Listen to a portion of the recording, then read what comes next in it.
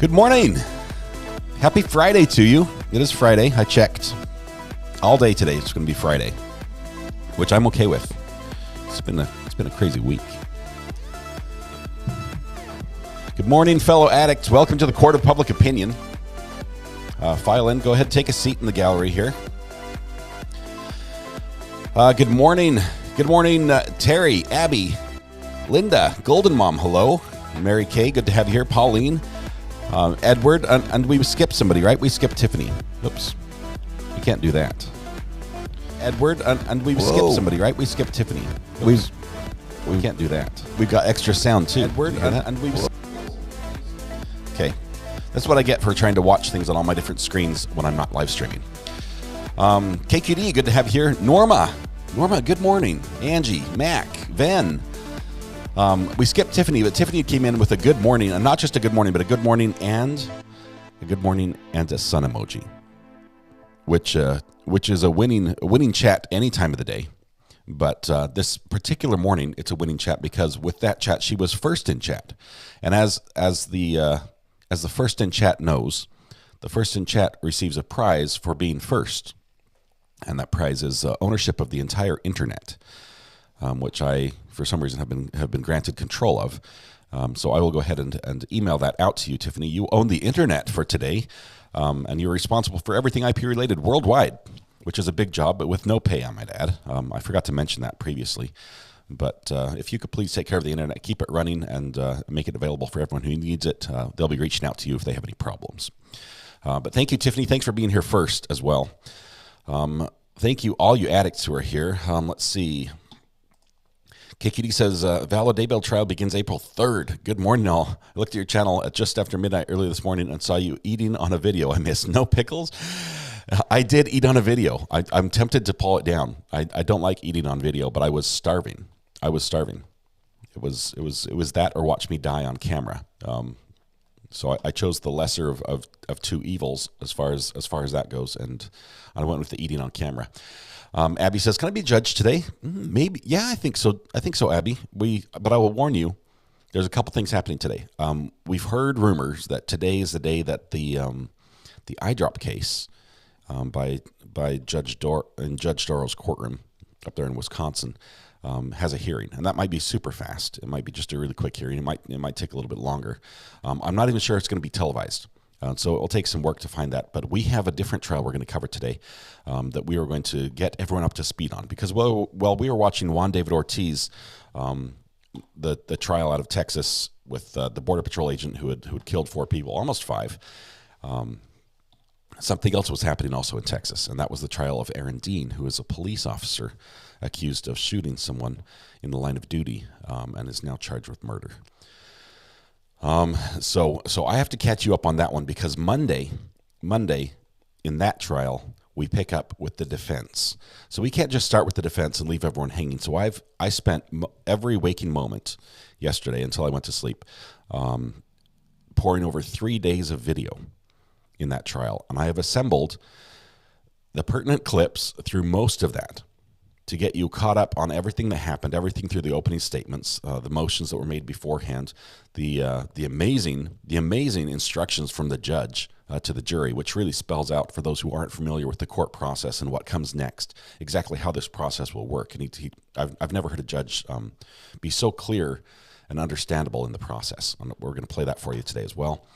But not only that, we have some audio issues in this court. As we know, many courts have audio issues. It does not seem to be their number one priority, how well we can hear the proceedings. The clerk gets preferential treatment when it comes to audio. And the clerk can hear just fine in this court. But sometimes we can't. And sometimes people are playing with audio and we get noise and everything. So not only did I cut the clips out and paste them all together into a single 20 gigabyte file, but I went through painstakingly and removed noise from the background. I isolated voice frequencies. And I added compression to raise those quiet sounds, those little mumbles that we hear on the stand, just a little bit more to make them more audible. So I've gone through and I have enhanced, like in the old the videos where they're like, hey, enhance that picture, and they click a button and suddenly it's clear. I did that, but to 3+ hours of video yesterday, manually. Tiffany Marie says, yes, I won. Tiffany, I think this is your first time winning. Congratulations on owning the internet. If you have any questions, Golden Mom has done a fantastic job the past few days. Mac did as well. You've got some great people who can teach you and might be able to help if you need a hand. Mary Kay, if we sit in the front row, you're not going to spill water on us, are you? I make no guarantees, Mary Kay. No promises. Sit at the front row on your own risk. Hide all the eye drops. Yeah, that trial's coming up. Heard Vallow won't be televised, which is a travesty. That is just that's one that needs to be televised, I think. Good morning, Stephen Lee. Good to have you here. We've got Abby in the UK. Who else did I miss? Cup of Joe, Bella. Thanks for sliding in there. Miss Chris came in under the radar right there. MB's in the house as well. I didn't see Tag. Tag has been texting me. She's in just an awful situation, you guys. She has to be down there in San Antonio and just she's staying in absolute luxury. It's miserable. She's got amazing food in a beautiful historic building. My heart just goes out to her that she has to suffer in the manner that she is right now. Not sure if she's able to join right now. She'll probably pop in a little bit later. But if she does pop in, just make sure you reach out to her and say how sorry you are that she has to go through what she's going through today. She's sending me picture after picture, video after video, touring the home, the property. She's choosing which bed she gets to sleep in because her hotel room is massive and ornate and just amazing. So it's just you can tell that I feel for her in what she's going through. So please reach out to her if she pops in. Let's see. I'm surprised how public that case is. Talking about the Lori Vallow. A lot of it happened in the news. It was crazy. Prosecution has no case in the Dean trial. We're gonna talk about that. We're gonna kick off this the Aaron Dean trial with some video that I've cut out. I've cut out so much. I've cut out bits of just silence. I've cut out a lot of commentary because we had to take this from different places that have commentary on it. I've gone above and beyond today. I really have. I'm prepared to be spoiled. Matthew Harris is in the house. Recovery addict. Yay, I can help with more Texas law. This is more Texas law. Aaron Dean is in Texas. And this is a tough one, man. You look at these trials, anytime there's a police shooting and it's prosecuted by the district attorney, the DA, right? Well, the DA normally works hand in hand with law enforcement. And now that it's like they have to now turn on someone who they used to be partners with. But this case has so many interesting factors and little bits that have happened. Let alone, I mean, there's drama. There is tons of drama, not just in the events and of the courtroom as far as the witness testimony goes, because there's some amazing witness testimony already. But there's stuff happening in the background. There's other people, the judge is calling people up from the gallery, swearing them in as witnesses and making them leave the courtroom. Not that they're going to testify, but when they're sworn in as a witness, they are not allowed to be in the courtroom because that rule has been invoked. And you're going to see that. You're going to see witnesses who have been sworn in breaking the judge's orders and getting pulled up and talked to in front of the judge.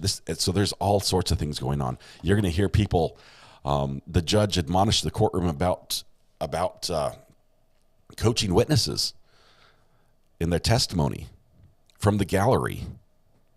Just it is crazy what is happening, and I have to honestly say, how has this not already been a mistrial?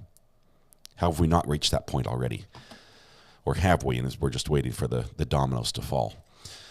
Mal, good morning. Isabella's here as well. Happy Friday. Good to have you here. I have two ideas for hot mic doodles, but you have to show them. Stephen, I will show them.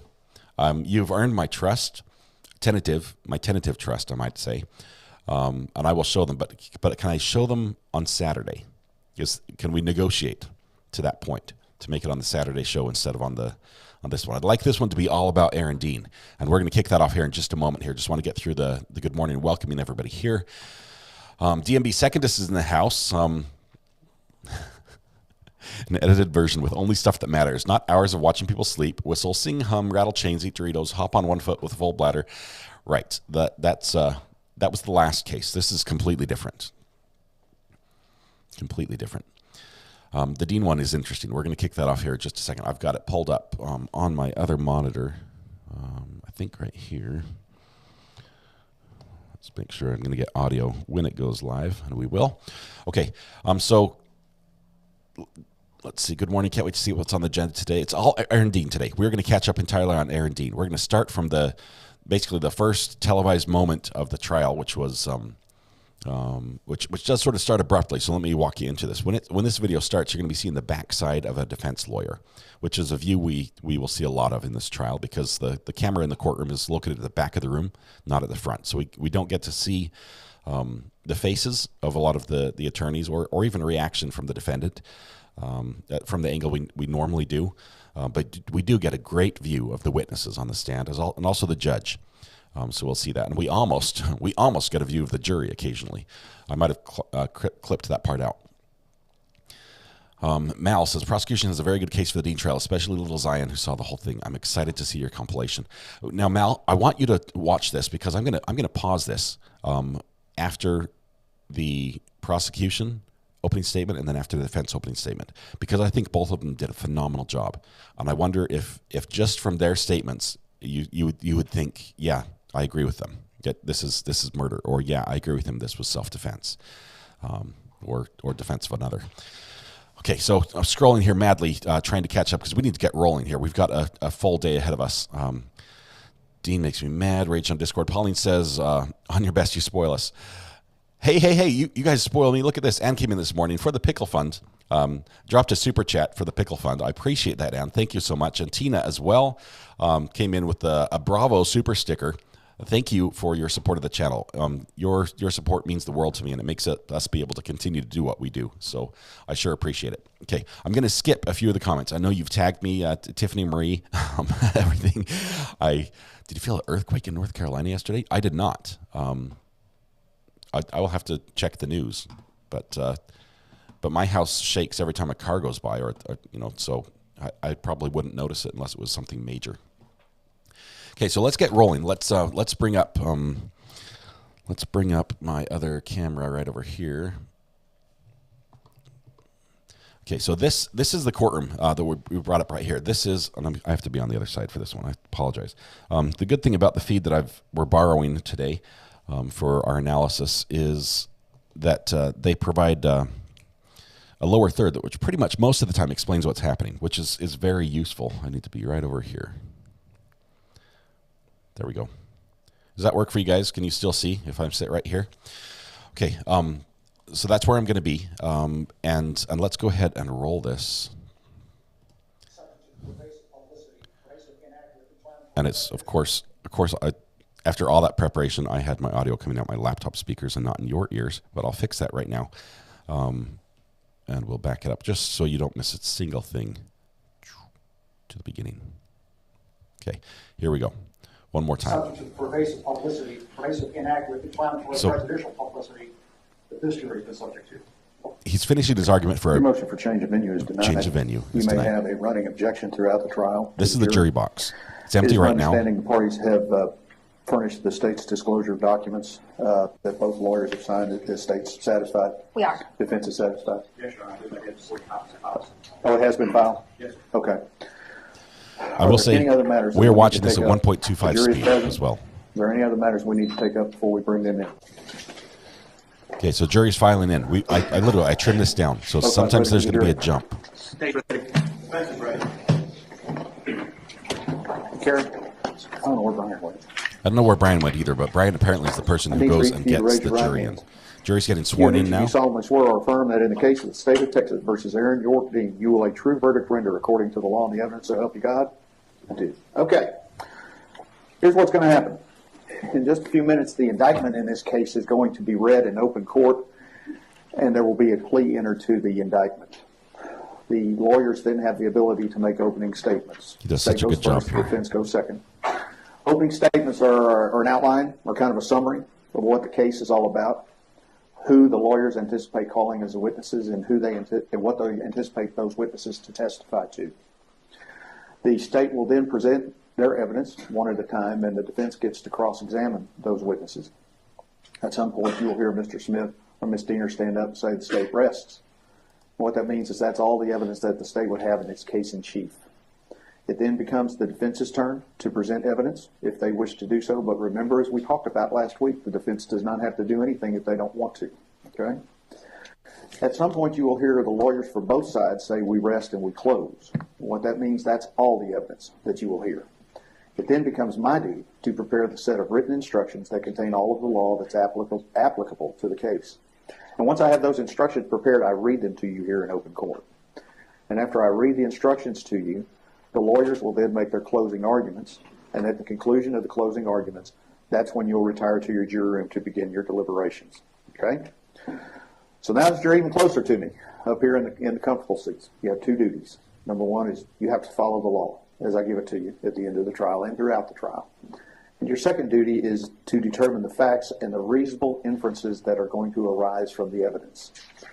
The evidence that you will base your verdict on consists of testimony that comes from the witnesses and any physical exhibits that come in as a result of that testimony. Things that you can see, things that you can touch, articles of clothing, photographs, videos, things like that. The admission of that evidence is governed by rules of law, and that's where I get involved. I'm hearing the evidence for the first time just as you are. And so from time to time, I may have to ask you to step out, and I exclude you while I determine whether or not evidence is legally admissible for your purpose, while I'm doing my job, just as you will exclude me once you begin doing your job. I'm not allowed to be in the jury room with you during your jury deliberations. Okay? From time to time, the lawyers may make objections throughout the trial, and the purpose of the objections is the lawyers are asking me to rule on a particular rule of law that they feel that may have been violated. And you're not to concern yourself with how I rule on those objections unless I turn and give you a specific instruction, and then you will know when that happens. The opening statements and closing arguments of the lawyers are intended to help you, if they do, in understanding the evidence and applying the law. For what the lawyers say is not evidence. The evidence that you base your verdict on will come from the witness stand and not from the lawyers. You must not be influenced in any degree by any personal feeling of sympathy for or prejudice against the state or the defense in this case, for each is entitled to the same fair and impartial consideration. In other words, you're to call it as you see it. Okay? You're not allowed to discuss the case amongst yourselves until you have begun your deliberations. Okay? But you're going to be spending a lot of time with your 13 new friends. Okay? And the law does envision that you're going to talk and get to know each other. All right? But once you have begun your deliberations, it is improper for you to try and influence the deliberations with your own personal experiences. You are to confine your deliberations to what everyone has seen and heard in the courtroom, and not what happened to somebody's cousin. Okay. Again, stay away from media. I hope you can appreciate the intense coverage that these cases have and will have. So stay away from that.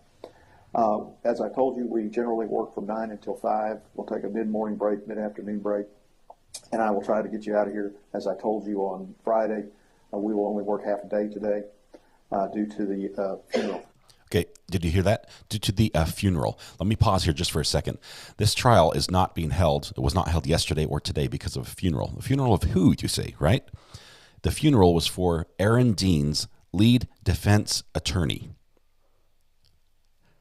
He passed away. I don't know the circumstances. I think they knew it was coming, so it might have been a sickness or an injury of some sort where he was not recovering from, but he passed away. So this video right here is from Monday morning. We're going to follow very quickly. We're going to go through Monday, Tuesday, and Wednesday of this trial. Most of Wednesday, or I think all of Monday, Tuesday, some of Wednesday. There's a lot of expert testimony that we're not going to cover today because it's not as important to get caught up on the trial that way.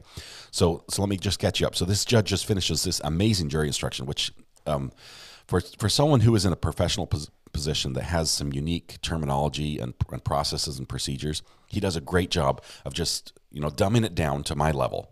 Explaining it in a way that as a common juror, I would be able to understand and say, okay, I see what's happening here. Now I see my role. I see what it makes sense now.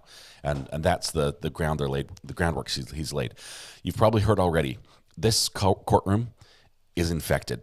It is full of people who are spreading their germs with coughs. And it's so much so that at sometimes during this trial, the judge will stop the questioning to see, and there are comments about maybe this whole courtroom needs cough drops, things like that. It is bizarre. It's really bizarre. One of the jurors has a coughing fit during questioning. You'll see that happen as well.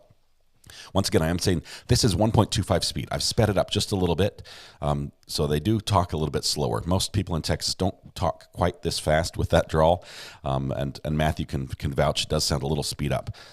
But let's see. I think that's where we are so far. Let's go ahead and keep flowing.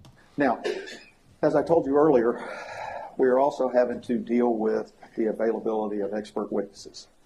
And so there may be times that we may not work at all one day because of trying to get the experts into town. So don't hold that against anybody else. It's just the way the world is right now. But I am very aware that y'all are taking time out of your schedules, and I will work in a manner that time is done well. Okay. You know the rules about taking notes. Okay, we furnished you all of the pad and everything for you, and so it is want you to be able to feel comfortable and to do your duty. Is the state ready to proceed? State's ready, Your Honor. And defense is ready. We are, Your Honor. Mr. Dean, if you'll stand. So now Mr. Dean's going to be read the charge against him. He's going to have an opportunity to plead in front of the jury to this charge.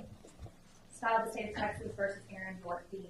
Indictment number 1616871B. In the name and by the authority of the State of Texas, grand jurors of Tarrant County, Texas, duly elected, tried, and paneled, sworn, and charged to inquire of offenses committed in Tarrant County, in the State of Texas, upon their oaths do present in and to the 372nd District Court of the said county that Aaron York Dean, hereinafter called defendant, on or about the 12th day of October 2019, in the county of Tarrant, State of Texas, did then and there intentionally or knowingly cause the death of an individual, a Tatiana Jefferson, by shooting a Tatiana with a deadly weapon, to wit, a firearm.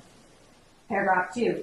And it is further presented in and to said court that on or about the 12th day of October 2019, the defendant in Tarrant County, Texas, did intentionally, with intent to cause serious bodily injury to a Tatiana Jefferson, commit an act clearly dangerous to human life, namely, shooting a Tatiana Jefferson with a deadly weapon, to wit, a firearm, and thereby cause the death of Tatiana Jefferson. Signed form of the grand jury. Yes, the peace within the state. Mr. Dean, to this charge, you may plead guilty or not guilty. What is your plea? Not guilty, Your Honor. Thank you, sir. You may be seated. Very strong, not guilty. Make an opening statement. We do, Your Honor. Ms. Dean. Okay. And straight to the opening statement. Here we go.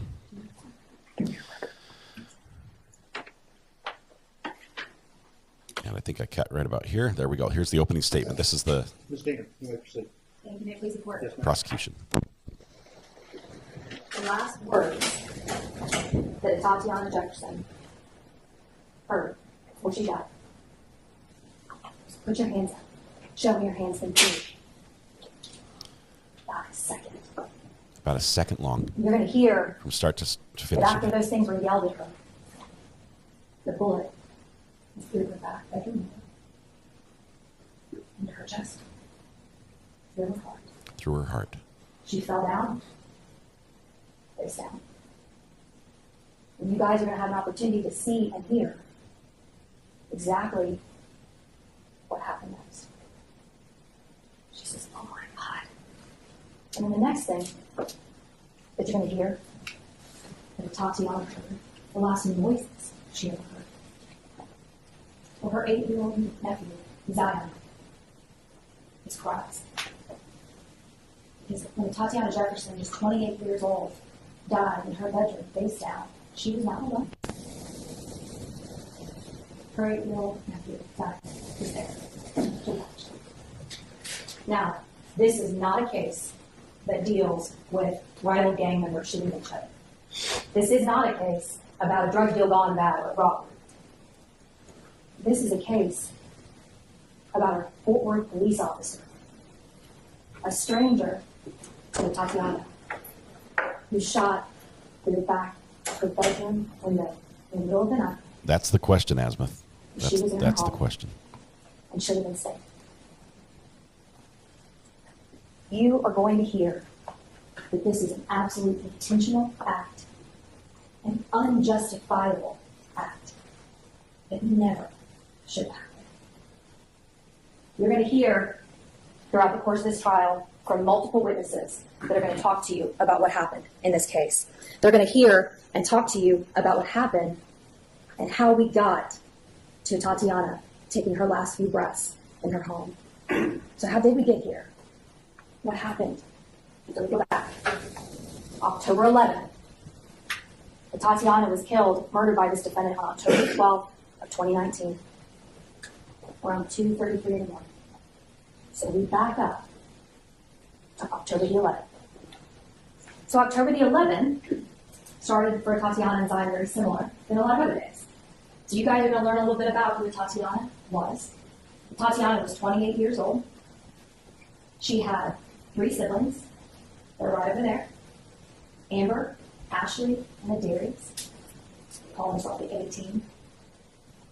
Tatiana's mom, Yolanda Carr, she lived in the house with Tatiana off 1203 East Allen, the east side of Brooklyn. And Zion lived there too. So Tatiana, raised in Dallas, went off to school at Xavier University, graduated her biology degree. After that, you're going to hear how she came home.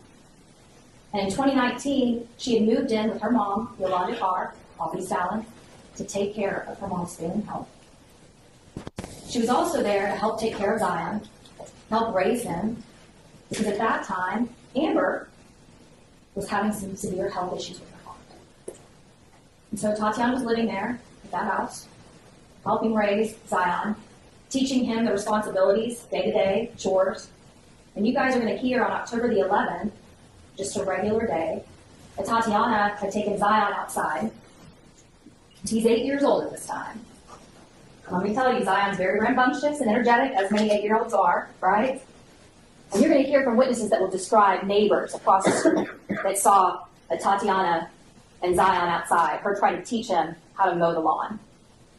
So this neighbor sees Zion running across the lawn, pushing a lawnmower, trying to learn how to veg. After that, on October the 11th, they went inside, and they had dinner that night. They burned the hamburgers they were making in the kitchen. So there was smoke. So both the front and the side door of this house, they opened to let that smoke go out. Both of these doors also had storm doors, kind of like those storm doors that they'll have to either screen or glass. That was kept shut, but the main door, the front and the side, were open to let that smoke go out. So at this time, Yolanda had been in and out of the hospital, and on October 11th, going into the 12th, she was in the hospital. And unfortunately, Yolanda has since passed away. So in that house that night, it was Tatiana and her mother. Yolanda did pass away about 3 months So after once this. they go to bed, they go into Tatiana's bedroom, and you're going to get to hear about Tatiana and what she liked to do. She was studying, wanted to be a doctor. She was working, taking care of Zion, her mother, her family. She also loved to play video games. Loved to game. She would get on the computer, play video games with Zion. That's what she loved to do. In fact, her siblings would poke fun at her for playing video games all the time. Just what she liked to do. So that night, Zion goes to bed.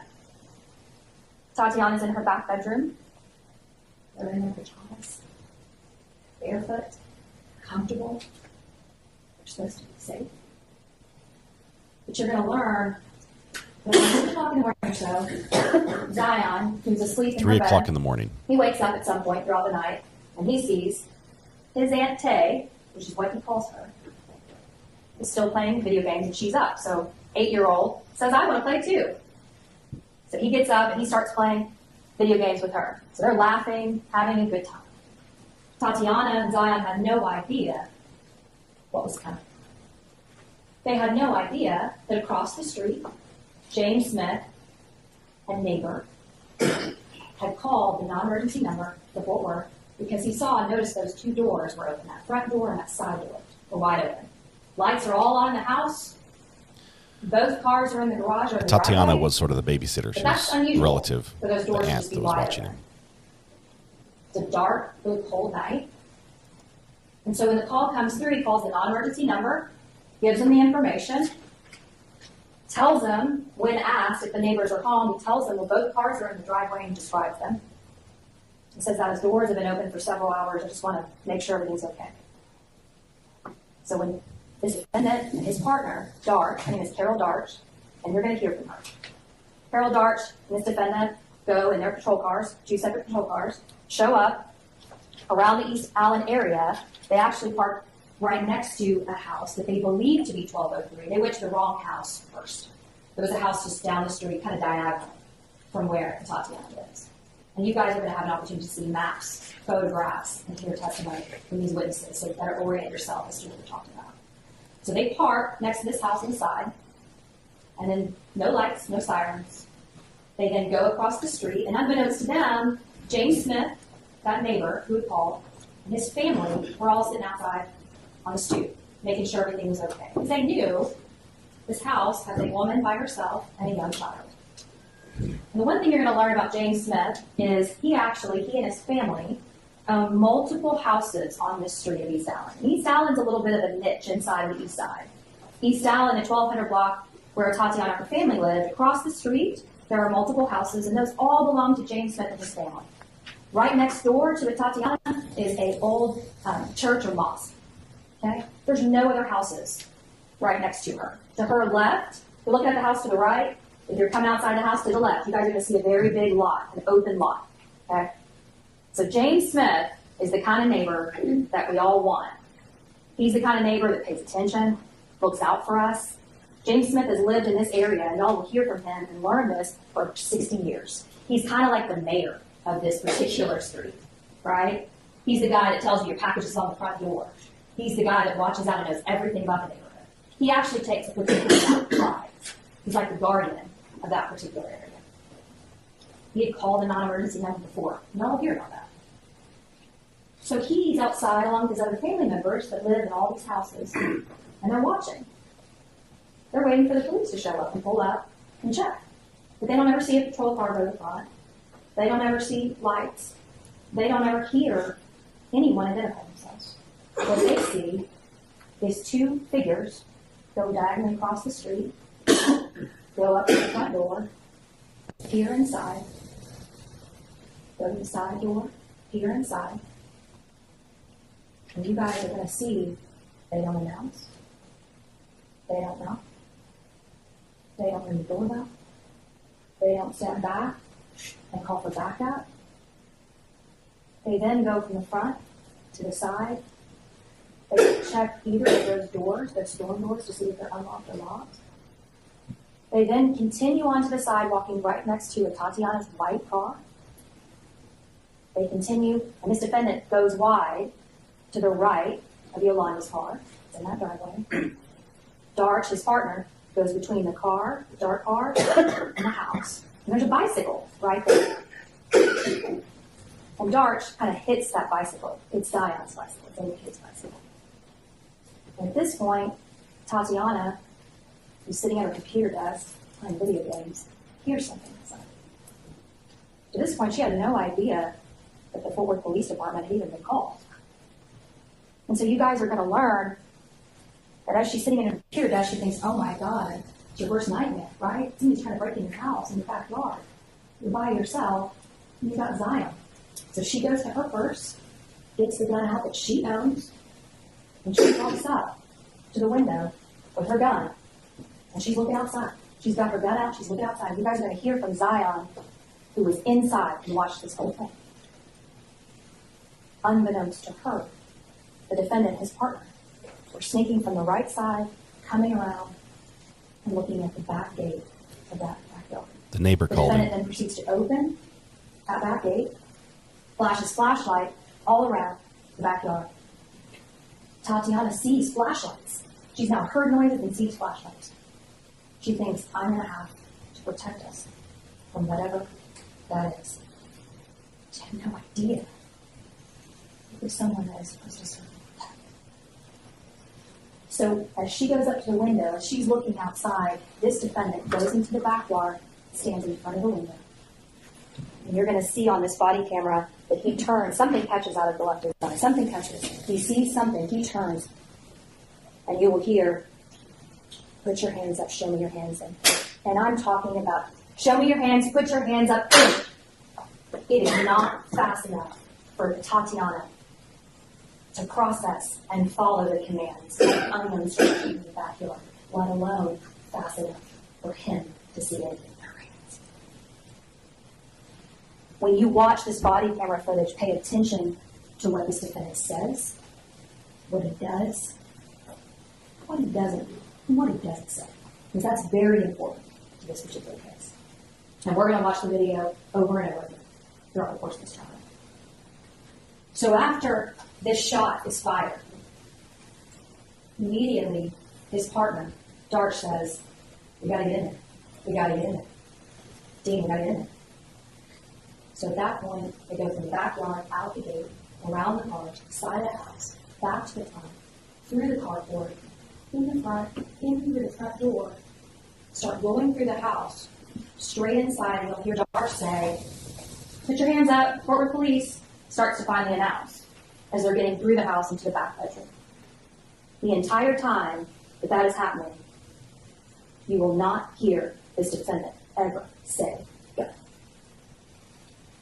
He said, show me your hands, put your hands up. He didn't say drop it, he didn't say go. And if they're about to rush into this house, he did not warn his partner that he would see them. So they go into the house, they rush to the back bedroom, they find Zion on the bed, hysterical. Tatiana is face down. Darch immediately takes Zion from that room, takes him to the next room to get him out. Tries to calm him down. And so what does the defendant do when he gets in there and sees her? He doesn't put through CPR. He doesn't put his hand over her chest to try to save her life. He doesn't do any of those things. Instead, what he does is he's looking around the room. His flashlight comes upon Tatiana's gun. When we play that video, I want you guys to listen to the side and what he says. Looks like we got that. Looks like Thank we've got a God, firearm right? here. A weapon here. The evidence is not going to show you at any point throughout that entire video that you watched that he ever says anything about seeing the guns in her hand. And when you watch that video and you see how fast this happens, there's no way. There's no way. So after they get inside, and he is looking around, he starts playing with her gun, trying to figure out how to turn off the light of the laser, trying to figure out how to disarm it, sets it down, still not providing any kind of CPR or life-saving measures to her. And it's not until you hear at the very front, because they called for medical help and other backup, when he hears those first few officers show up at that front door because they announce Fort Worth Police, you're going to hear him say, we're back here. And it's at that point he grabs a blanket and finally puts it on her chest. But it's too late. And it wouldn't have mattered if he would have put that on at the beginning and started doing CPR because she had the whole. So it didn't. So they perform life-saving measures and they spend 20 minutes trying to save her life. They did everything they possibly could. But they could not save her. She was pronounced. It's at that point you're going to hear about the investigation and what happens after that.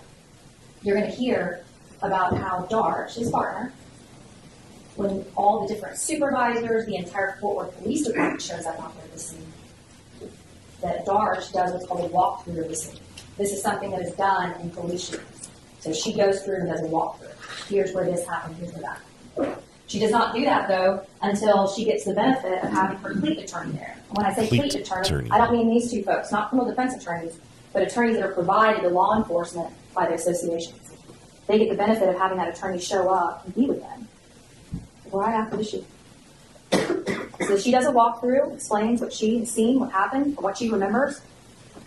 She's put into a patrol car, and then she is taken to the major case unit, which is a part of Fort Worth Police, and they investigate police-involved shootings, any incidents involving police. So the major case department has that particularized knowledge and training, and they handle these cases. So they did their own investigation. They interviewed Dart 2 different times, went through what happened. They looked at that video over and over and over again, frame by frame, slowed it down. They met with multiple witnesses, medical personnel, went out to the scene. The crime scene is going to testify. They're going to talk to you about what they did out there at the scene. You're going to see a bunch of different photographs so that you guys can really see and envision this house and this backyard. They took measurements. They collected the guns from both the victim from her house and from the defendant. And you're going to hear that after Major Case interviewed all of those witnesses, reviewed the 911 calls, the video, looked at all the photographs, were out there at the scene, that they determined that there was sufficient probable cause for an arrest warrant affidavit to be given to a felony district judge, just like this judge. And that judge signed an arrest warrant for this defendant to be arrested for murder. At the conclusion of this case, after you hear all of the witnesses that are going to testify, you listen to that 911 call, you look at those photographs, you watch that video as many times as you need to. Thank God you have it.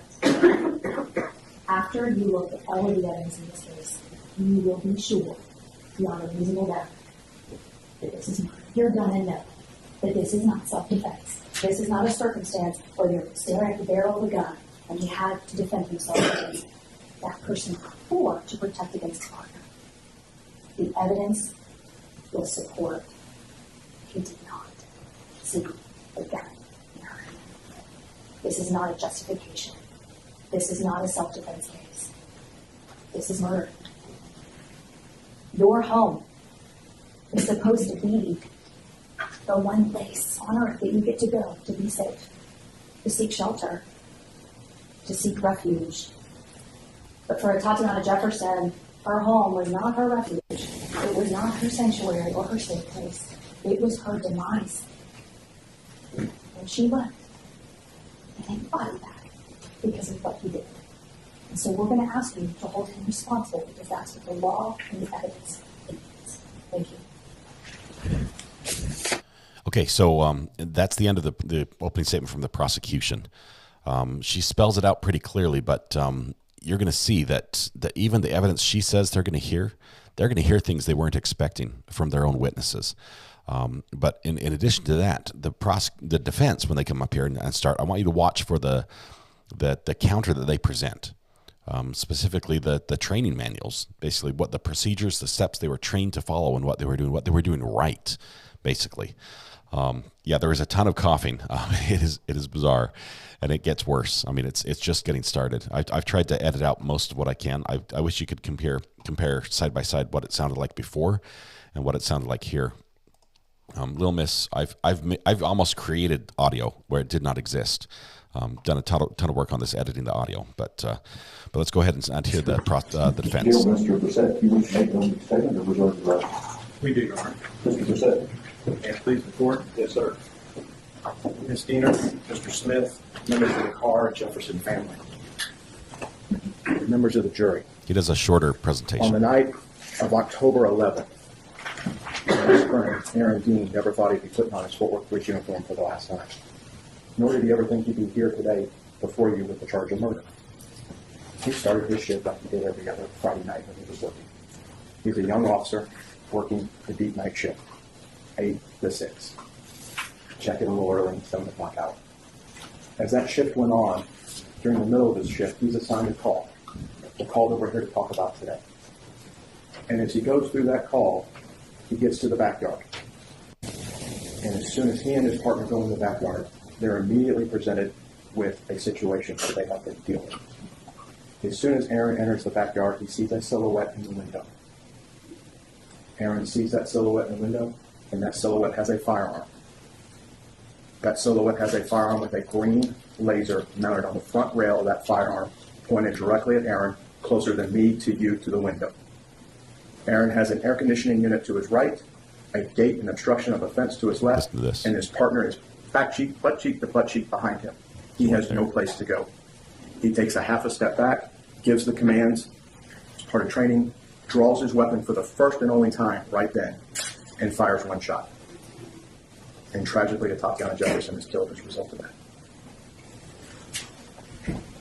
How did he get there? That's the question. And remember from voir dire, we start having to talk about the calculousness of reasonableness in this case. So that's what we're really talking about. Was it reasonable for Aaron to do what he did? That's the test for police officers when they use deadly force. It's an officer's worst nightmare around the world to have to draw their weapon and use it in defense of not only themselves or for others. So we have to start looking at what Aaron knew at the time. What did he know at the time? What data was given to Aaron at the time he responded to this call? This case is about facts and not emotion. You can have all the grandiose opening statements about emotion and words and everything else, but we have to get back to the facts. So let's start with James Smith. James Smith enters the stage in this case when he makes a non-emergency call to Fort Worth Communications. Let's talk about Fort Worth Communications for a second. The state at the end of their opening said it was a 911 call. That's common for both tables. We'll probably slip up at the end. It was to the non-emergency number. Fort Worth Communications is based over just behind TCU on the west side of Fort Worth. It's a large room that has multiple stations. Each station can receive calls. One day you may be a call taker taking non-emergency numbers. You may be at the same shift if it got busy taking 911 calls. Everybody's trained the same. Everybody sits at a console that's identical. That's the call taker role. When you call Fort Worth, whether it's non-emergency or 911, they're all trained, and collectively they're all trained in the county together, so they can cross over if there's an event. If somebody loses communication, say at Arlington, Fort Worth takes their calls. There's a very robust system for that. Mr. Smith calls the non-emergency number as a result of what his relatives have seen throughout the night. The doors have been open since 10. These glass storm doors that the smoke's being let out of have been open since 10. He calls, and as a result of what the communications officer hears, the call taker picks what code in the system to place upon a call. It could be a welfare check. It could be an open structure. It could be a robbery. It could be anything that they call a police department for. When we start talking about stuff like this, they follow general orders at communications. They have a playbook. This is what I'm being told from the caller. How do I code it to get officers there? Based on what Mr. Smith said to the communications officer. Not what he thought he said, not what he told the media several days later he said. What he said on that call was that it was an open structure. That's what the operator took and coded. In the city of Fort Worth, that gets coded as a signal 56, an open structure.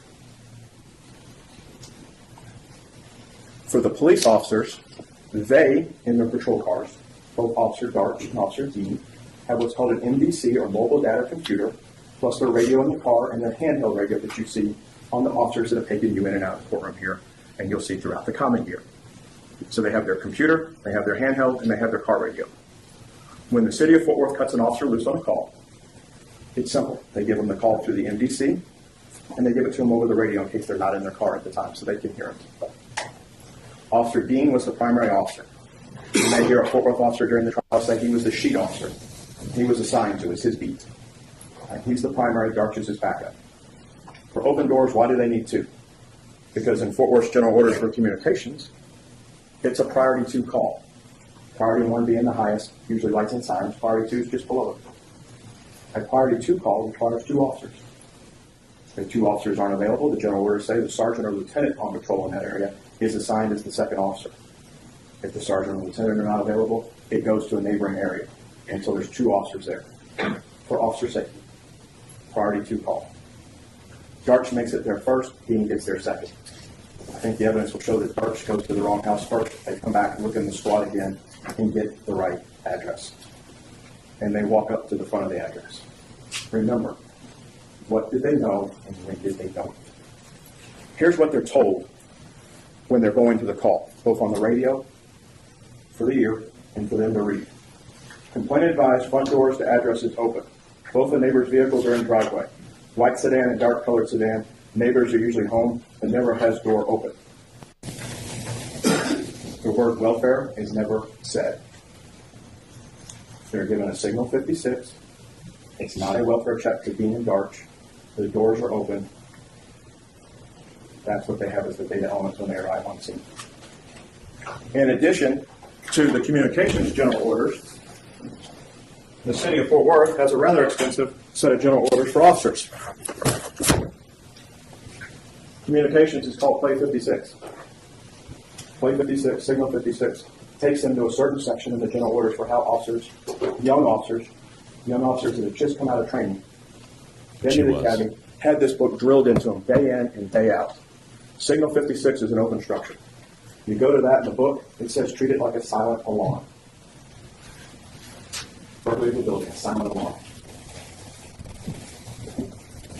Silent alarm, you don't park in the front of the building, or structure, or residence. And I think Officer Darch will make that very clear to you when she testifies. She did to the detectives that were asking her the questions. You don't park in front for officer safety. So they park down the street on Mississippi, short distance away, and walk up. Silent alarm says you don't reveal your position. You check to make sure if there's any forced entry on the structure. And in fact, as it tells you what you're supposed to do, the unit in charge of the call shall inspect the structure to determine if there's any signs of forced entry. Any signs of forced entry. It doesn't say just on one side. It doesn't say that you just look here and stop. Those officers walk up to the front door, and at that point you're going to see Dean's body camera come on. When they looked inside and saw the mess that was inside the front of this residence, through the front door you see the living room. Through the living room, it's kind of a living room combo kitchen. Upper cabinets in the kitchen are out, open, stuff strewn all over the floor. The living room looks like it's been ransacked. You're going to hear from both Carol Darch and others that went out there what this scene looked like when they were there. That's a data element for these two. These two see a house that to them appears to be ransacked. We're on a signal 56. It's treated as a silent alarm. They have to be quiet. They're not knocking on the door because that's not what their rules tell them to do. And they see what to them, what Darch is going to tell you, looks like a burglary in progress. Because the house should never look like that in their mind. That's what this looks like inside. They go down to the side. They have to step over a weed eater. They have to step over a mower. Data elements that may sound simple to others, to an officer that works the beats in this area, this is a neighborhood in transition. Mr. Smith and his other neighbors have worked hard to get the criminal element out of their neighborhood. Yet it's still a rough neighborhood. The mosque church next door, the air conditioning units have a 10-foot fence and a steel cage and concertina wire and steel cage fencing around all the first floor windows. Miss Jefferson's AC has a steel cage welded around it, and it's new construction. Things that are left outside at night tend to disappear. Burglars tend to leave stuff piled up to take away if there's a burglary in progress. You walk over a weed eater, there's a mower out at 2 in the morning. There's a young man's bicycle out down the left side. They clear the vehicles because that's what they're trained to do at the academy. They split. Carol down one side, Aaron down the other. They meet at the gate. This gate opens up to the out. It swings to the left. It's about 8 fence panels wide is this gate. Hinged on the outside, opens and swings. It's an odd angle when you look at it. When you open the gate and come through, you're immediately confronted with a window on your left. And that's the window we're talking about. It's a rather large, spacious backyard. Brand new fence, brand new structure really for the most part. Something that I don't think you would expect when you see the photos for this part of the neighborhood as the community's bringing the neighborhood back. Darch goes into the right, Dean goes into the left, they're covering each other. You're going to hear from Darch that they start what they call slicing the pie. As they're covering each other, they start working the backyard in sections to make sure there's not a threat. Darch has Dean's back, Dean has Darch's back. Dean has to clear the open window he passes. Because after the door, on the right-hand side of the structure, up front that was open, there's no other windows for them to clear prior to getting to the backyard. Following the general orders for what a signal 56 is, go see silent alarm. Silent alarm says you inspect the structure for forced entry. Dean comes across that window. At that window, he sees a silhouette. He doesn't know if it's male or female. He doesn't know the racial makeup of the silhouette. He sees it. He sees the green laser and the gun come up on him. He takes a half a step back, gives a command, and fires his weapon. After the shot's fired, they call out. Depending if it's radio traffic, both of them key their mic at the same time. The first one that keys wins. Only one broadcast goes out. You can hear it from Dean's body camera, what they're asking for, a supervisor and MedStar. Darch tells Dean, you got to get in there. We got to get in. Dean tries to go through the window. That's his first reaction. They go in, they clear the house. They get inside, and Dean does find the weapon. He moves the weapon away. In training, Dean and Darch are taught to move the weapon away from anybody that's been involved in a critical incident. It's part of their training. When Dean moves the weapon away, you'll see the green laser emitting still from it on the camera. The same green laser that was pointed at Dean, and in turn pointed at Darch's back. Because if Dean steps out of the way, then it's his wingman that gets hit with the laser. It'd be pinging her back. It's true from what the state just told you that her injuries were incompatible with life at that point. Darch took the little boy all the way outside, and you're going to hear from a sergeant, the state calls him, who is her officers, it's her scene, sergeant. And she runs that scene, and there's an officer that's given custody of the boy and takes care of him like it's his own. Young Zion's a brave man. They start a process. As the state told you in their opening, everybody from the mayor's office on down is notified. One of the people that's notified in this case is of particular interest to y'all. Her name is Lindsay Dula. Okay.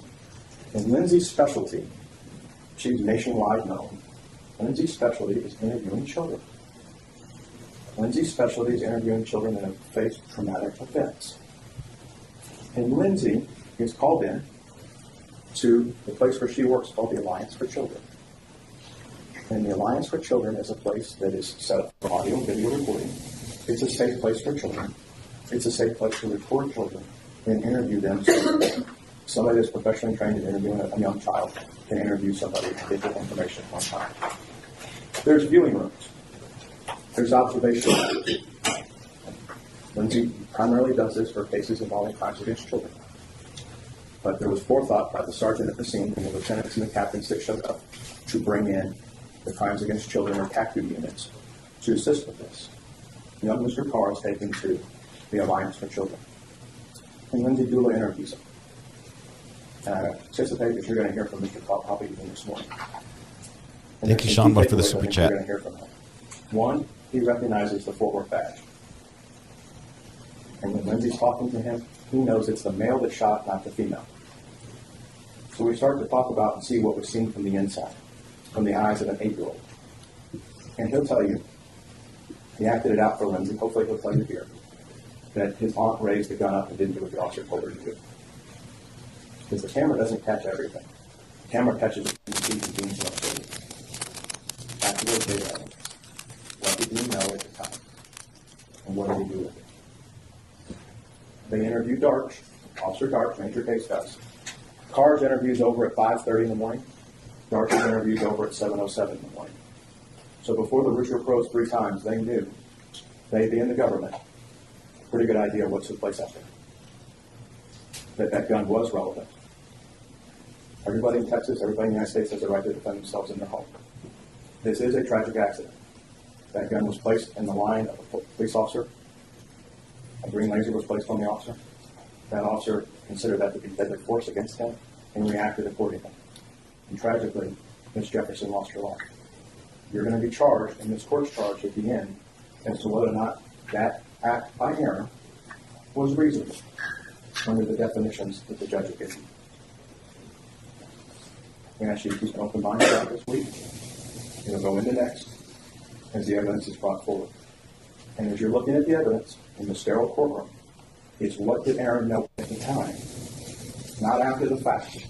Once the shot's fired, we have a different story. Okay? All right.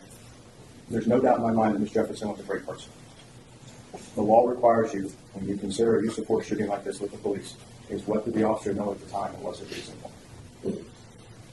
all the stories that have gone on post that, I think you'll see this week are not true. We look forward to you having this case at the end. Thank you. Thank you, Judge. Okay, so that's the end of the opening statements. And I cut out a little bit here just for... State of Texas called Zion Carr. Zion Carr. They went straight into Zion, I forget. Zion is the little boy who was in the room when the shot was fired. Now, granted, for those who just stepped in, this is sped up a little bit. This is 1.25 speed. We're trying to get through a little faster. This is from Monday. What, young man? Zion talks very quietly, so we've had to boost the audio here quite a bit. But I want you to watch his eyes when he's answering questions, especially on the cross, because something interesting happens here. Raise your right hand. Shakes hands. You solemnly swear to order. The courtroom is playing with audio so badly, they're turning on and off staticky things throughout all this, and it's so frustrating. I've tried to clean it up as much as I can. Okay, there's a rule in effect, okay, that says that you can't be in court unless you're testifying. And once you have testified, don't tell anybody else what you testified to, except the lawyers, okay? That's important. Okay.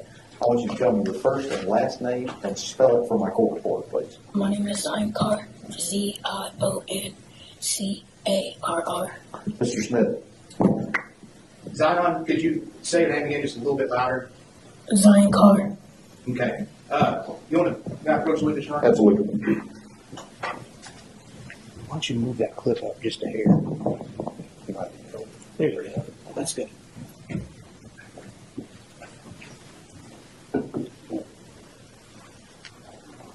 Zion, how old are you?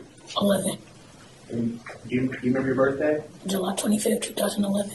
July 25th, 2011. What's your mom's name? Amber. And does your mom have To the any mic. sisters? She got 2. And what are your mom's sisters' names? Ashley and Tatiana. And does your mom have any brothers? She got 1 and his name is Darius. I bet you that microphone is going to pick up what you're saying, so you don't have to lean over, but thank you for trying. Zion, you know the difference between truth and a lie? Yes, sir. So, if I was to tell you, I'm holding up a marker. What color is this marker? Red. And let the record reflect I'm holding up a red marker. If I was to tell you this marker was blue, would that be a truth or a lie? Lie.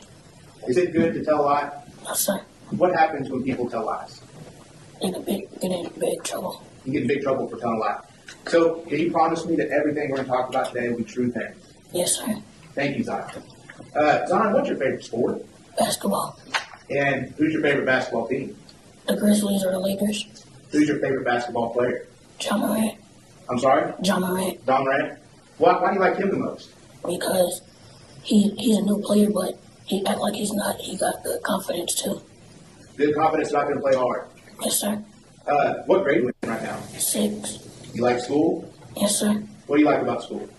My teachers, And what do you like most about your teachers?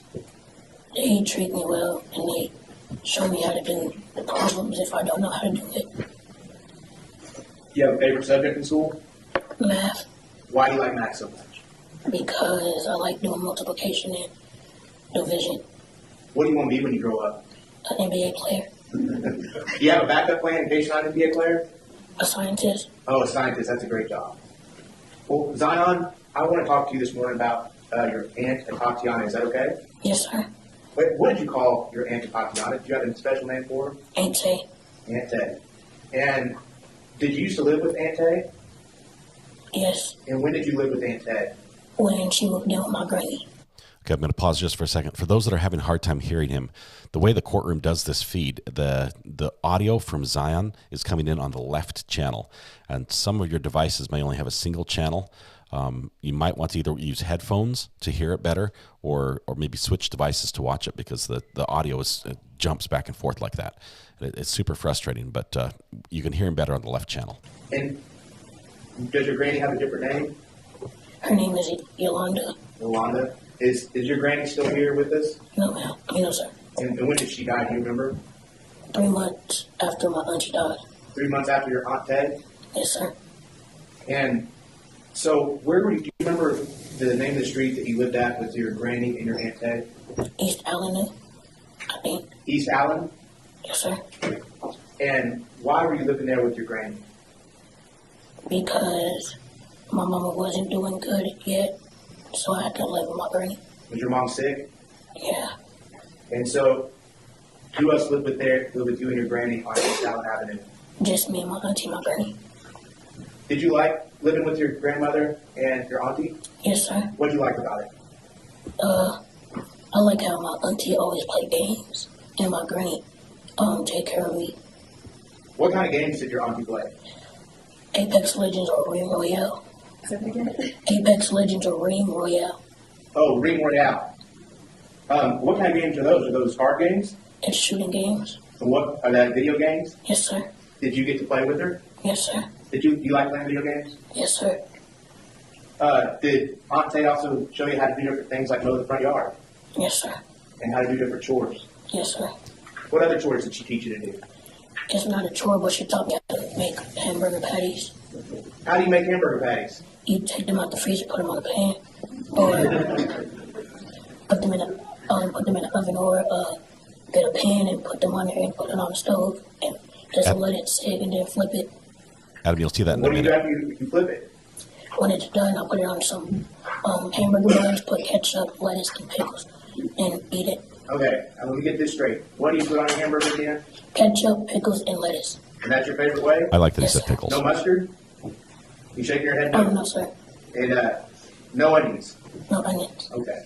Well, that was nice for her to teach you how to do that. Yeah. What other things did you used to do with Aunt Tay? We used to go to the park all the time. What would y'all do at the park?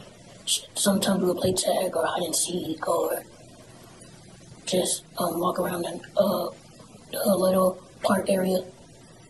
Did you love your Aunt Tay? Yes, sir. You miss her? Yes, sir. So I want to go You're back right, Andrea. tonight to something Thank you happened for the to super Aunt Tay. chat. Okay, can we talk about that? Yes, sir.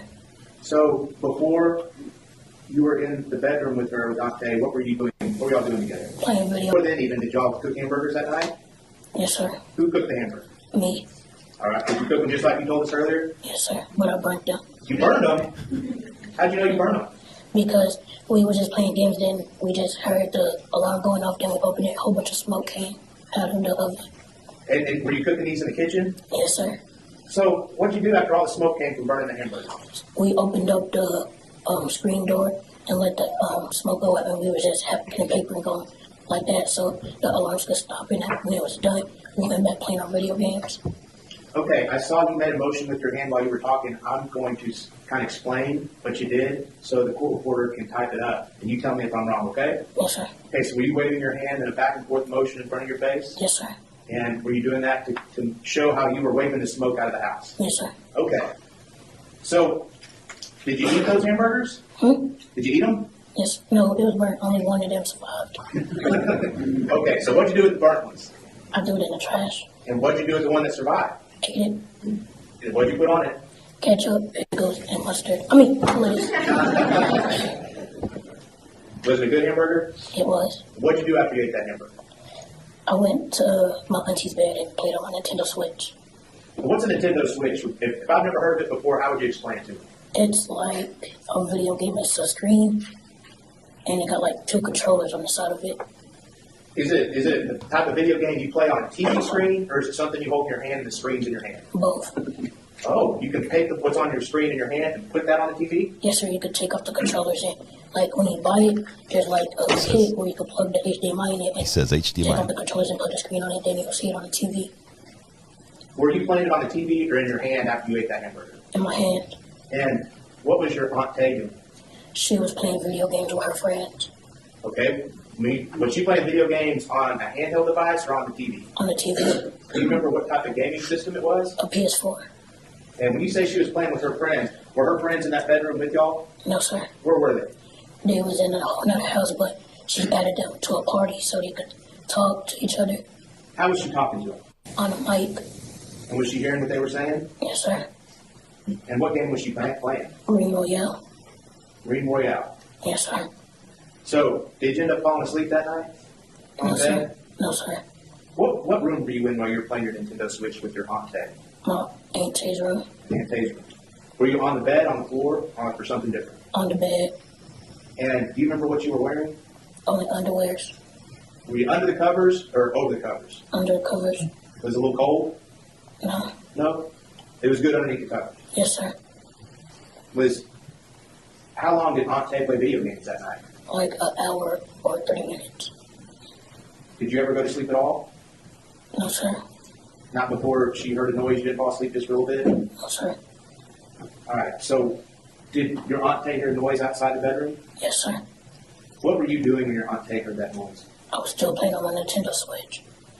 How did you know your Aunt Tay heard a noise? Because she told me, did you hear it? And I said no. Were the lights on in that bedroom? Yes, sir. And after she told you she heard a noise, what did she do? She went to get her weapon out of her purse. Where was her purse? Next to her table where she worked at. Before she heard that noise outside, where was your Aunt Tay sitting? Was she at that desk? No, she was in the middle of the room with her, she had her chair in the middle of the room playing on the game. And so you said she went to her purse and grabbed out a weapon. What do you mean by weapon, Zion? A gun. Was it a big long gun or a gun that you can hold in your hand? A gun you can hold in your hand. And did you see her go to her purse and get that gun? Yes, sir. And what did she do after she took the gun out of her purse? She just held it to her side. She didn't point it up. She just kept it next to her, on her side. And where did she go with that, after she picked up the gun? She was about to start walking to the window. Okay. And when she walked to the window, what did she do? I didn't hear nothing after that. I just seen her fell on the floor. Okay, I want to go back just a little bit. Do you remember that night, after all this was over with, going to talk to a lady at a special place in a little bitty room? No, sir. We talked about this before. Her name was Lindsay Dula, and you talked about what happened? Like when they took me? Yes. Oh, yes, sir. And you would talk to that lady and told her everything about what happened, right? Yes, sir. Did you see, whenever your Aunt Tay walked towards the window with the gun, did you see her kind of pull the gun up just a little bit away from her side? No, sir. Now, when we talked before, you said that she did kind of pull the gun up a little bit. Do you remember that? No, sir. It's okay if you remember it. I just want you to remember exactly the way you do. Do you remember if she had the gun up or down? Down. Now, are you sure she didn't have it up at all? No, sir. Okay. And how close did Aunt Tay get to the window? I can't, I don't know how to, say how far she was. I could say, she was, 3 feet away. Okay. She got pretty close to the window? Yes, sir. Was she saying anything to you as she got closer to the window? No, sir. Did you hear anything as she got closer to the window? No, sir. Did you see something that happened? I seen her fell on the ground. Did you see anything outside the window? No, sir. You didn't see a man with a badge? No, sir. Did you hear anything before she fell to the ground? No, sir. What happened after she fell to the ground? She started crying, and then after that, 2 police officers came and got me. Did you know what had happened at that point? No, sir. Did you know if your Aunt Tay was hurt? Yes, sir. What were you thinking? I was thinking, is it a dream? How did you think she was hurt? Because she was crying and just shaking. What happened when the 2 policemen came into the bedroom? They seen me and they told me to get up, and they took me to the back of a police car. Did one police officer take you or both of them? Both of them. Both of them? Are you sure it wasn't just the woman police officer? No, sir. The man, he walked a little bit, but then, he told him, to go check on her, when we got halfway, right there by the kitchen, so he did. Have you interested in it? Have you interested in it? Repeat what you just said. So She told the man to go check on her. Go check on my auntie to see if she was still alive, and he said okay. Did you know if your auntie was still alive at that point? Yes, sir. Where did that woman officer take you? To the back of a police officer. She took me to back of a police car. And when she took you to the back of the police car, what were you wearing? Only underwear. Were you cold? Yes, sir. Were you scared? Yes, sir. Why were you scared? Because I seen my auntie crying, so I thought it had to be something serious. Did you know what those police were doing? No, sir. And do you remember how long you sat in that car? About 5 minutes, waiting for an officer to come, wherever they was going to take me. Did another officer show up that you hadn't seen before? Yes, sir. He was different than the 2 that came in the house, right? Yes, sir. And what did that officer do with you? He was the owner of the police car, so he gave me, like a big shirt to put on. And then after that, I fell asleep. Was that officer very nice to you? Yes, sir. Do you remember his name? No, sir. He never told me his name. But he was really nice. Yes, sir. And what happened after you fell asleep? I fell asleep and then he woke me up, and I was at like a little daycare or foster care. Oh, the place where the woman talked to you? Yes, sir.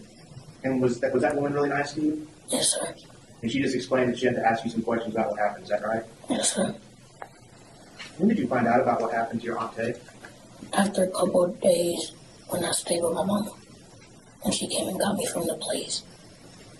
And what did you find out had happened? I seen she died, so when I seen she died, I went to my mama and asked her, "Is that true?"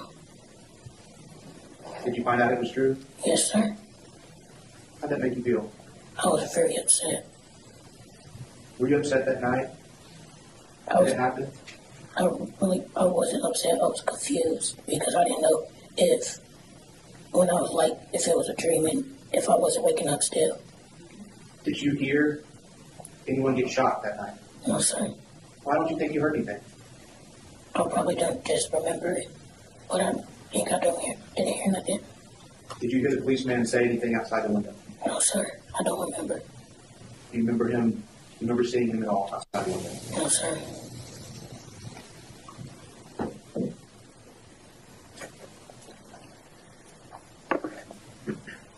The house that you lived at with your granny and your aunt today, how many front doors did it have?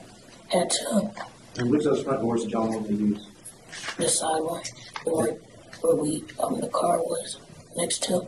The side door that the cars were next to, is that right? Yes, sir. And the other door points out to the street, right? Yes, sir. Did y'all ever use that one? Sometimes if we order something to eat. And those doors, did y'all normally keep the doors closed? Yes, sir. Now, because those hamburgers were burning, what'd you do with those doors? What'd you and Aunt Tay do with those doors that night? So we forgot the front door was open, and the screen door was still kind of open when I opened the window out there. So y'all kind of open up the doors to let the smoke out? Yes, sir. But those glass screen doors were still kind of shut, is that right? Yes, sir. Those were open too? We'll pass the witness, Your Honor. All right, we've been going a while. I want to take our mid-morning break, okay? You stay right here, okay? Y'all retire to your children. Okay, so he's recounted things a little differently than the state heard it before. So we're skipping this break. Because the audio in this courtroom is not great. The audio you're hard hearing time there is if some of the laser was commentators who are actually on talking her over the gun, audio. or if But it we was want part to of hear the this video game. as well That's as what I'm confused about. as well as that. And nobody on Facebook yet, nobody on YouTube is actually, because you'd be amazed at these folks that watch We this want stuff. to They see actually this, really pick up on catch everything. They do, Yeah. They're very. I thought I'd edit this part We'll have out. to let Sorry, you know, guys. about things like that. Let me ask you this: what do you think about? Let's back up a little bit. We didn't talk about it. About the argument about change of venue. Okay, I think as we started. start right here. Oh, hold on. Is he Here, talking? Just a second. There we go. In his direct examination, Zion Carr represented that he did not remember Tatiana Jefferson holding the gun up. He maintained that she kept it down at her waist. Yeah. Any of the previous meetings we've had with Zion, I said that. He said the gun's up. He also stated on direct examination that he did not remember seeing a man with a badge outside a window. That is also different than what he has said in our previous meetings. We have turned that disclosure over to the defense.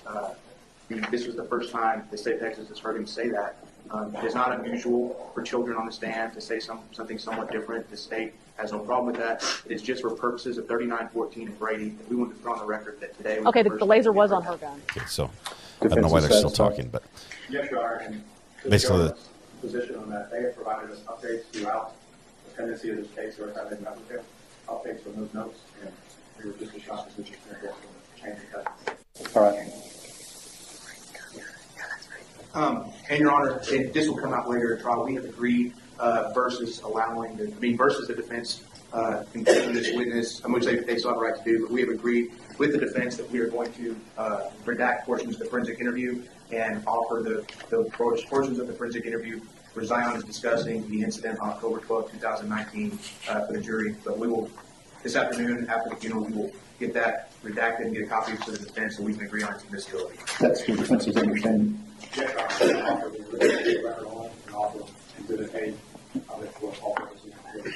Would there be any objection to that procedure? No, Your Honor, we would join in its offering. Okay. All right. Thank you to the lawyers. Mr. Smith, if you'd have Mr. Carr come back in. Thanks, sir. Okay, so at this point, the prosecution actually, I think, is going to go back and ask one more question. Or no, I think they're done. It's going to go to defense. They passed the witness. But just going to answer a couple questions. The officers were there because the neighbor across the street saw the doors open. And so the police responded. They followed protocol, which was not to show up with lights, not to announce, because it might be a burglary in progress. And so they are supposed to check the whole house. So the process they did, sneaking around the back, looking, checking for signs of entry, that was protocol. So the only thing that really is the question is the moment that Aaron Dean, turned and saw this woman in the house who was holding a gun. There's no one's arguing that she wasn't holding the gun. But the moment he turned, did he see the gun? The prosecution is saying he didn't have time to see the gun. Defense says, yes, he saw the gun. There was a green laser on it, which was on him, and he gave the command and fired immediately afterwards. But that's the whole thing. It's just that moment. It's like 1 second in time is what this whole case rests on. Everything else around this, sure, he goes back in, he moves the gun away from her, follows training. She has not completely passed away yet. So you can, on the body cam video, you'll hear her still moaning basically, but she's been shot through the heart. There's no chance of her surviving. And so, yeah, it's a rookie cop. It's brand new. He doesn't say gun when he sees gun. I know it. If you guys play sports, if you play like American football or something, a lot of times you'll see on the sidelines, the team on the sideline will be watching the quarterback, and when it's a pass, they'll yell pass. Okay, just not so. It's actually to help the people around the team who understand what the quarterback's doing if they can't see it, right?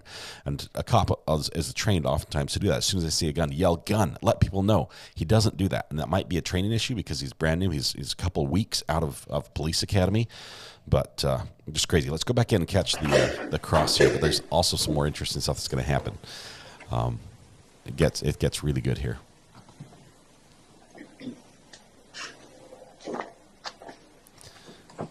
I tried to shush all the random lady in the commentary as much as I could, but occasionally they talk over the court TV, not the court TV, but the audio. I think this is actually a news channel that this feed came from. Come on back up.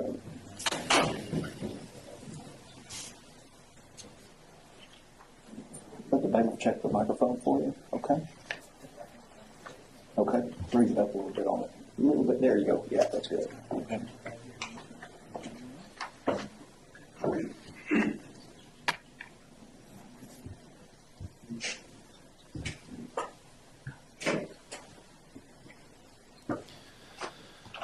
You good to go? All right. Both sides ready for the jury? State's ready. All right, let's go. He wasn't trying to hide his presence out there. No, you sit down. He gets to sit while the jury comes in. The officer was not trying to hide his presence. He had a very bright flashlight that was looking around. He was inspecting for signs of entry. So that wasn't, I wouldn't say he was peeping into the window, but they weren't announcing. They were looking for a possible burglary in progress. No.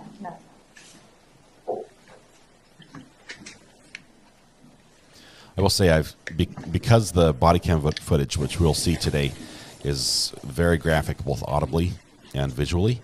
I've edited it because of YouTube's terms of service. I've blurred it. Everyone may be seated. It is available, but we're going to play it through. I've edited out the gunshot sound. I've silenced it, and a little bit of a blur, just because I can get my account banned for playing it. But it's available out here. Now we're working. Good morning. Your name is Ryan? Yes, sir. My name's Bob.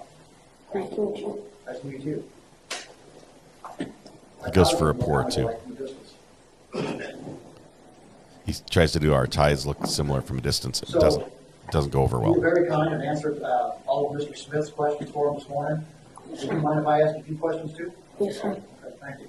And what I really want to talk to you about, since it's 11 o'clock in the morning, and my stomach's growling, I really want to talk to you about those hamburgers. Yes, sir. Okay. Are hamburgers your favorite food? Yes, sir. Okay, what is? It's buffalo wings. Okay. All right, I'll tell you. So let's go back to when you were living with Aunt Tay. Okay? Okay. And that was Grandma Yolanda's house, is that right? Yes, sir.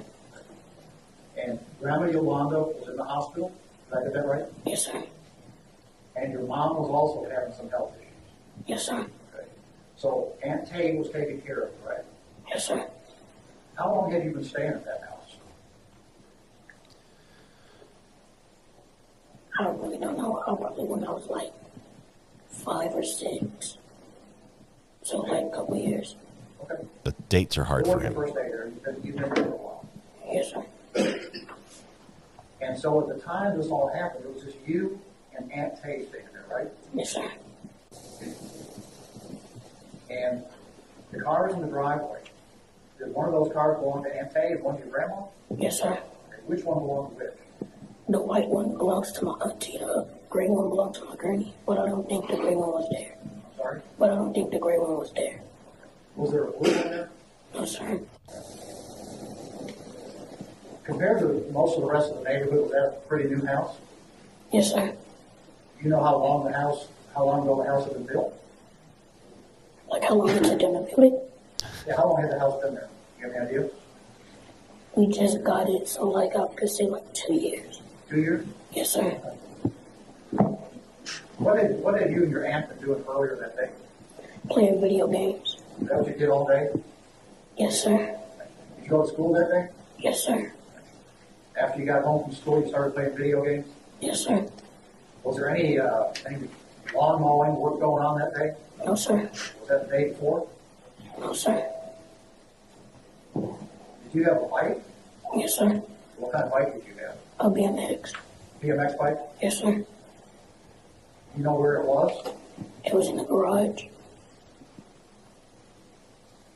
Did that house have one garage or two garages? One. Was there another building back behind the garage? And no, because behind the garage it's an alleyway. But after the alleyway there's a building. So, kind of. I got it. Did you ever cut the grass there before? Yes, sir. And Kay showed you how to cut the grass? Yes, sir. So was that your job? Yes, sir. How long did you have to do it? Every time it get like 3 inches, I cut it. Did you get a little bit of money for that? No, sir. Didn't get paid to mow lawn. And she also showed you how to cook hamburgers? Is that Yes, right? yes, sir. You remember what time that night you cooked the hamburgers? Repeat that again. You remember what time that night, let me rephrase it. You remember what time that night you burned the hamburgers? Right after I got out of school. Okay. So So the you remember timeline- what time you got out of school was generally? No, sir. The timeline doesn't match up. Probably still daylight when you got out of school, right? Yes, sir. Did you go anywhere after school or did you just come straight home? I came straight home. You know, when I use the phrase extended care, you know what that means? No, sir. The shooting was like 2 to 3 a.m. After school, did you go play anywhere at school? No, sir. Okay, so when classes were done, you got picked up and came home. Yes, sir. Okay, thank you. That's all I'm getting at.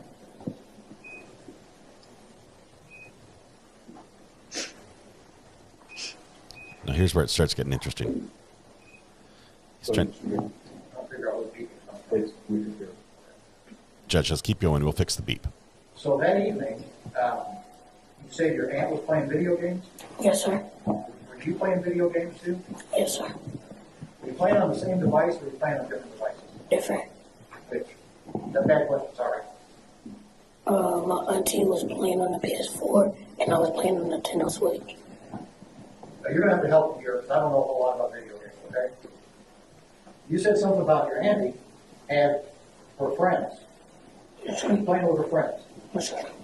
How does that work? So she gets the controller, then she go to messages, and she texts them and say, "Do you want to play?" And they said, "Sure." So they made a party chat, and they just started talking. Yeah, we'll help you. Say it again. We'll pick up more. So she go to messages, then text them, "Do they want to play?"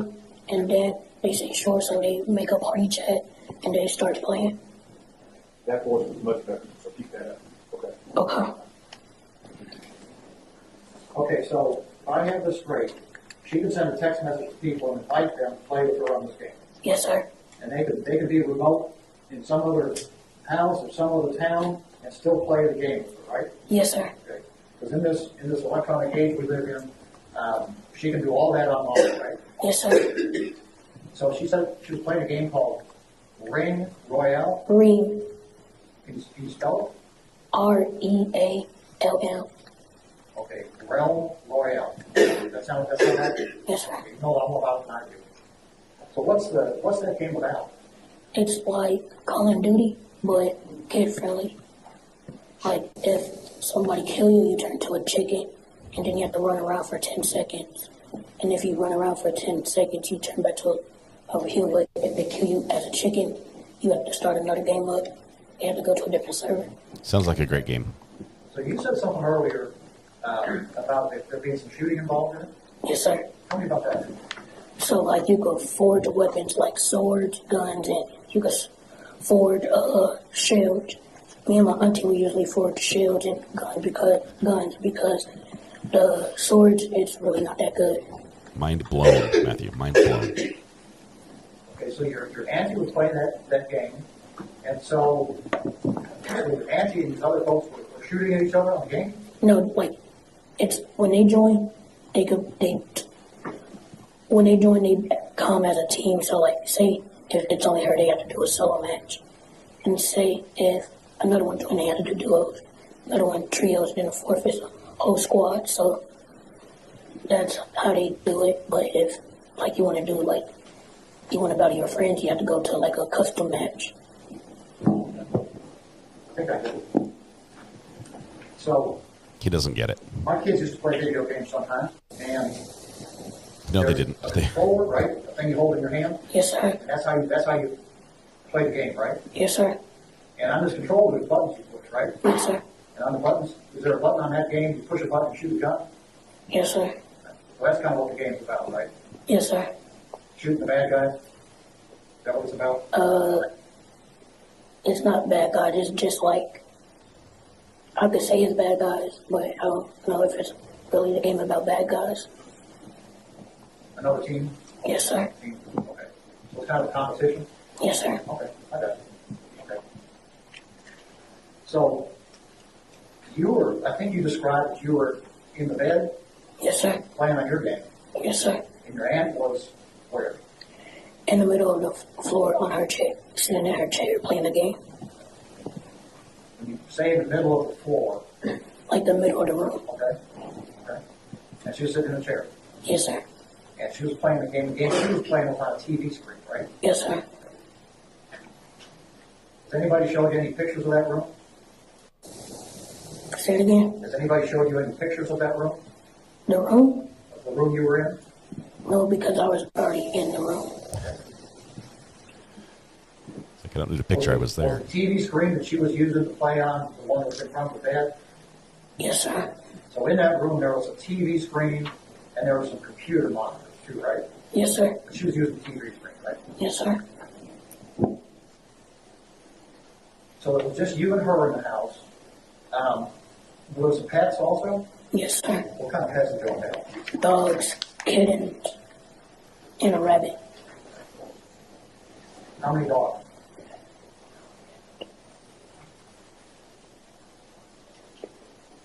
Sorry, it's kind of difficult. It's because some of them got missing and some of them died, so I had to count it. So on this particular night, remember how many dogs were in the house? There was like 2 dogs, 1 adult dog and 1 puppy, Okay. And were there any cats? 3 kittens. Three kittens. Yes, sir. Okay. And a rabbit. Yes, sir. How did the rabbit get along okay with all the others? Yes, sir. Okay. Now, at the time, you described a time when your aunt was playing the video game, and she said she heard something out in the yard, right? Yes, sir. But you didn't hear anything in the yard, did you? No, sir. Okay. That's what you told us earlier, right? Yes, sir. And when she heard something out in the yard, she said that to you, I hear something, right? Yes, sir. And then what did she do? She went to get her gun out of her purse. She had a gun in her purse. Yes, sir. Where in the room was her purse? By her monitors. By her table where her computers are. Was there anything else near the table where her computer was? Not what I know of. Was her purse near the window? Like 5 feet away from it. So 5 feet back into the room? Yes, sir. He was in the same room y'all were in, right? Yes, sir. I'll be sure. And she wanted her purse, and did she, was the purse up on the desk, was it down on the ground, or? Down on the ground. And she reach into her purse Yes, sir. and pull the gun out? Yes, sir. How did she pull the gun out of her purse? She looked at her purse, and then when she looked at it, she got it and just had it next to her. Show us how she got it. You mind standing up? Go ahead. Look over there. You want to stand there or come down? Right here would be great. Right in front of the jury. Right here. Okay. All right. Why don't you turn and face the jury real quick so they can make sure everybody can see you. Okay. Thank you. Don't think the kid understands the jury is the decider. He keeps turning to the judge. When she was doing that, do you remember which way she was facing? She was looking towards the window. How many windows did that room have? One. So if we say the window, it's pretty clear which window we're talking about, right? Yes, sir. Is that the window where she said she heard something in the backyard? Yes, sir. And you said she was looking out in that backyard? Yes, sir. And you were looking out in that backyard too, weren't you? No. Well, what were you looking at? My Nintendo Switch. This is defense It didn't cross. capture your attention at all? Did your aunt heard something in the backyard and pull a gun out of her purse? No, because at first she told me it might have been a raccoon, and I thought it might have been a raccoon too. What? She told me it might have been a raccoon, so I'm like, there's nothing I should care of. Okay. Did you ever tell anybody that before about the raccoon? Never told anybody about that before? Okay. Is that right? Yes, sir. Okay. Let's check your head. Answer yes or no. Yes, sir. To be clear, that's the first time you've ever said anything about a raccoon, right? Yes, sir.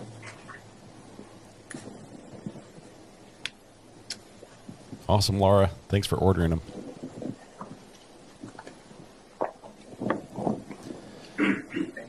While she's looking at this out the back window, what's she doing with that gun? She's still right beside her.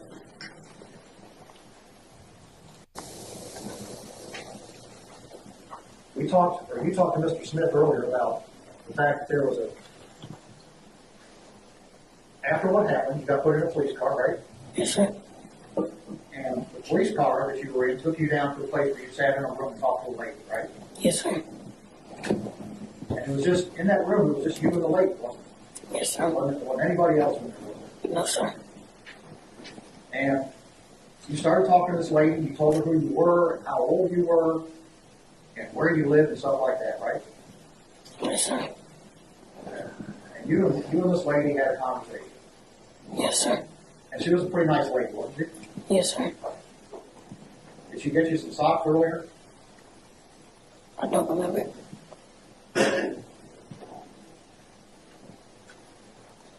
And that lady started asking you some questions about what you'd seen that evening, didn't she? Yes, sir. And that lady, and what you and she talked about was how important it was for you to tell the truth, right? I don't remember. And she went over some questions with you to make sure that you understood the difference between telling the truth and telling a lie, right? You don't remember? No, sir. Well, you're not one of those kids that runs around telling stories, are you? No, sir. And you knew how important it was, the stuff that she was talking to you about, right? Yes, sir. She told you to make sure that everything you told her was the truth, right? Don't remember. She also told you and asked you if you knew that there was a camera in that room, right? Still don't remember. And you pointed and you told her, yes, there was a camera in that room. Remember that? No, sir. And she told you that what you were saying, what she was saying, were being recorded, right? No, sir. Don't remember. And you were okay with that, right? I don't remember.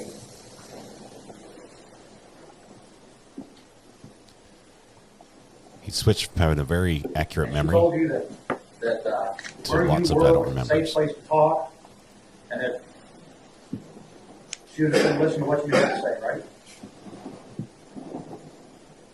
I don't remember. And she told you that there weren't any right or wrong answers, all the things she asked you. I don't remember. Well, she was a pretty fair lady, wasn't she? I don't know.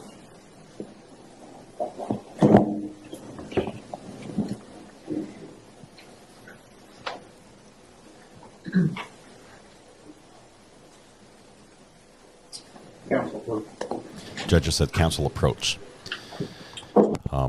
He stopped the questioning. I think I leave this in here with the sound off because it's muted from the courtroom. But the witness has clearly changed how he's testifying.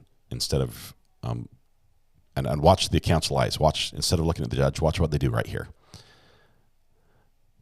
As the judge is talking to them, saying, judge makes a hand gesture. And look at the lead prosecutor, looks back. Look at the defense. They turn. They look back at the gallery. Prosecution looks again. Now they turn. Okay, so you saw something happen. You saw a change with him on the stand, right? And you could see that happen. We might have a little bit of a voiceover here as we're trying to get every bit of audio from the courtroom. But something looked different. Something was different. Not cool crap. Yeah, seriously. And let's see. Is he being coached? That's the question, Golden Mom. Was he being coached? So now the right now in this moment, the witness is being led from the room. They ask him to leave. They take him back to the witness room. And we're going to pick up the audio here with the judge as soon as he's out of the room, inviting someone from the gallery to stand up, and you'll see her come up and raise her hand. Being sworn Original in. statement to the authorities. Says, ma'am, will you come up, please? And I'm just bringing in the parts because the commentators are talking all the way through this, and it's just confusing. It's not about what we're watching. Judge raises his hand to swear her in. That's what we see in the bottom right-hand corner. We can see her right there. She says, spell my name. I don't know. I have noticed that throughout the testimony, you have been gesturing to this Could be witness. just You've been something gesturing completely to this unrelated. witness. We cannot So have I've that. sworn you in as a So I've witness. sworn you in as a You will witness. sit outside You will sit outside in the hallway, and we will call you in when Oh, we need Thank you very you. much. Thank you very much. That's what he says. So that was the woman, and he directs the bailiff, make sure she's out. He was He's got the judge. not allowed to be here, and then bring the witness back in. So throughout this, she has been gesturing, making gestures to him, which might have been, when I make this gesture, this is the response. That's literally what it was. Members of the gallery, there can be no coaching of any witnesses by anyone in this room. Understood? All right. That had nothing to do with you.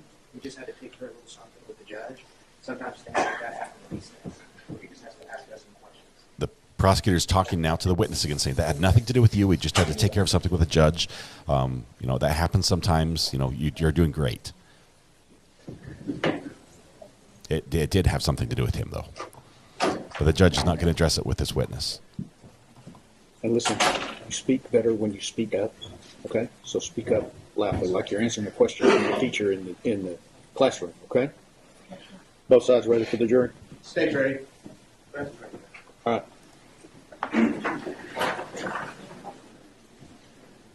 Catlaw, wait till you see the video. The lady who interviews him the night it happened, the morning it happened, is very good and doesn't put any word. He spells it all out himself, and she's a very good. It was a very good line of questioning, getting information from a child. So it'll make you think. It really will.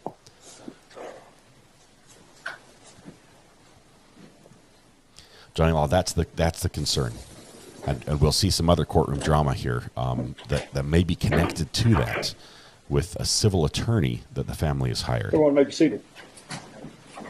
We are ready to proceed. Mr. Gill. Thank you. Okay, Zion, what I'm hearing you say to me this morning is that you're having a hard time remembering what you told that lady. Yes, sir. You know why that is? because it's been 3 years. I don't remember nothing from years ago. At some point in the 3 years, if you come down to this building and sit down and talk to these two folks over here, the prosecutors. Yes, sir. Okay. They invited you to come down. They want to hear what you got to say, right? Yes, sir. How many times did you do that? Repeat that. How many times did you come visit with them? Probably like once or twice. The computer monitor behind that And did you, defense attorney is a picture of the crime scene you with answer all their questions? Yes, sir. her on the floor. Just so you know. Did they play that video recording for you? Yes, sir. They did? You had a chance. Which video recording did you watch? When I say that video recording, hold on. Repeat that.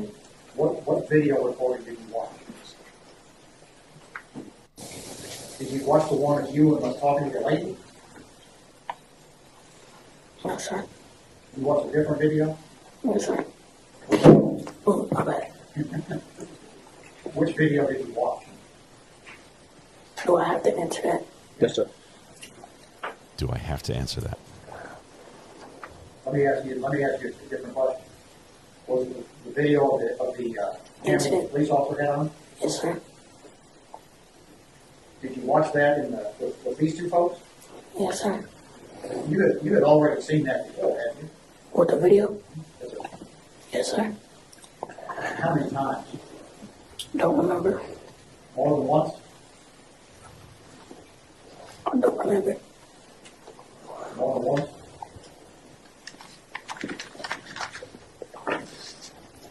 I don't remember. Other than the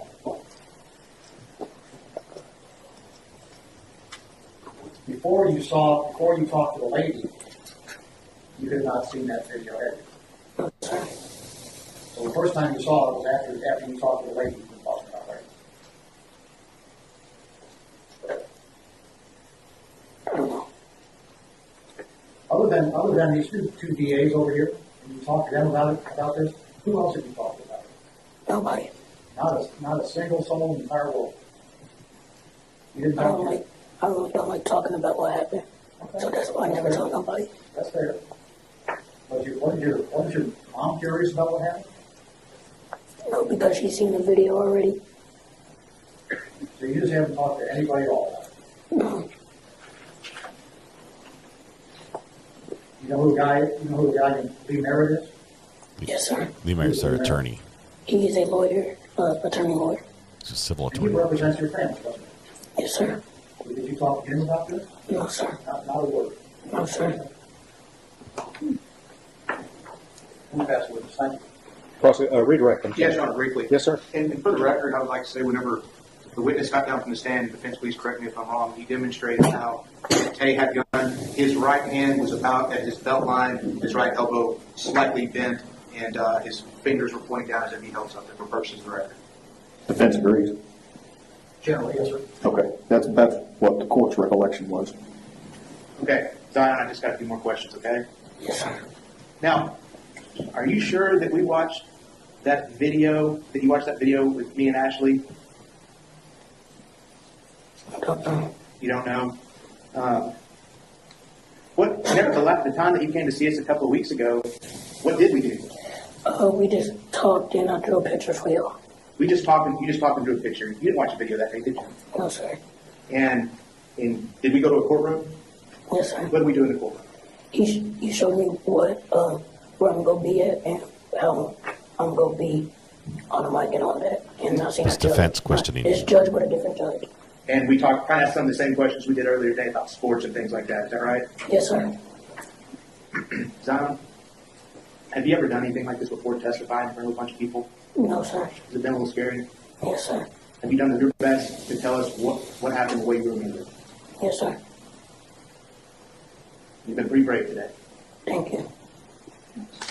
We'll pass the witness. Mr. Neal. Just briefly, Judge. So I have just a couple more questions, then you're going to go home, okay? Yes, sir. When you met with these two folks over here a couple of weeks ago, you told them something different about how your aunt was holding that gun, didn't you? No, sir. You told them exactly like the same way you told them here today? Yes, sir. That's all we got. Mr. Smith, No further questions. may this witness be excused subject to any potential recall? You may. No objection to the state, Your Honor. Okay. If you want to flip that microphone for me? Okay, And you so can go to the back. crazy. So the prosecution heard a lot of things from their witness that they had not heard before. The defense heard some things that they had not seen in discovery. Gets a fist bump and a pat on the shoulder. Okay, from the I'm going to prosecution. stop a little bit earlier than noon. One of the lawyers have indicated to me that the next witness may be rather lengthy, and rather than getting started and having to stop, we're going to stop now. So hold up, we're not done We will yet. start up in the morning at 9, like we did this morning, and we'll be on a regular schedule from that point on. So it's very important, don't discuss the case amongst yourselves, stay away from the media. You know the drill in the morning, okay? So if you'll follow Deputy Okay, so Nicholson, watch all what right? happens here next. So we cut out a little bit of breaks, and there's some more drama.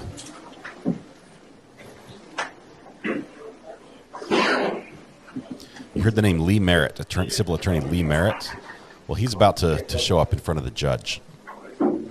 I think it's right now. It might be in the next clip. All right, thank you, everybody. Oh, wait, we need a record? Yes, sir. Everyone be seated, please. Your Honor, if I may, we met Dale Smith, Ashley Diener, and Mo Brown with Zion Carr on November 15, 2022. It was during this meeting that Zion Carr disclosed to us that he had seen the body cam footage. At no point at any time during that meeting or any time prior has any representative of the Tarrant County Criminal District Office ever seen the body cam footage. That was So they're saying they never showed Zion the body camera footage. via email on November 18th of 2022. So again, that is another instance of we just want to make sure the court was aware, the defense was aware. We have not shown him the video. Mo Brown was also present, and he's never represented us before that he believed we'd shown him any video. And y'all acknowledge receipt of the previous email. Yes, sir. I don't think that the state has shown him that, and we got the email. It's clear from the video footage that's in the pretrial exhibits the court reviewed that Lee Merritt's on TV that night, the night of the 12th, talking that he had met with this witness and talked to him at length that day. And subsequent video footage has shown that he met with him over and over again. And that's in the records for the pretrial exhibits, so I think we know where the influence is coming from. All right. I think we know where the influence is coming from. He basically points the finger at Lee Merritt and says he's the one. Okay. Further disclosure about what his gestures were during that. Okay, we can talk about that, and then we can come out and put it on the record. Okay. Mr. Smith, anything else that we need to do out in court today Nothing from the state, Your Honor. from the defense? Okay, thank you. We're done. Okay, so defense has said we want more information. We want to know what exactly gestures you were seeing. Yes, I put that in. Well, how did he get his phone? Listen to this. How'd he get his phone in? This is Lee Merritt in front of the judge now. All right, outside the presence of the jury, this is Mr. Smith. Was this person sworn in previously as a record? Carrie, take him out. Was he sworn in as a witness? Yes. I believe so. And did Judge Hagerman advise him as to not to talk about the case or discuss the case with anybody else? Yes, and then Charlie went out there and told him. We'll talk about that in a minute. It's my understanding you've been next door watching the trial? Yes, sir. As a witness, you're not allowed to do that. You're a lawyer. If you want to watch the trial, you got to do it outside the courtroom. Actually, I'm telling you not to watch the trial. Yes, sir. All right? And do you anticipate needing him as a witness? Based on what the last witness just said or didn't say, I don't know. Do you have contact number for him? No, we don't. We tried the numbers we got. So I've muted this What out. is a good contact number that I can call you? 215. I mute out the numbers. He's giving his phone number here, saying what's a good number that I can reach you at? 6 is my personal cell. I can give you my secretary. Personal cell. Who's able to check. This number is your personal cell. That if I call that number right now, that phone will ring. I think you have to be saved as a contact in order to reach me. No, sir, I need a number. He says, I need a number I can reach you at. He gives his secretary's number right here. Saying, I want to be able to reach you any time of the day. Mitchell, I want you to call the court within 10 minutes of that phone call being made to Susan Mitchell. Do you understand? Yes, sir. You're free to go. Thank you. Thank you. Judge is not happy. Lee Merritt basically was watching the trial proceedings from next door. He's already been sworn in as a potential witness, and he's not allowed to do that. He's also, the defense has said he's the one that they think that the influences on Zion influenced the testimony. Probably that guy who was in the corner. Yeah, have y'all been able to hear things good? Okay, we're done. Yeah, Amber, Okay. this was it. We're good. And Mo, you're killing me. You're killing me. I'm doing better because I'm learning how to, as long as I can see feet, I can run things in there. I'm sorry. He was in and out. He's in and out just like I want to. Okay, so I'm not sure who Mo is, but we're going to move on to day 2. Everyone may be seated. Good morning. We are ready to It's getting proceed. good already, right? Mr. This Smith. is crazy. At this time, the state offers a forensic interview of Zion Carr, taken the early morning of October 12, 2019, considering the defense counsel for review. And that is State's. State Exhibit 93. This All is right. the interview that Zion had. All right, State's He was Exhibit taken by 93 police car is from admitted, the, and I wanna the make crime sure State's scene, Exhibit from his 93 home, is for purposes of the record. to this That's special correct, Okay. Center for Children. At this And time, the his state question requests at about permission to publish 4:50 in the State morning, I Exhibit believe. 93 to jury. Go ahead, Ms. Stevens. And this is going to be a video. Now, it's Members of weird. the jury, there is some audio issues with Yep. the. There's audio issues exhibit, with this whole so just trial. Kind of bear with us, okay? But If you need the exhibit, when you begin your deliberations, we can get it to you, okay? I've told you a story about a classroom I was in that was like a janitor's closet. This is a janitor's closet. Oh, I get it. Okay, you're gonna reach out and right next to you. So, I understand there's some stuff going on. Yeah. Well, you know what I want to do? I want to get a chance to talk to you a little about that. But first, I want to tell you again my name and what I do, and I want to get to know you a little bit better. Okay? Okay. Well, like I told you out there, again, my name is Lindsay Dula, and I work at this place, Copyright for Children. And my job is to talk to boys and girls all the time about that goes on at home and at school and things like that. Okay? So what I'm going to do is I'm going to get a chance to talk to you today. Yeah, probably ask you a lot of questions just because that's part of my job. But more than giving you a chance to ask me any questions that you want to ask me. Okay? So first, tell me your whole entire name. Ryan Dwayne Carr. Ryan Dwayne Carr. This is sped up 1.25 speed too. So your Yeah. first name, Ryan. B-I-O-N. Just write it down. B-I-O-N. And so your last name. C-A-R-R. C-A-R-R. Okay, and how old are you, Ryan? 8. You're 8? When's your birthday? July 25th. July 25th. And what year were you born? 2011. 2011. What do you think? So you're 8 years old, birthday in July. Does that mean you're in first grade? No. Crank the audio a little bit. And thank you for correcting me. Trying all the time there, right? Time every day. You're in third grade? Yeah. How was it going to chapter one time? Good, but I don't know that they're going to lose them. My aunt picked me up on Friday because I need to go to school, which close to our house. Where's close to your house? I think I'm not going to school. Okay. You said that your aunt picked you up on Friday so you could go to school that's close to your house? Where's your house? Where's your house?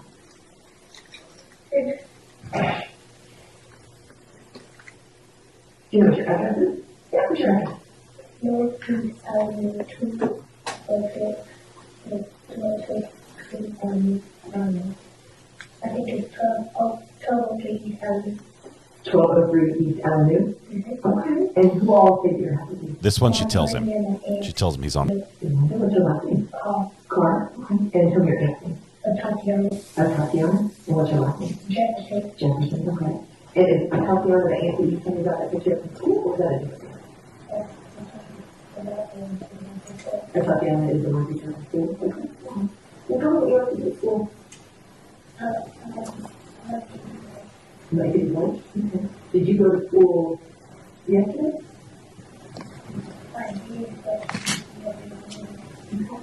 And so when you went to school yesterday, tell me what you did.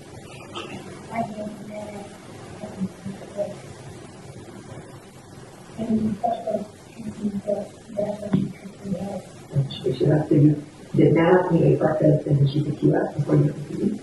How many of you did math yesterday? You learned time? How was that going in time? Good? Okay. You can see the shirt that he was given. You can't see it right here where I paused it, but the officer gave him a shirt that's it's got the state of Texas it's a black shirt with the outline of the state of Texas with a blue line across it. It's like a police shirt. That's the shirt he was given in the police car when he basically just was wearing his JAMA bottoms or underwear. I'm not sure which one it was, but I believe he's barefoot in this video as well. And did you do something else different than morning food? Okay. You said you ate breakfast. Where did you eat breakfast? In your bathroom, okay. Tell me about breakfast.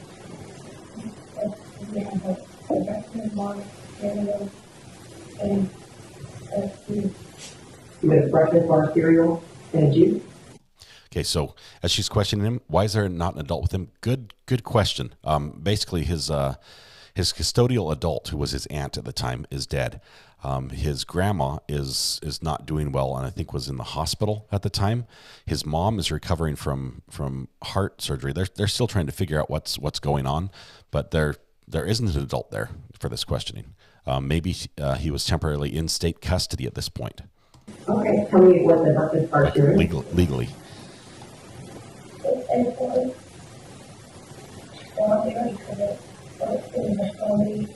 In the children's language? Okay. And then you said your aunt picked you up before you went to PE. Tell me what you did when your aunt picked you up.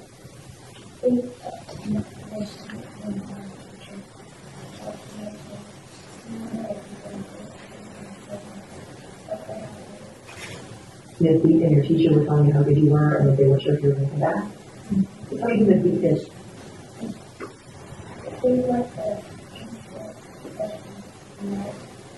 So she's like a teacher, but she's not? So after Miss Beat and your teacher talked to you, what did you do?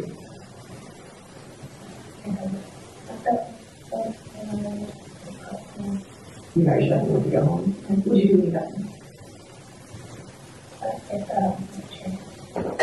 You got in the fish. What were you doing in the fish? Well, thank you for sharing that. I feel like I got to know what you were doing yesterday. Okay. And you know what? Something else we're trying to think about, I think you know what it means to tell the truth. What does it mean to tell the truth?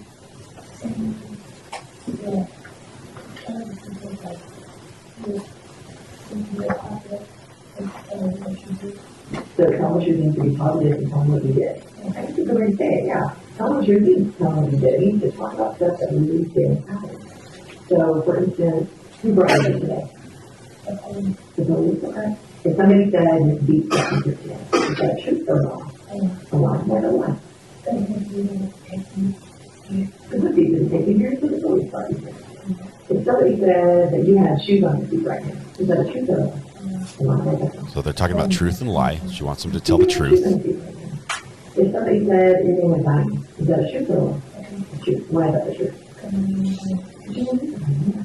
And it's just really important that everything we talk about today, I think they're true. That's really good. So you got to tell the truth today, Some people okay? we're not going to play or pretend we're not going to get for you. We're only going to talk about stuff that really did happen. Okay? So while we're talking, can you promise to talk about true things with me today? Thank you so much. Now, Ryan, do you know what day it is today? Are you guessing or do you know?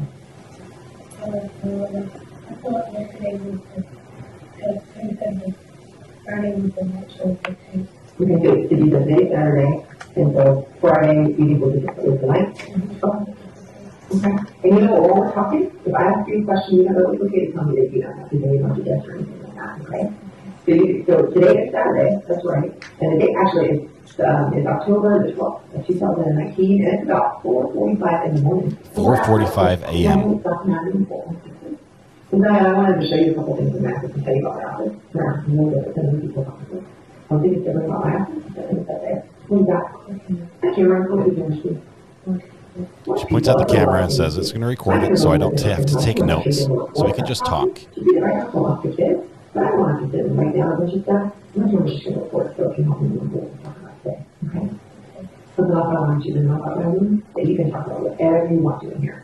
You can use whatever word you want to use. You're not going to say anything that's going to make me upset. You're not going to say anything that's going to be embarrassing or that you're going to get in trouble here or anything like that, okay?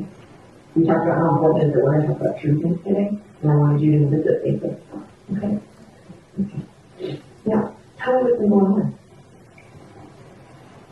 It happened but it was good. But she heard something in her head and she just died.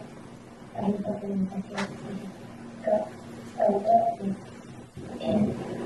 then the police the police got her and then she went up and then got crying. I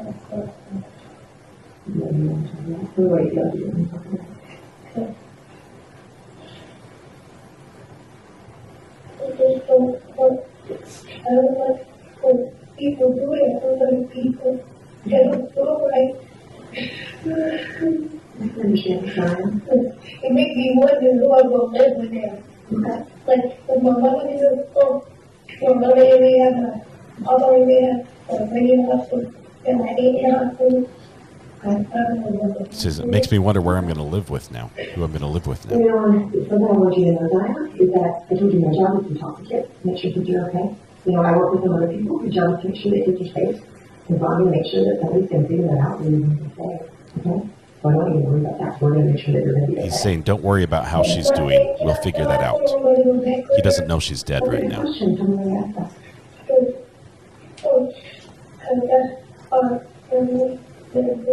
What you can do about? How long have you been staying with your aunt?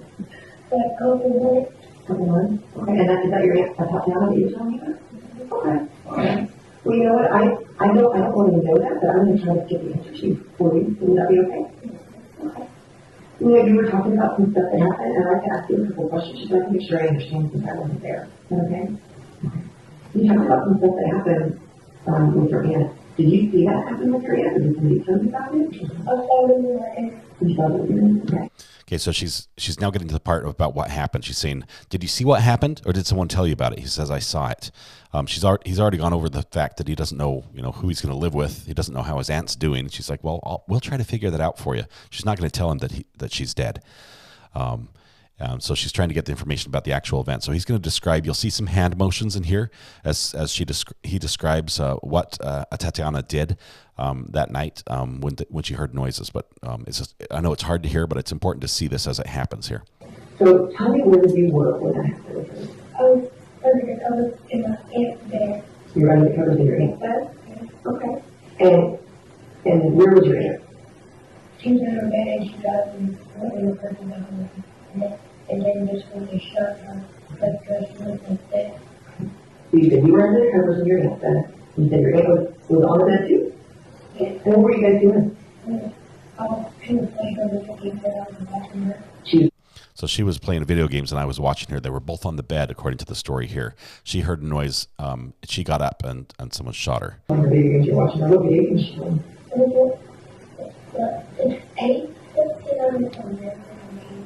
I think he's trying to say Apex Legends, I believe, or something like that. It says ape or something like that. Ape something? Okay. And so when you were watching her playing video games, was it daytime or nighttime or something? No, night. Do you know what time it was? I think it was 10 something. He thinks it's 10 o'clock at night when this happened. Clearly has no good reference to the actual time it occurred. What would you think it was 10 something or nothing? Like a couple years ago, not like I'm it's at number 8. So, and so did you see the house? No, I was scared. You were scared? Okay. And looking at it, other things. Okay. So you talk about being at your aunt's bed, you said under the covers, you watch your aunt play the 8 game. What was she playing the game on? PlayStation 4. PlayStation 4 Pro? Okay. And that was in Courtroom, you said? Yes. Okay. And you said that she heard something. Yeah. Did you hear anything in the backyard? No. Okay. She said she heard something in the backyard, and tell me what she did. She got in the purse and ran her with it. Where was her purse? The window. The window in her room or in the different room? Okay. You said she got her weapon. Tell me about her weapon. It was she in the body, shot her. She got her gun and she pointed it, and the police shot her. Is his words right there. So she got her gun out of her purse. She pointed it, and the police shot her. She was on the ground. She was crying. And she pointed. Did you see her point the gun? Where was she pointing the gun? At the window. Where was she pointing the gun? At the window. The window, okay.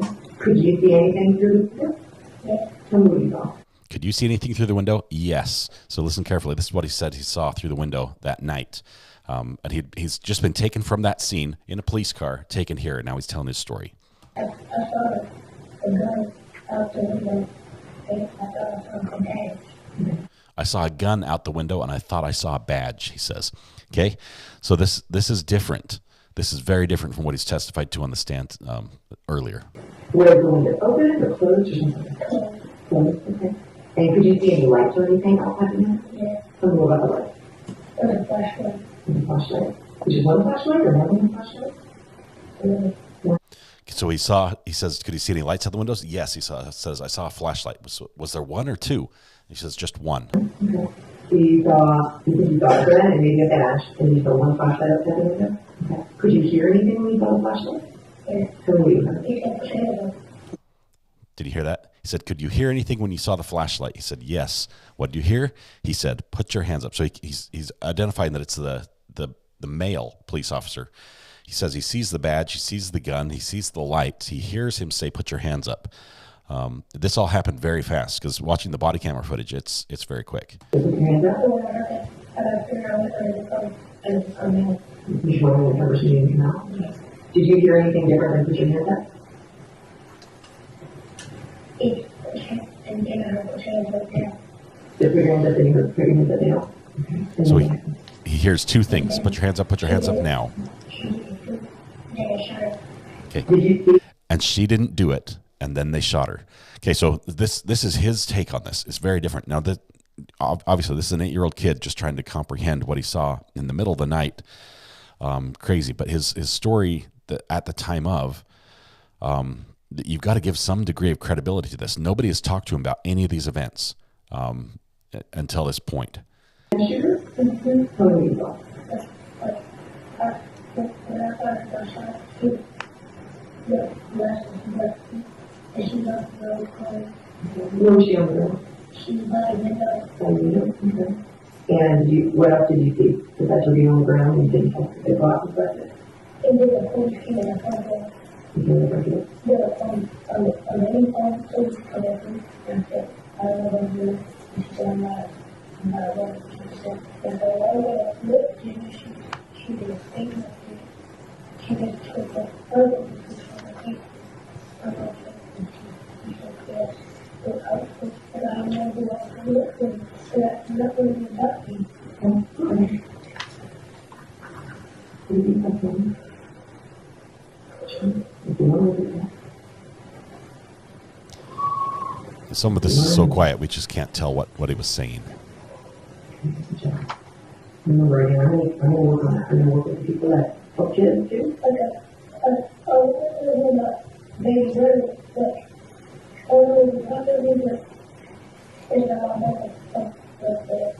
What's your favorite relation? Baby. Dayton? Okay, where's Dayton? Cousin. What's your favorite name? So now they're getting into some other stuff. I think they're gonna cut this here in just a minute. So, you said that you saw your aunt on the ground. What do you remember about her being on the ground?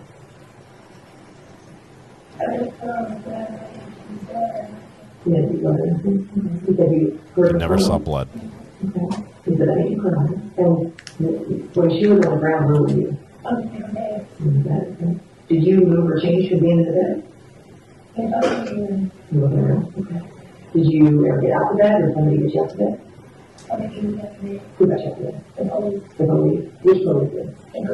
The girl. Okay, the one you said came through the front door or the one? When they came through the front door. So the girl police got him out of the bed. And so what happened when she got you out of bed? She was looking for a police car and the police got talking to me. So she took me to the police car, and then the police guy came to me and brought him here, basically. Okay. Now you said that when this happened, your aunt was there with somebody else in the house?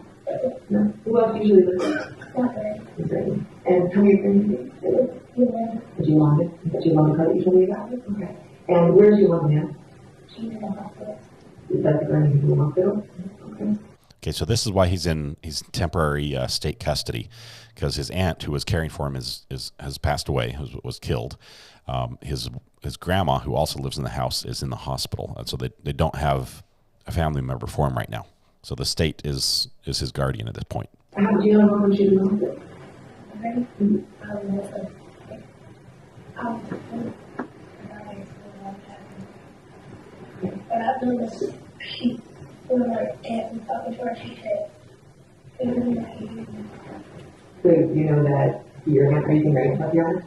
Your aunt, I was talking to your granny and she told your granny they want to hear you. and my aunt told my granny that she was ready to actually hear me. How long has your granny been with you? A couple of weeks ago. 7 weeks now. Okay. When you talk about your little brother, do you have any other brothers? Yeah. But I don't know my dad told me about it, but I didn't know. But I didn't know I had my brother. What would you rather? His name. I forgot his name. I forgot. Do you have any other family that you get to see or visit? In Ashland. In Ashland. Or, and do you know where Aunt Ashland is? In California. In California? Okay. And do you have any other family that you get to visit?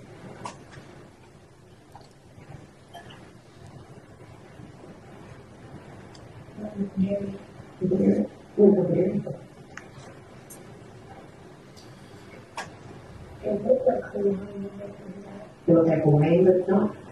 What number there is it? Four. Okay. And you said you've been staying with your Aunt Tatiana for a little bit now? Tell me how it is staying with your Aunt Tatiana. It looked okay.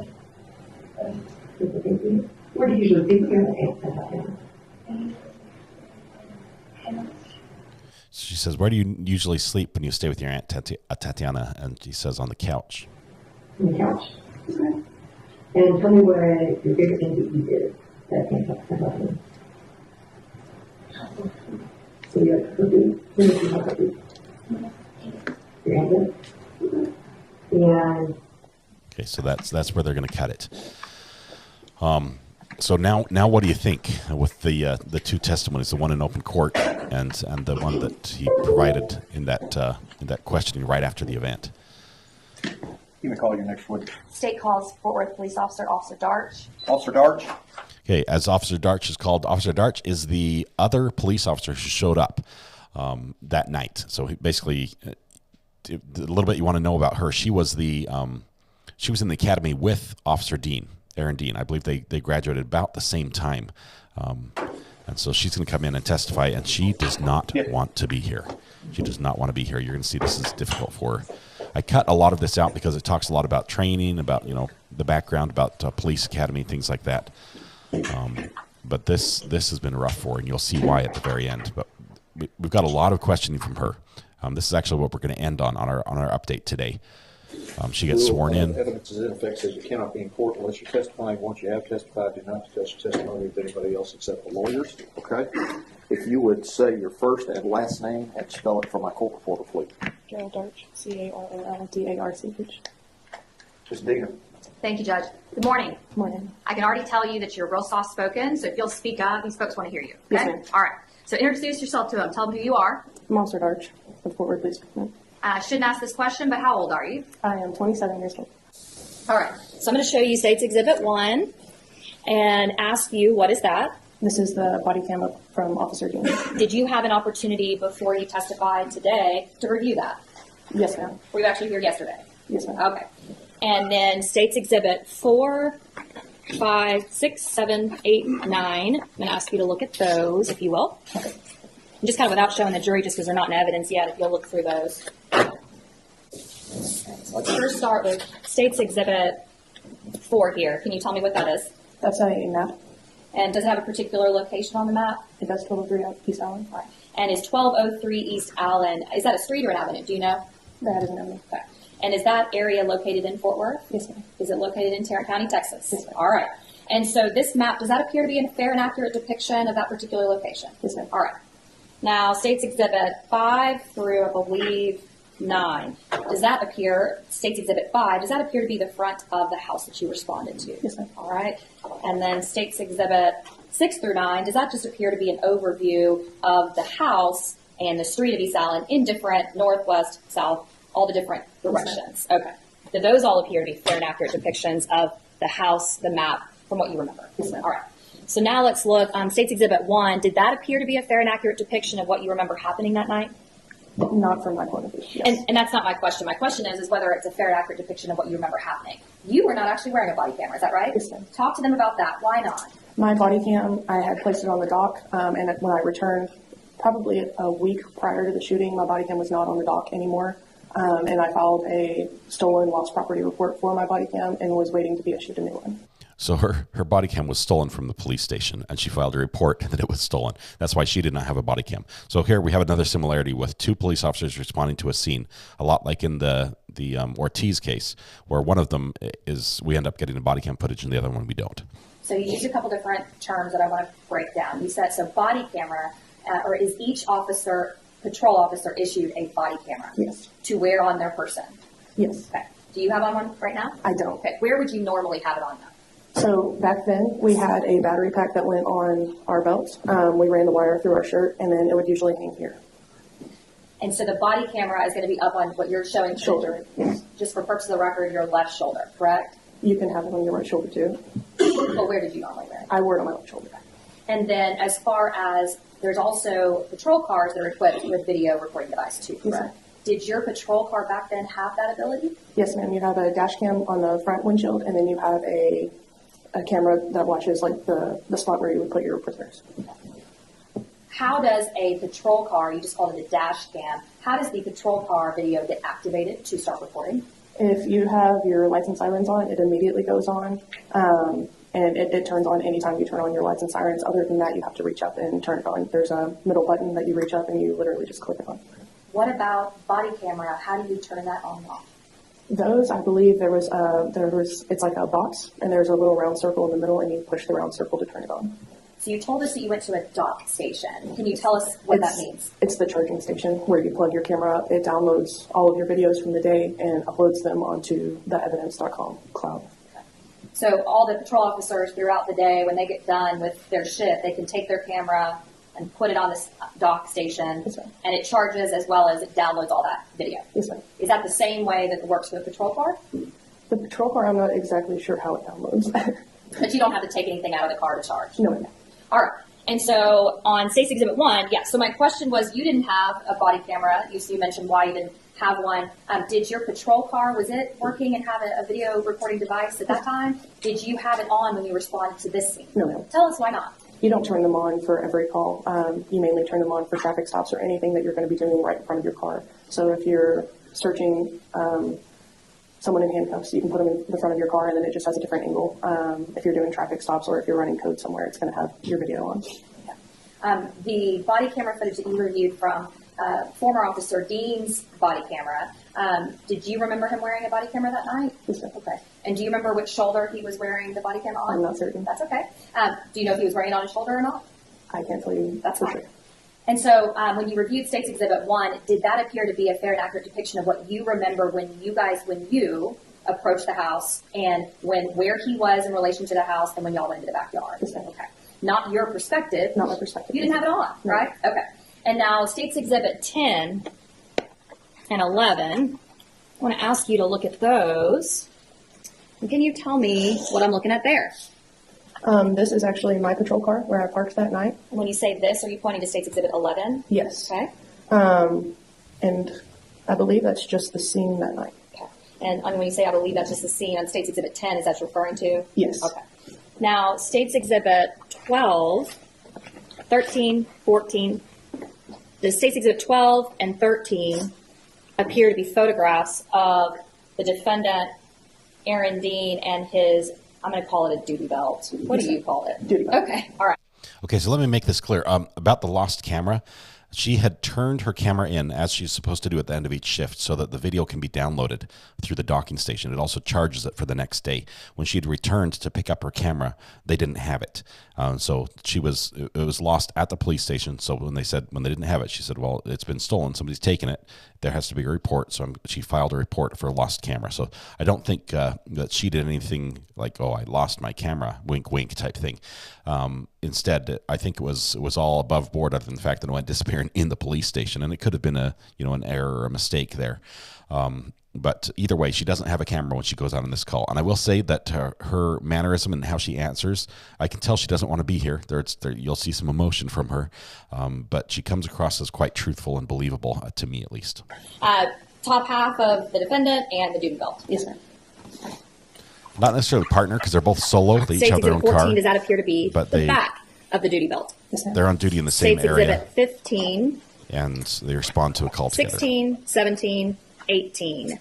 Does that appear to be, and you can look at that, does that appear to be the defendant's gun that was used and issued by the Fort Worth Police Department? Yes. So tell us how you get a gun from the Fort Worth Police Department? When you go through your weapons section of the academy, I believe it's halfway through, they issue you your duty weapon bin.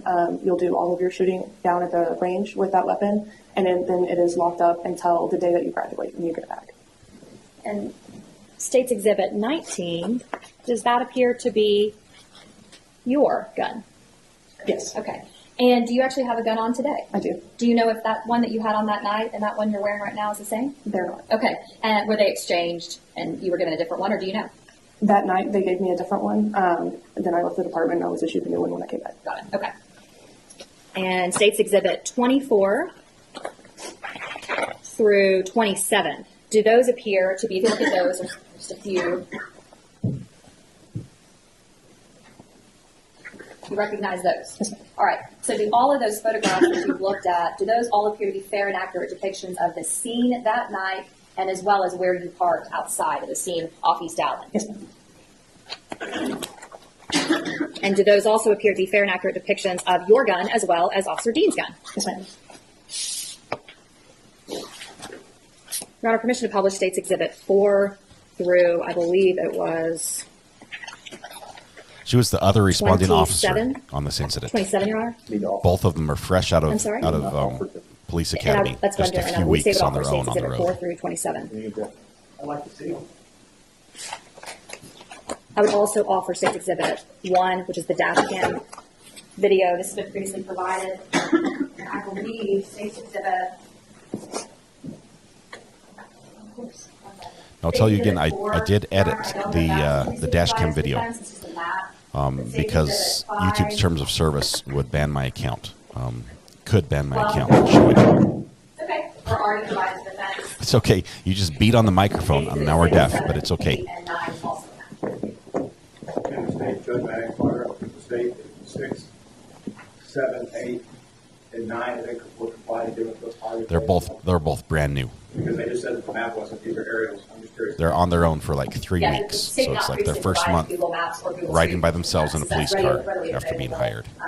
And we did not provide that to the defense. It's a north, south, east, and west view of East Allen. Under 3914 states 4, 6, 7, 8, and 9. Defense is seeing for the first time, am I understanding that correctly? This move here by the defense, they're basically saying, hey, you're showing us new evidence you've never submitted before. They're Google Maps, right? They're screenshots from Google Maps. And Judge, can I have a moment? Because we actually might have provided them with the map. We don't normally, but can I have just a moment? Yes, ma'am. Or maybe first. Huh? Yeah, so these maps, they're screenshots from Will there be Google. any objections to Judge says, oh, that's fine. states 1 and then states 4 through 19 and 24 through 27? Mr. Brissett? I'd like to take a look at Brief voir dire. He's gonna question. All right, let's go. He's gonna question the officer in the presence of the jury about these pictures All right, everyone briefly. may be seated. Mr. Brissett, are there any objections to states exhibits 1, 4 through 19 and 24 to 27? Can I take this on a brief word? Yes, sir. May I approach? Yes, sir. Morning, Officer Darch. Morning.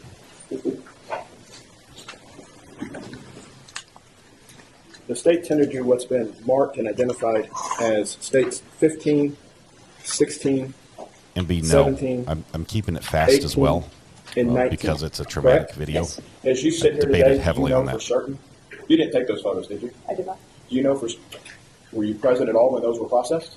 I was when mine was. When my weapon was. Do you know what your serial number of your weapon was? I don't. So can you tell me by looking at any one of those photos which one is yours for absolute certainty? Yes, sir. How do you know that? Because I don't have a weapon mounted light. Okay. A weapon mounted light.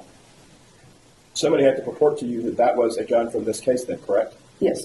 Because the Fort Worth Police Department follows the same policies and procedures when they take apart a weapon on every case, correct? Yes. Would you look at the one that you think is yours? Can you see a serial number that's visible and legible? Yes. Can you read it? Baker, David Baker, 6305. And is that yours? I'm not sure. With respect to State's Exhibit number 1, the DVD, it's not of the dash cam, which I think was the last words when it was offered. It's of what's purported to be your partner's body camera. Is that correct? Yes. Did you make the DVD? I did not. Did you download Aaron's DVD that night? I did not. Bad question. Did you download Aaron's body cam that night? I did not. Is there a chain of custody with body cameras? I mean, you're responsible for your own. When the evidence goes to evidence.com, is there a trail, an audit trail of how the verification process starts from the cradle to the download to the disk? I believe so.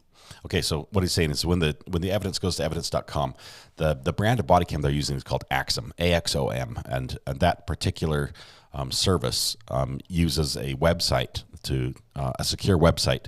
So when it's docked, it's uploaded to the Axom website, and then the department can access it through that, and it's stored there. So there's it's backup and things like that. So he says when it's downloaded to evidence.com, evidence.com is the website that Axom has for the body cam footage. As a matter of fact, if you go to it right now and click on it, it'll basically say, what's your agency? You basically have to start logging in so you'd have access to stuff. So that's why he's bringing up evidence.com and the chain of custody.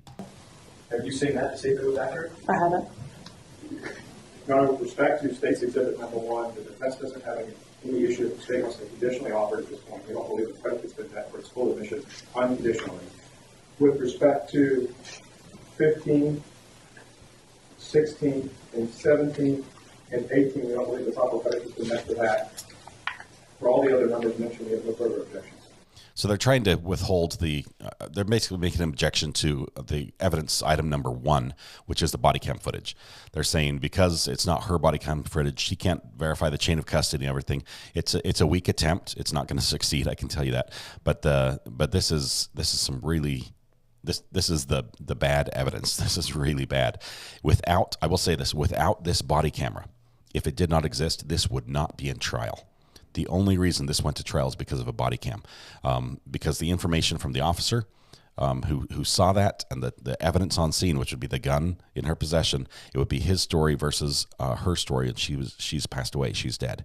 The officer would have the benefit of the doubt there, and because there's no other evidence against him, unless this officer testified that he shot before he said, here's your warning. But that's not the case. So without this body camera footage, it wouldn't be in trial, I think. All right. Court will overrule your objections to 15, 16, 17, and 18. They are admitted. And the rest of the exhibits, now with the exception of State's 1, I believe there was a proffer or a proposal from the defense. What says the State?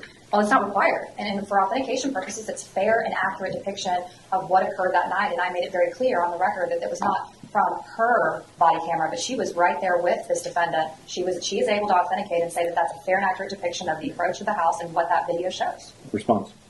We'll stand on our objection. The objection is overruled. State's exhibit number 1 is admitted. So body cam footage is in. You may. All of our objections. Yes, absolutely. Thank you. Mrs. Steiner. Permission to publish State's Exhibit 4, 5, 6, 7, 8, 9 at this time. Okay, so I think the defense said they want to have a standing objection throughout against this, basically. And he said, okay, I think that's what they did there. Now we're going to see some of these pictures, including the duty belt, the Aaron's duty belt, what he was carrying that night, how the equipment looked, and everything like that. So let's check this out, as well as some maps and information that way. Yes, but I can wake up this morning. Is it hidden? Oh, okay. I'm sorry. And Okay. Judge, just so I can make sure, State's Exhibit 1, 4 through 19, and State's Exhibit 24. Thank you, Judge. And may I publish those exhibits? Yes, ma'am. I cut out little bits just to speed All right, things now up. looking at State's Exhibit 4. Judge just left. Can you see that? He has to turn off the lights in his own courtroom. Apparently the bailiff is missing in action. May I have a moment, Your Honor? Yes, ma'am. Does anyone else need one? Anyone? All right. I'm not sure if she got a cough drop or if she got water. She's like, is there anyone else who needs one? Because the coughing it gets so bad in here. You guys good? Okay. State's Exhibit 4, we can see 1203 East Allen. Can you show me, and Your Honor, do you have a pointer at all in here? Yes, ma'am. Let's use a green laser. Oh, wait, red pointer. Sorry. Can you imagine if they used a green pointer a laser pointer, which is the same as what was on the gun? That would be bad form, I think. Okay, perfect, thanks. Okay. Can you see it? I'm out of the way here. I have it on this computer. Oh, okay, perfect. Well, for the jury's purposes, I'm just going to go over here to the far left-hand side. It appears to say over here, IH-35 West. Do you see that road that's running north and south? Yes, ma'am. Okay. And then we can also see this road running east and west is Allen. Do you see that? Yes, ma'am. All right. So orient us here for the jury. 35, is that 35 Highway and Woodward? Yes. Always has traffic? Yes, ma'am. All right. And then East Allen, is that on the east side of 35? Yes, ma'am. All right. So now looking at I did cut that part, Matthew. You're correct. next slide, which is going to be State's Exhibit 5. What are we looking at here? That is 1203 East Allen. And is that the residence where Tatiana Jefferson was living? Yes, ma'am. State's Exhibit 5 to the left, there appears to be some sort of structure or building. What is I'm going that? to turn this down just a I bit. believe it to be an apartment, like an Oops, old that's the apartment wrong that's empty. I'm not sure. As far as what's on the 1203, that 1200 block of East Allen. Turn it down just a bit while we talk about this. This is the property. That's the house. That little house right there. Next to it, the big red building, that's a mosque. This officer describes it as an apartment building. She's mistaken on that one. That's Mississippi. And does Mississippi run perpendicular to East Allen? Yes. And to the right. If the green laser dot was on him, he was defending himself. Well, that would be evidence that it was pointed at him.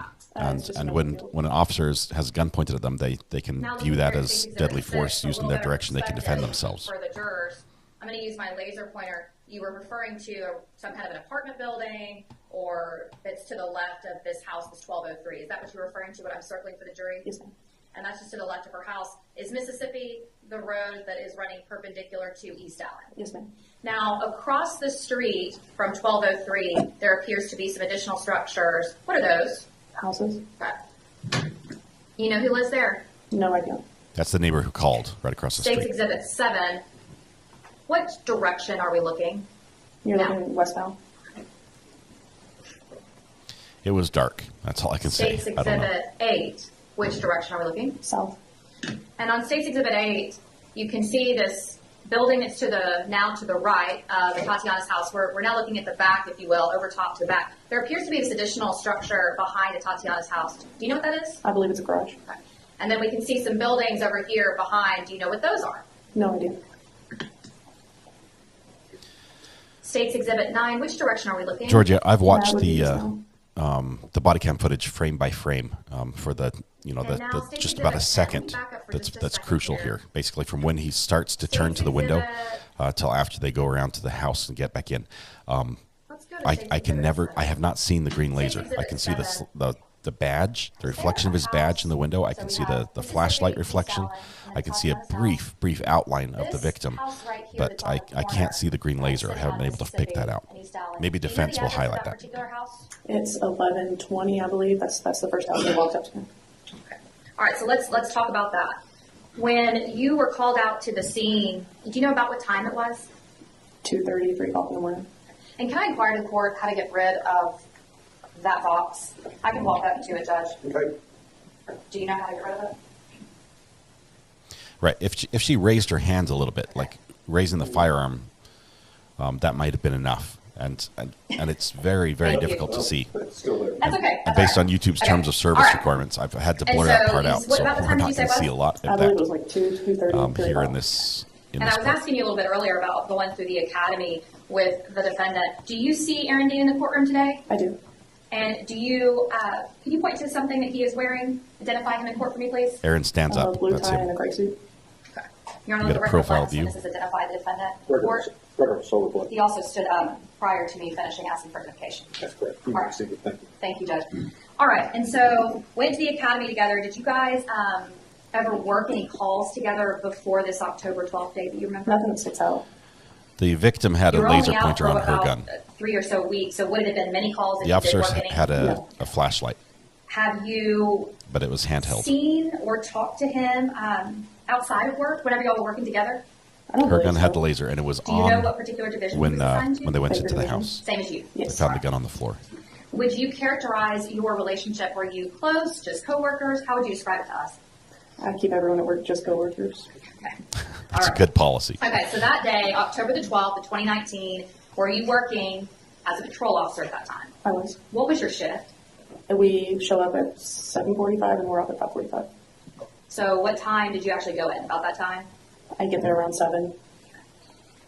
And 2 or so in the Dallas, in the hope morning. everything's great with Where you. were Thanks you for before, being here. right before you get called out to the scene? At the JPS roundabout. What does that mean, the JPS roundabout? It's a parking lot behind JPS. It's on the northeast side, and it's just a big empty parking lot. Why are you there? I didn't have a call. I was finishing up the call I was on, and I was eating my lunch. Were there other officers that were parked in that roundabout? Yes. Why do you guys as officers choose that area to either finish up a call, eat, kind of congregate? It's just safe. You can see everyone coming up at you. So you get a call, and explain to us how you get that call. What happens if you're sitting in your car? I was sitting in my car. Aaron gets dispatched. Officer Dean gets dispatched. They're calling for an assist unit. I was right at the end, so I just finished up my call, and I took the assist. And how do you get notified that the defendant is even getting that call? How do you know that? Over the radio.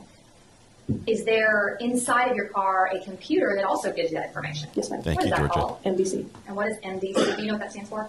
Don't get me wrong. No worries, that's okay. But there's a computer in there that relays information about calls too, correct? Yes. What kind of information will it give you? It gives you the call details, and then it shows you en route times and on-scene times. And does it also show you who's responding to the call? Yes. Is that how you knew that this defendant was responding to the call? That and when they called out his call sign. On the radio? Yes. Okay. So what was the basic general nature of the call? Do you remember? I believe it was an open structure. And did you get an address? Yes. And so you said that Dean responds. Why do you go as well then? Every priority 2 call, dispatch has to assign 2 officers to it. Explain to the jury what priority 2 call. What do you mean? So priority 1 is the highest. That's lights and sirens. You're getting there as quickly as you can. Priority 2, it's still of urgency, but it's like a normal run-of-the-mill everyday call. There's nothing emergent that's happening right now that you need to get there as quickly as you can. Are you aware that the Fort Worth Police Department has an emergency, 911, and a non-emergency number? Yes. And so are you able to tell either over the radio or on your computer inside your car whether it was an emergency, 911, or non-emergency? We don't get that information. And so you just get the priority information? Yes, ma'am. And some of the details? Yes, ma'am. All right, so what do you do when you get that call? Zipped up my lunchbox and took off. How far away were you from this particular address at JPS Roundabout? A mile or 2, not very far at all. And if the call comes in the morning, do you remember about what time you arrived?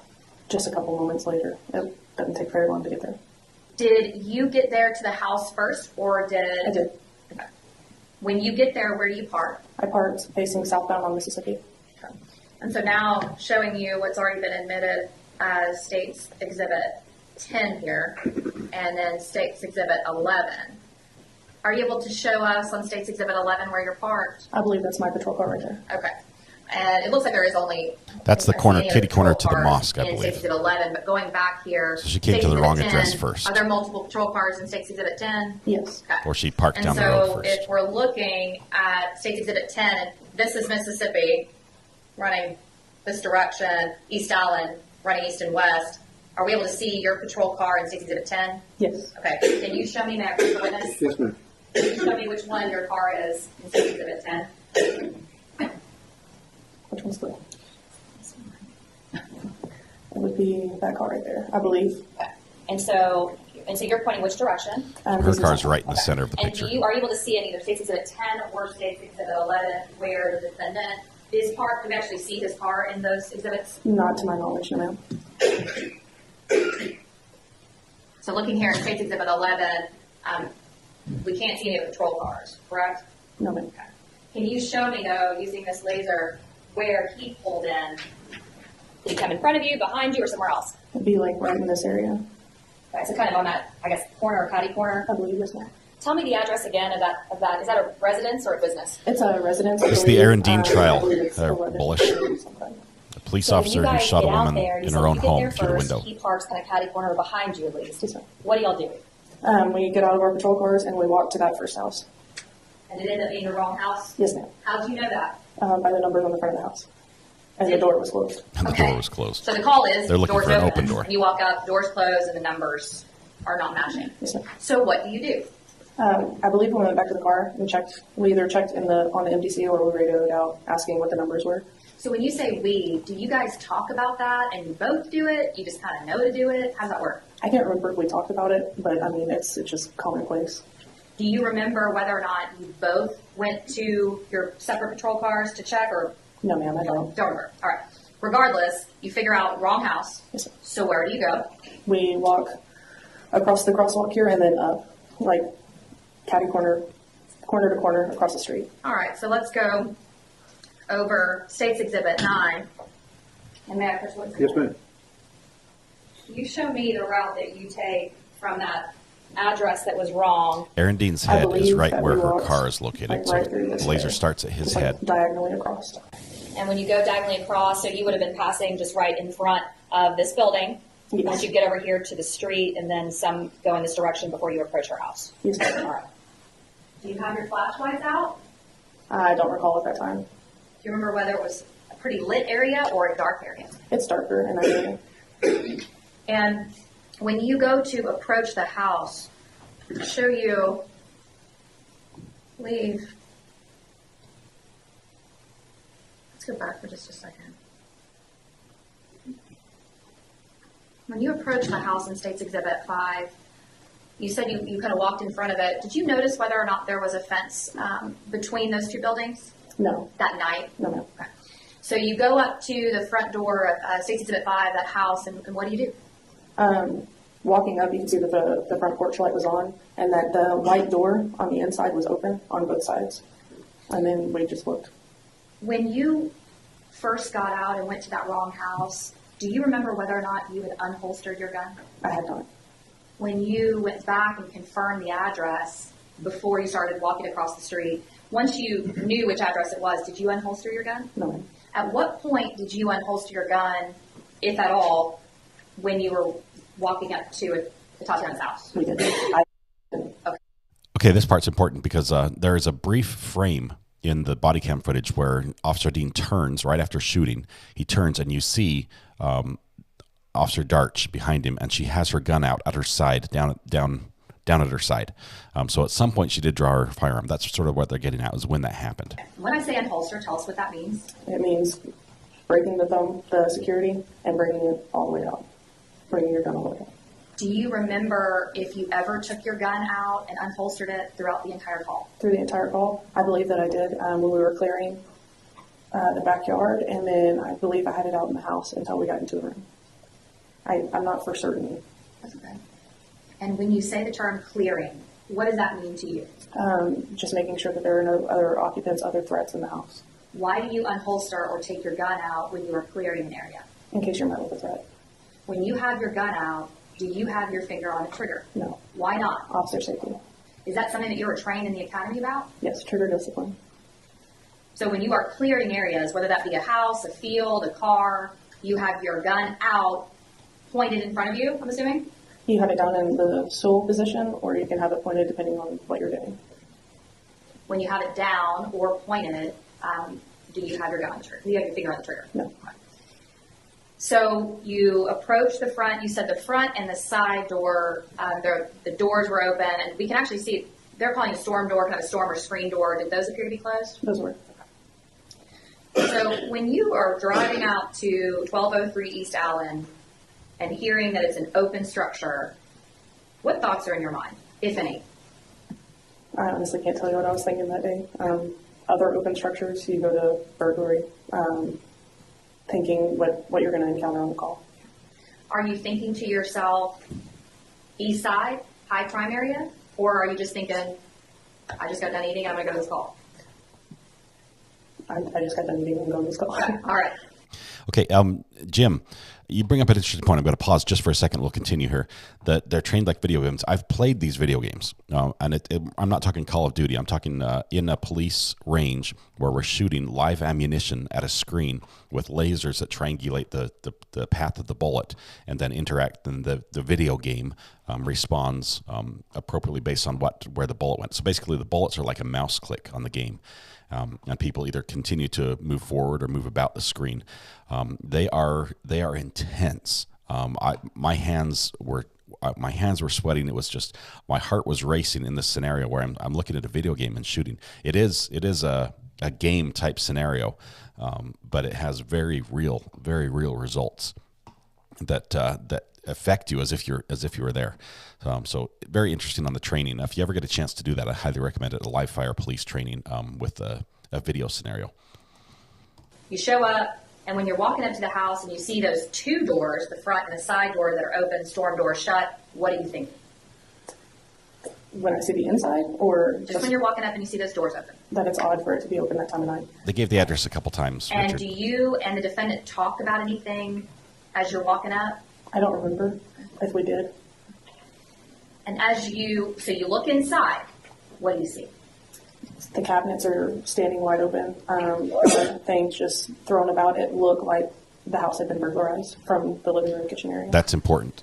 I want to show you a couple other exhibits that have been offered and admitted. State's Exhibit 12. Are we able to see on State's Exhibit 12 this shoulder-worn body camera that is on Officer Dean at that time? Okay. And then there's also, can I have the lights? Or I can, thank you. You can see a little better now. On State's Exhibit 12, there is this black device that's on his chest. What is that? It's a handheld mic. A handheld mic for your radio. Now looking at State's Exhibit 13, will you take me through and explain what all this is? So let's start on the far left-hand side for the jury. What is this right here? That's his gun, Glock 17. And what is this? Pepper spray. So we have the gun, Glock 17, for purposes of the record, and then immediately to the right, there's a leather object holding something, and you said that's what? Pepper spray. Okay, and then we have some sort of other black device that's to the right of the pepper spray. What's that? That's the battery box for the camera. And then to the right of the battery box for the camera is what? A cat T tourniquet. I'm sorry, what? A cat T tourniquet. And then you mentioned an Israeli bandage, which was a tourniquet, and now you said cat T? Yes. What are those different things? Yes. This one has Velcro and like a twerk kind of on it. The other one is like an ace bandage, and it has wings on it. So you'll just wrap it as tight as you can, and then you crank the wing once you get it on. And then to the right of this tourniquet, we have this looks like it's one thing that's holding maybe two slots, but some sort of leather. That's a mag pouch. Okay, what's a mag pouch? For your extra magazines. And then to the right of that, what is this that has some Taser. yellow? That's the taser. I'm sorry, okay. You Now guys are going to looking get to at see the pictures back of the messy house and make your own State's Exhibit 14, conclusion. which is the back of that duty belt. Let's start again to the left. What's this right here? That's the baton. What's the purpose of a baton? It's a use of force weapon. You guys are issued other objects besides a gun that are less deadly. Is that right? Yes, they're less lethal. I'm sorry? Less lethal. So the taser, baton, and then we have the gun. Tiffany Marie won the internet this morning. She's in charge. And then to the right of the baton is what? Radio. Okay, and then to the right of the radio is what? That appears to be a flashlight. And then there appears to be some small leather. It's called a belt keeper. Okay. Keeps your belt up. Okay, a lot of stuff on the belt, right? Yes. All right, and then to the right of the belt keeper, there's two pouches. What is that? Handcuff case. I'm sorry? Handcuff case. Okay. And then to the right, we can see the back of his gun. Is that right? Yes. All right.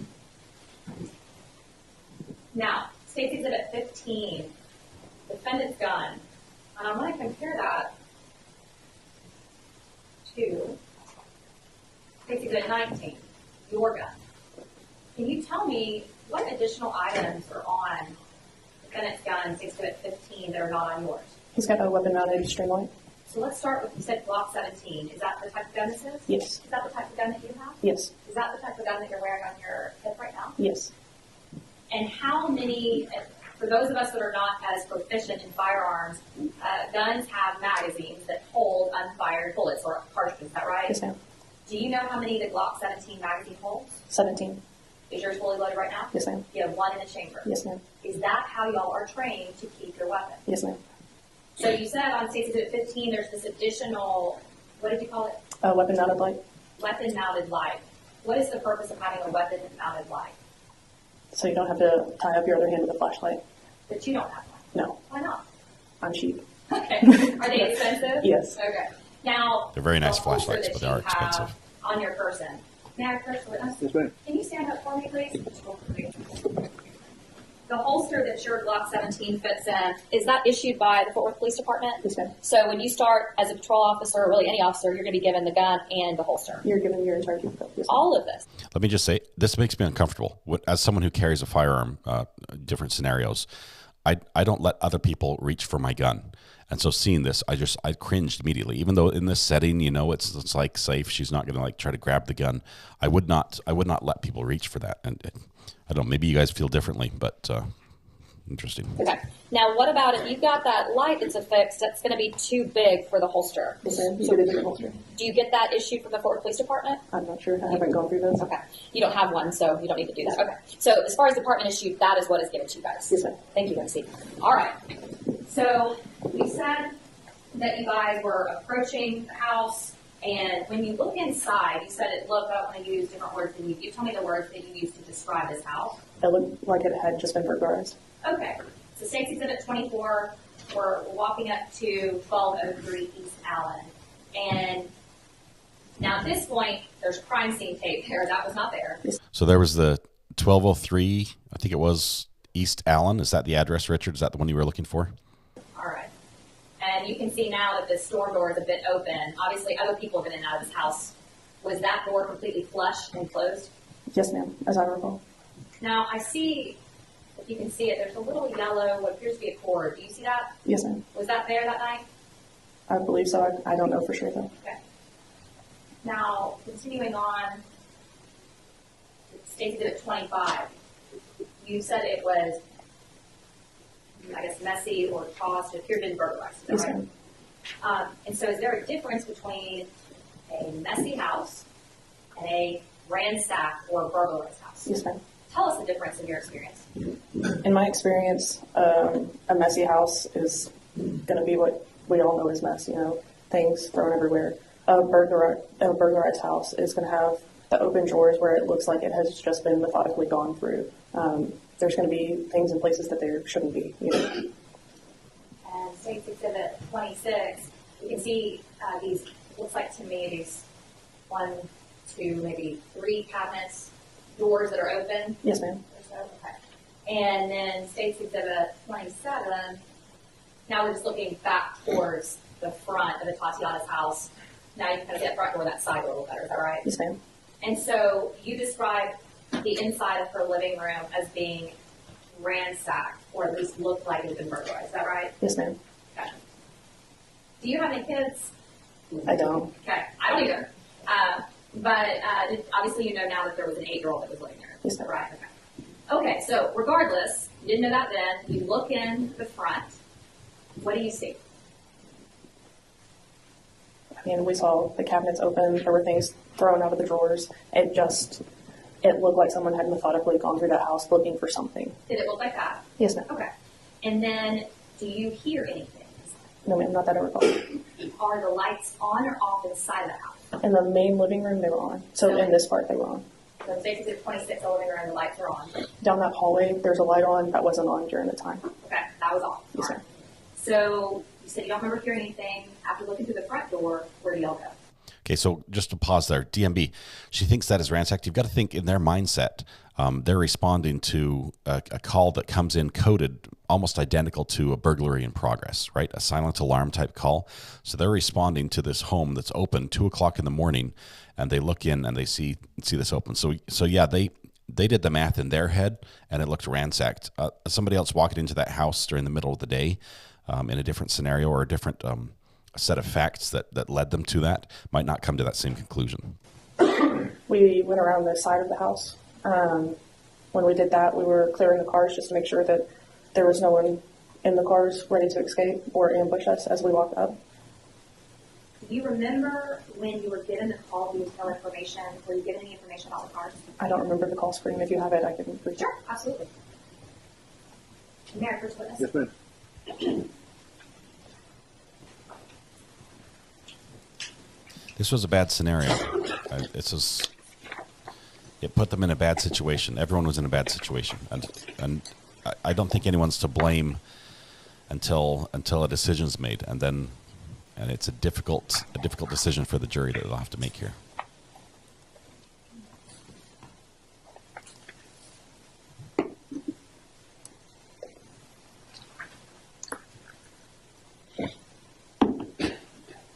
State's Exhibit 95. I'll give you an opportunity to look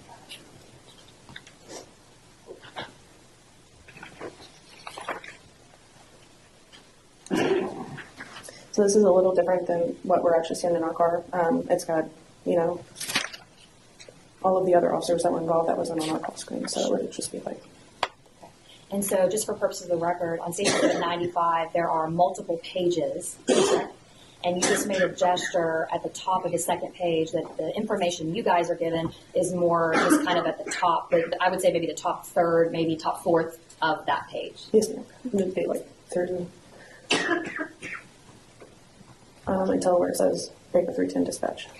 So the information that you're really focusing in on is going to be the first couple lines. First couple lines, okay. And so by looking at State's Exhibit, you're fine. Do you need a cough drop? No, you got it. Fine. Okay. By looking at State's Exhibit 5, those first few lines, does that refresh your memory about what exact information you would have been given? Yes, ma'am. Okay. So were you given information about the cars of the people that lived there? Yes, ma'am. Make or model or just color? Just color. And so would that be information that you would have seen whenever you go to approach and you get inside or look inside the house in State's Exhibit 26? Can you ask that? I'm sorry. Sure, that's okay. Do you need some water? Yes, hang on. We have an interruption in court because of the coughing. Your Honor, would the state spring for cough drops for everybody? So given information about the colors of the cars. And what other information are you given, just generally speaking? Open structure, there's 2 cars in the driveway. Anything else? Can I read it? You can certainly read it to refresh your memory. Since the neighbors are usually home. Okay. And were you given information about who called the Fort Worth Police Department? Do you know if you would have been given that information inside of your car or over the radio? We would have gotten it both places. And are you given the information about, so would it have the name of the person that called, and then does it also have a phone number? It does. Okay. And just looking at State's Exhibit 95, are you able to tell who the caller name was and the phone number? You don't have to say it and you don't have to read it out. I just want to know if that's on the call. It is on here. On our MDCs, there's different tabs where if you don't have that tab clicked, you're not going to see who the caller is. But you have the ability inside your car to do so. Yes, ma'am. All right. Okay. So you get out there, you look inside, you go to the side door. Now where do you go? The side door, we started making our way, which would be northbound down the side of the house. Do you hear anything? Not that I remember. After you get to the side of the house, where do you go? That's when we go into the backyard. You said that you guys cleared, or I think you said y'all or you cleared both cars. Yes, ma'am. Do you guys talk about who's going to clear what or how to do it? Not that I remember. I don't remember a whole lot of communication from that. Before you walk up to the house, do you guys discuss who's going to take lead or call the shots, if you will? It was his beat, so it was his sheet. Okay. Now you said that to me before. It was his beat, it's his sheet. What does that mean to us? If you're responsible for that area, most officers take pride in their areas and they try to take the sheet on it, just so that people get to know their face, get to know their names, things like that. So naturally, are you going to kind of take a back seat to what he's telling you to do or directing you to do, or y'all going to do it together? My primary mission at that point is to be an assist officer. All right. And so who makes the decision, or do y'all discuss who's going to go into the backyard? I don't think we did. Who opens the gate? I believe it was Officer Dean. Now, I want to ask you, do you have some trouble with your memory? Yes, ma'am. Can you tell us why? I've had 2 TIAs, 2 trans-ischemic attack strokes. So as far as your memory is concerned, and just generally speaking, when have those occurred? The first one occurred February of 2020, and then the second one the following March, so March of 2020. So did you also give interviews to the Major Case Department back in October of 2019, right after this happened? The night of, yes, sir. Okay, so we've got, she has a medical condition. She's had 2 strokes, some sort of stroke that affects her memory. Clearly, it's not sufficient enough to affect her ability to serve because she's serving currently as the time she's testifying. But her memory now of the time then is not as good as it used to be because of those. But she has given interviews and stuff prior to that. So if there's any questions that you're unable to remember, would that be the most accurate and the best from what happened that night? Yes, ma'am. And then, of course, we have the body camera footage. Yes, ma'am. Okay. All right. And so you're not quite sure who opened the gate, but do y'all go in the backyard? Yes, ma'am. When you go in the backyard, do you remember who went in first? I believe it was Officer Dean. Do y'all talk about who's going to go left, right, straight, what you're going to do? No, you're trained in the academy, and it's just muscle memory at that point. What do you train in the academy to do in the inner backyard? You do what they call, I don't know the exact terminology for it, but it's Cutting the basically pie. you perform an X. Whoever's on this side goes in this way, and whoever's on this side goes in this way. Okay. Why? Just so that you're facing what you see. And is there a particular way that you are taught to clear a backyard or clear a space? You do what you call a pie, and you just break it up into small sections, what you can see first, and then you go into the corner that's unknown. And so did you guys personally do that when you went to the backyard? Yes, ma'am. Is it something that you can visibly see that another officer is doing, or are they able to do it just with their eyes only? It depends on how big the area is that you're clearing. Could you tell whether the defendant was slicing the pie or cutting it up in these pie sections? I had my back to them. Okay, so let's talk about that. You got your back to him when you go in the backyard. About how far away were you guys?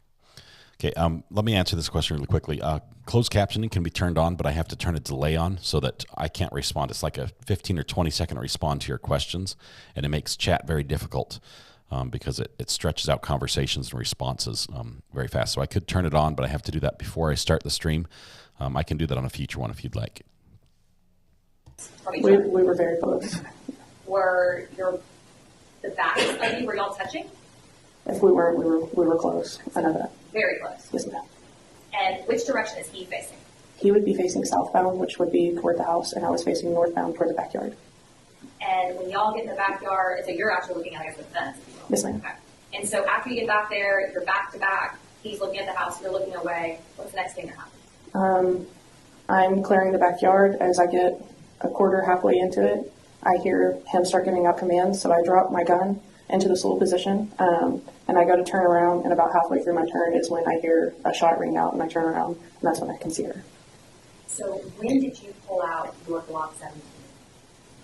I'm not sure the exact time, but I believe it was when we were going into the backyard. So you pull it out, you think you pulled it out, and are you using it to clear and slice the pie, if you will? Yes, ma'am. So would it have been pointed At the fence, at the fence? You said you put it down in stool position? which would just be pointing at my feet, so that I don't turn around and have the barrel of my gun in his back. Do you know whether or not the defendant had his gun out while y'all were approaching the front or side doors of the house? I don't remember him having it out when we were approaching the front or the side. Do you know whether he had it out? Do you know when he had it out? When he pulled it out? No, ma'am. Okay. When you guys were, after you were walking by the cars that we were talking about in the driveway, do you remember seeing any type of lawn equipment or electronics of any sort outside? I know from the video, I don't remember firsthand if there was. I know from the video, though, that there was a lawnmower and a weed eater. What about when you get to the car, the second car, do you remember having, there was a bicycle of some I sort? tripped on a bike. Yeah. Okay. Do you say something about that in the video, or do you remember? I don't remember, but I'm sure I did. And then, do you remember whether that was a bigger bike, small bike, or do you remember? I don't remember. Okay. And so you were on the inside of that car, between the house and the car, there's a bike, and you kind of run into that. Where is the defendant? He is on the east side of the car. Other side. Yes. And at any point before y'all get into the backyard, have you called for backup? No. Would you know if backup had been called by the defendant? You would hear it on your radio. And that's on your person, right? Yes, ma'am. When you guys go up to that front door, do you guys inspect the front doors, and try to open up that storm door? I didn't. I'm not sure if he did. If Officer Dean did. Side door, did you? I didn't. Again, I'm not sure if Officer Dean did. What about announcing? Say Fort Worth Police or knocking on the front or side door. Did you guys do that? No, ma'am. We didn't, because if there's a burglar still in the building, you don't want them to know that you're there so that they can escape. And so, did you also, when you talked earlier about parking kind of across the street and down, did you ever have your lights on when you were pulling up to that first rock house, if you will? I had my headlights on, but not my overhead lights. And why would you park diagonally kind of over there across the street instead of in front of the house? For officer safety reasons. Okay, explain that to us. So if you're on a call, you're going to a domestic, it gives the offender time. They recognize that you're there. It gives them either time to escape, time to harm the person inside. It's a better idea, or not better, the location. So you just gave the example of a domestic, but let's talk about this call, an open structure call. So why would you, for officer safety purposes, park not in the front on an open structure call? So if there's a burglar in the building, there's someone inside, they don't know where you're at. So get over there in the backyard. You said you heard a shot and you turned all the way around, and then you. I heard him give commands. I started turning, was halfway through my turn, and that's when I heard the shot.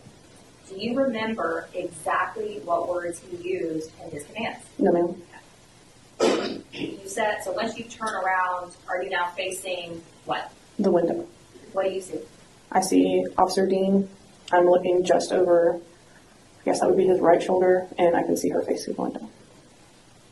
And if you guys are back to back, then how are you able to just turn around? Like, how does that work with your body? Where is he when? All right. So y'all are still pretty close together. Yes, ma'am. Okay.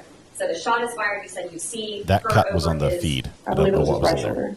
shoulder. see her over his shoulder. Were you able to tell at that moment that it was a male or female, or could you tell? The only thing I could see was eyes, really. I couldn't make out if it was a male or a female. I just saw someone in the window and I saw their eyes. How would you describe their eyes? As big as saucers. You said as big as saucers. Okay. Were you able to hear anything besides his commands? I didn't hear anything. I don't know if it was auditory exclusion or what, but I didn't hear anything until we got into the house. You just use the term auditory exclusion. Tell the jurors what that means. It's when you're in an amplified state, your adrenaline is going and you physically cannot hear what's going on around you. There's multiple different kinds of exclusion. Permission to publish State's Exhibit 1, Your Honor, the body camera. This is body camera footage. Sure. Okay. So they're going to approach really quickly and talk, but this is All right, Ms. Diener, you may proceed. This is the file we're playing here.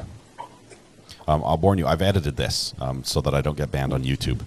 And it has been, I've intentionally kept the speed at 1.25, and I realize that causes problems. That sound is not a gun. That's a sound we hear periodically either in the courtroom or on the body camera recording. I'm not sure. It sounds like an air stapler or something going off. But here we go. So this is 1.25 speed, which is a little bit faster than normal. You can see the lawnmower, the weed eater. The driveway is two strips of concrete. That's the white stripes you're seeing as they're walking down towards the side of the house, towards the gate, the fence here. There's the garage that's in back. You can see the gate between the garage and the house there.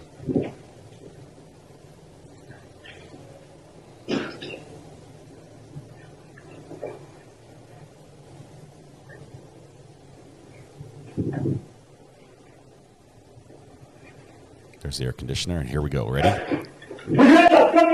Boom. That was it. I muted the gunshot, but in that. And then start code. We need to get in there. We need to get in there. You guys second kid?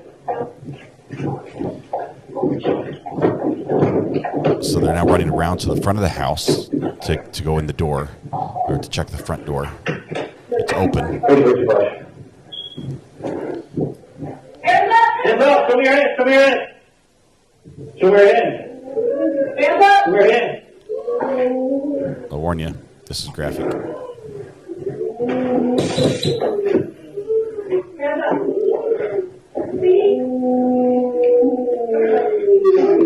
See what here?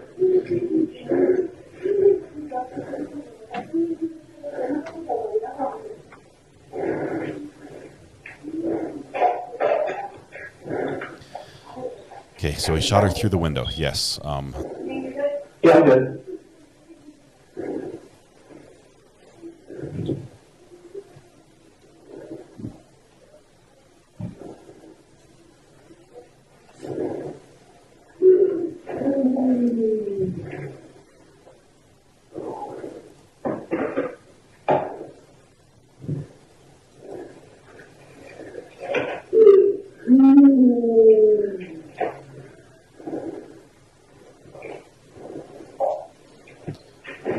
he's still not providing any emergency service or care treatment.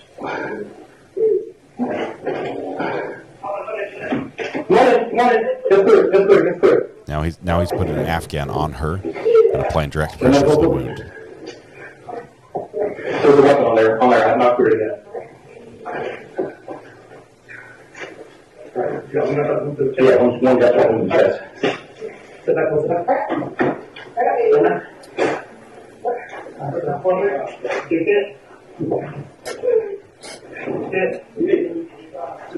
Oh yeah, chest. When they said shots fired, roll a supervisor and EMS, that was immediately after the shooting. So they called EMS immediately. That's why they came so quickly. These are basically paramedics that were in the area. Okay. Yeah, we still do. Let's just check in here. We're good.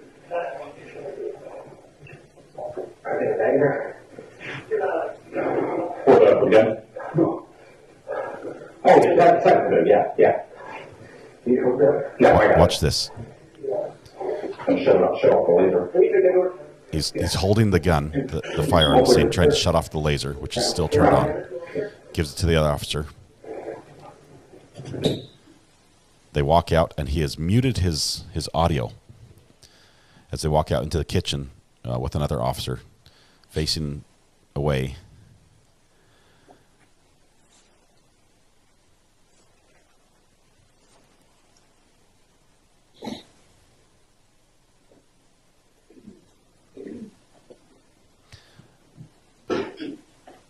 The mute is not an included feature on this. It has to be manually. It is an included feature, but it has to be manually triggered. So the audio was intentionally turned off during this point.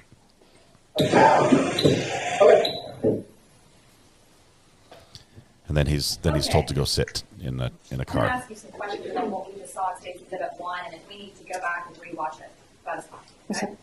So when you guys walk up to the front door or the side door, do you or Officer Dean at that time, the defendant, try to use the actual handle to see if it's locked or unlocked? Not to my knowledge. When you go into, now looking at that video, going into the back gate, it looks like to me, we can go back if we need to, that the defendant opens the gate and looks like flashes a flashlight in the backyard. Do you see that? Yes. Before y'all both go in there. Do you see that? Yes, ma'am. Okay. And did he say anything at that point to you after putting that flashlight and looking in the backyard? No, ma'am. Okay. When you watch that video back and you see the commands and then the shot, do you now know what he said? And I can back it up. I think he said, "Hands up, show me your hands." You hear him ask about a TACMED kit. We've already explained that to the jury. Is that what you're referring to? Yes. Why were you wanting to get a TACMED kit? For life-saving procedures. Someone is in the house that shot now. Is that when you could have applied, that TACMED shows up, but a halo seal or chest seal? Yes. If there's a shot or anything else you need in there. All right.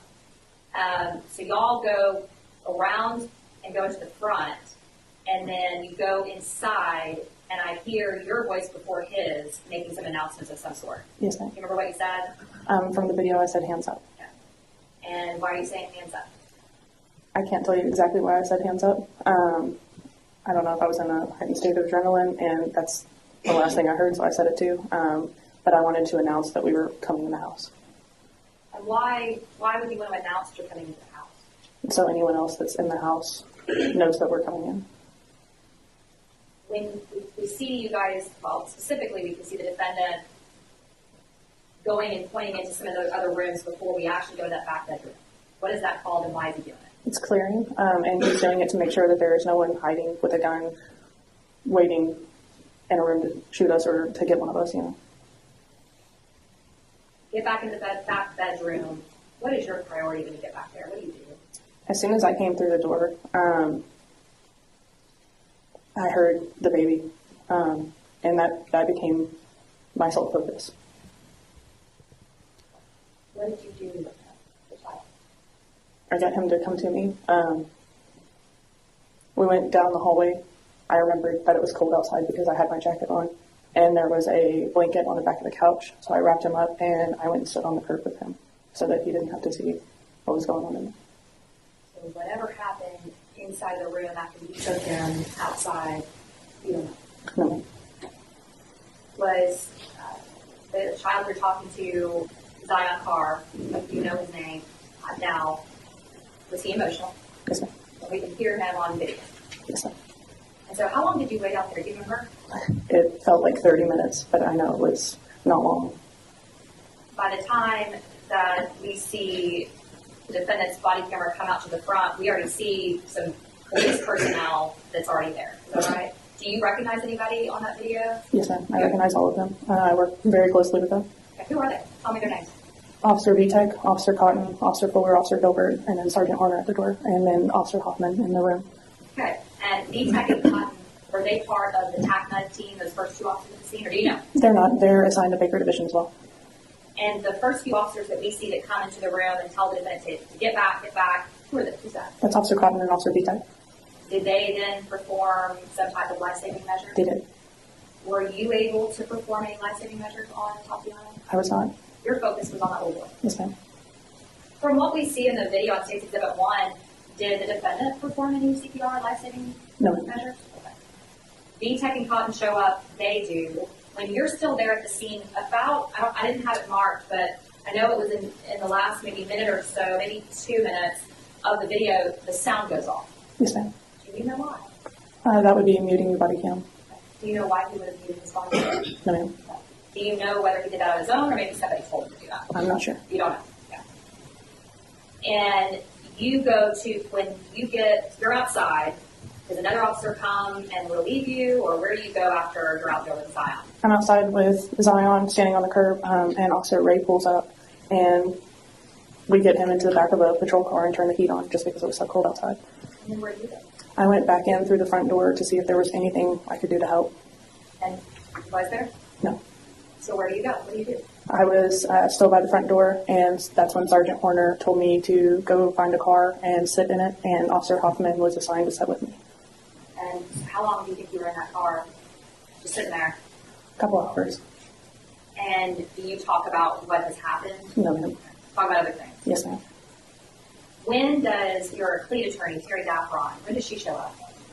I can't tell you the exact time, but it was probably 30 minutes or so, an hour. After the shooting? So when she gets there, do you guys go back inside the house and do that walkthrough we talked about earlier? We never go back inside the house. It's just we go around to the backyard with Major Case. All right. Go back around and then you point in certain areas. Yes, ma'am. Is any of that recorded? I'm not sure. And the walkthrough that you're doing, is your attorney with you when you're doing that? I believe she was, yes. After the walkthrough, what happens? I go and sit back in the car, and then Major Case tells me that I need to go down to 1,000 Calvert. And what is 1,000 Calvert? That's where their offices are. When you get there to their offices, do you remember about what time it was? No, ma'am. Still the same day. It would have been that the shooting is around 2:30, 2:33 or so. You're out there for hours, and then you go to the Major Case division. Yes, ma'am. So you do the interview that same early morning hours? Yes, ma'am. Okay. Do you remember how long that was? I'm not sure. I know we were down there for some time. Who all was in that interview with you? Everyone that made scene, it was, in the actual interview? Yeah, it's someone from Major Case is interviewing you. Detective Brimshiss and Heisey, and then Terry Daffron. Do you do another interview after that one? Yes, I don't remember it though. Yeah, right. And then does anyone else ever come and talk to you? Anyone with Major Case for the investigation talk to you after those two interviews and the walkthrough of the scene? I had an interview with our internal affairs. Okay. And what is the internal affairs division within the police department? Just tell us generally what it is. They investigate officers to make sure that what they did was legal, and 2 GOs, that they didn't break any laws or GOs, general orders. All right. So now that you have watched the video, can you tell us, does it appear that you or the defendant ever inspect to see if there's any damage on the front of or the side door? Can you tell? You can tell when you're walking up if there's forced entry. What's that? Was there on those doors? Right. No. And we know because you guys go in that front storm door, but did you guys check to see whether that was locked or unlocked on your first approach? I don't believe we did that. But now we know it was unlocked. Yes, We go through it. All right. Okay, Allie, we are catching everyone up. This case was happening at the same time as the Juan David Ortiz case in Texas. This is also in Texas. This is from this week. So this is day 2 of the trial. It only had 3 days in court because there was a funeral Thursday or Friday for the defendant's primary lawyer. His lead attorney passed away. But we're still proceeding. He's got other attorneys representing him. So this is catching up. I've trimmed this down. I've sped it up. This is 1.25 speed. But we're just trying to get everyone caught up because on Monday, this case is going to continue, and it's going to start with the defense presenting their defense if they choose to do so. Did y'all, when you are clearing the cars that are in the driveway, do you remember which direction those cars are pointed? I don't. Do you remember whether or not those cars had license plates? No, ma'am. No, you don't remember, or no, they did not? No, I don't remember. If they had license plates, is that something that you could do, is to run license plates on cars to see who the owners are? Yes, ma'am. Okay. In this case, though, you guys were clearing the cars. Did y'all run the license plates to see who the owners of the cars were? I did not. Did you need to do that with the information that you had from the 911 call details? With my experience then, I wouldn't have thought about it. Okay. Wouldn't have thought about who owns that car. Or Both did you were think rookie at all cops. about that those cars were the neighbor's cars, as it says in the call details, or you didn't even think about it? No, ma'am. Okay, that's fine. 3 weeks you were cut loose, right? Yes, ma'am. All right. Okay.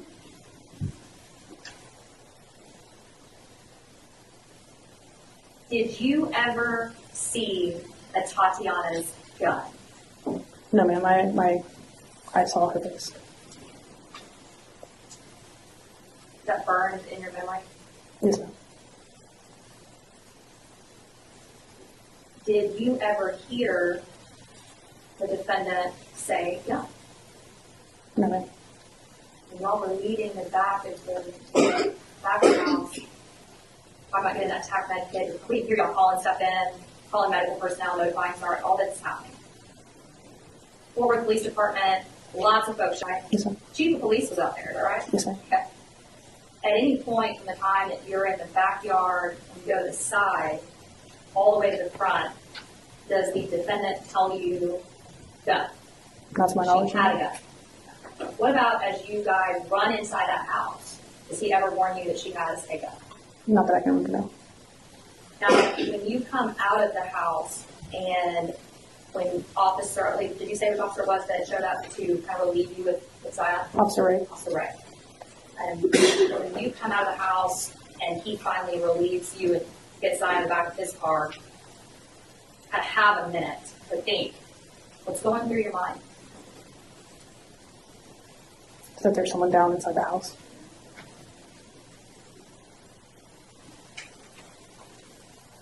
As far as, I know, well, I'll just say this, do you want to hear? No. Is this been extremely difficult for you over these last 2 years? Yes, ma'am. You don't want to have to testify and be in that seat. No one wants to be involved in a shooting. Sure.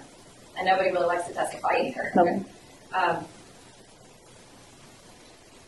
Were you concerned and worried and nervous to be here today? Yes, ma'am. In your mind or in your heart, what are you the most concerned about? Zion. What about him? Just how he is, his well-being. Do you know that you testified yesterday? Yes, ma'am. Can I have a minute? I'm going to pass away, Sean. Can I take a minute? Yes, let's take breaks. Let's take a short break. If you're retired to your jury room, hang on just a minute. If you're retired to your jury room, okay?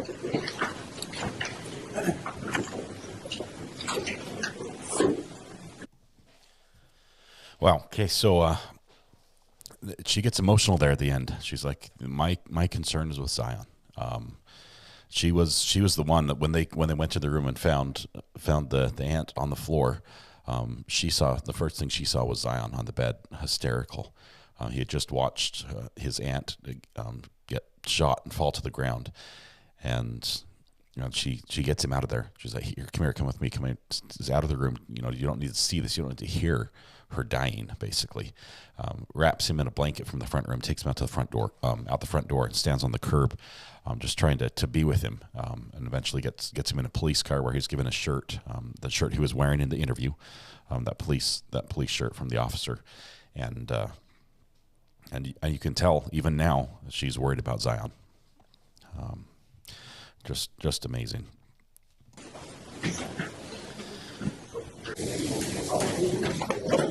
So we've seen Ms. Diener, does the state wish to reopen it? Yes, just briefly, Your Honor. Yes, ma'am. May I approach the witness? Okay, so the state did pass the witness, but then they said, wait, we made a mistake. The defense hasn't started their question yet. The judge lets them go back and ask another one. Yes, ma'am. That hand you what we were looking at earlier, State's Exhibit 95, the call details. Does that appear, and you can look through the different pages, does that appear to be a true and correct copy of the call details that were generated on October the 12th of 2019 for this particular call? As I remember, yes. Now, roll for State's Exhibit 95. For all purposes or purposes of the record?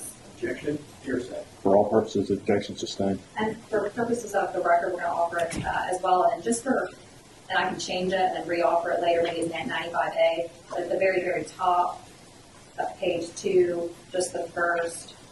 So let's just do 95 for purposes of the record, then we can come back and visit with it later if we need to. I just was going to inquire whether he'll have an objection to the first few lines. We can do that at the break. Yes. Okay. May I proceed? Any objections for 95 for purposes of the record? No. All right. States 95 is admitted for purposes of the record. Okay. And so I want to ask you a couple questions about the time of the shooting, okay? Officer Darch, when the shot that you heard, I know this may sound like a strange question, but is the firearm, that Glock 17, the defendant's gun, is that a deadly weapon? Yes. And shooting at a person through a window, is that an act clearly dangerous to human life? Yes. Did you learn whether or not Tatiana Jefferson had survived? I don't think it was until after my major case interview. At some point, you did learn that? Yes. Okay. And ultimately, what happened out there on October the 12th, 2019, the shot that was fired, do you know where that actually hit Tatiana Jefferson? I'm not sure. One question I failed to ask you earlier is, did you go into any other rooms in the house besides that back bedroom to get Zion?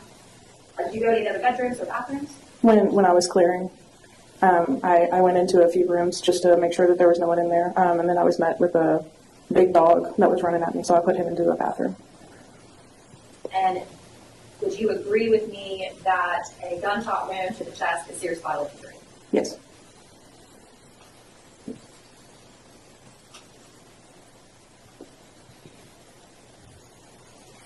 I'm going to pass it. All right. Cross-examination.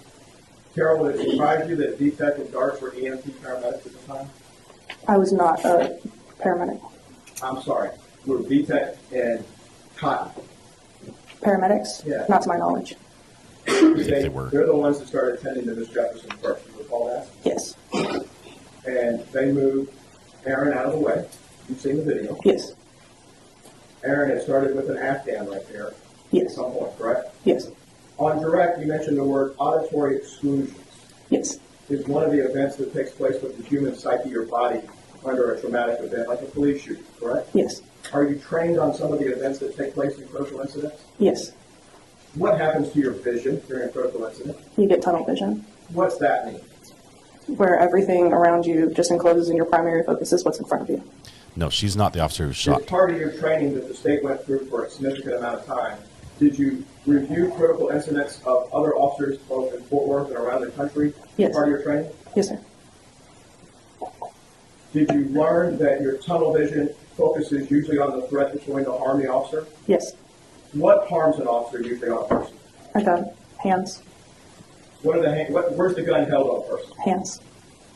In your training experience at the academy, did you learn that though you may have the best commands in the world, when that stress environment of the vision that's here goes to tunnel, that commands usually change to what they're seeing as opposed to what they are trying to say. Not yet, AJ. Would We're it not sure if surprise we you will. that in your major case interview before 7 o'clock that morning that you said that he had called out Fort Worth police? It would. I don't remember. But that's how you're trained and that's what you're used to hearing, correct? Yes. Would it also surprise you that Aaron's call out for the command was like what you saw in training from other critical incidents? He's vocalizing what he's visualizing. He's seeing the weapon and yelling, "Show me your hands," because that's where the danger is coming from. Yes. Is there a term in your field of training for critical incidents called lizard brain? I don't Lizard know. brain? You had a pretty good adrenaline rush as well when this was a critical incident. Fight or flight, correct? Yes, sir. Okay, so If a let me weapon get over here just one second. were pointed at This question from Michelle says, recovery addict, aren't police trained in first aid and CPR until EMT arrives? Yes, but at the same time, this is a gunshot wound to the chest. It's more than basic first aid. They were going to do, they called immediately as they were headed around the house. They were saying, go get the kit that has that big sticky patch to seal a chest wound. And she talks about that at another point in the interrogation, but they're not EMT trained at this point. the direction of your partner that night, that weapon, if it had a green laser on it, the weapon with the green laser pointed at your partner's chest, it would be pointed at your back as well if you were to move out of the way, correct? Yes, sir. Let's break for lunch. Okay? Be back at 1. We have your lunch ready. Okay? So if you go with Deputy Nicholson.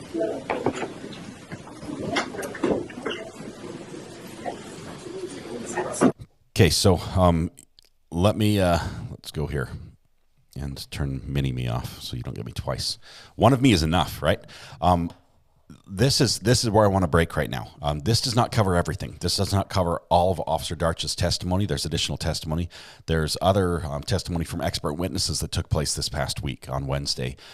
We have one witness who documented the crime scene, an investigator who brought in a camera system that gives you a it's like a virtual experience of walking through the crime scene, where at various points in the house as they walk through, they set up the camera and it filmed everything visible to it, and then it's assembled in one seamless image that you can sort of click your way through and look around and see how things were in that moment. So that's presented. I will warn you, in that footage as they're presenting it, they'd walk down the hall. They walk in, they look in the kitchen, they walk down the hall with this camera system and into Tatiana's bedroom, and you see her on the floor. So if you're watching this footage on the live replay, the cameraman doesn't realize you're about to see the body on the floor, so that does show up. There's not blood.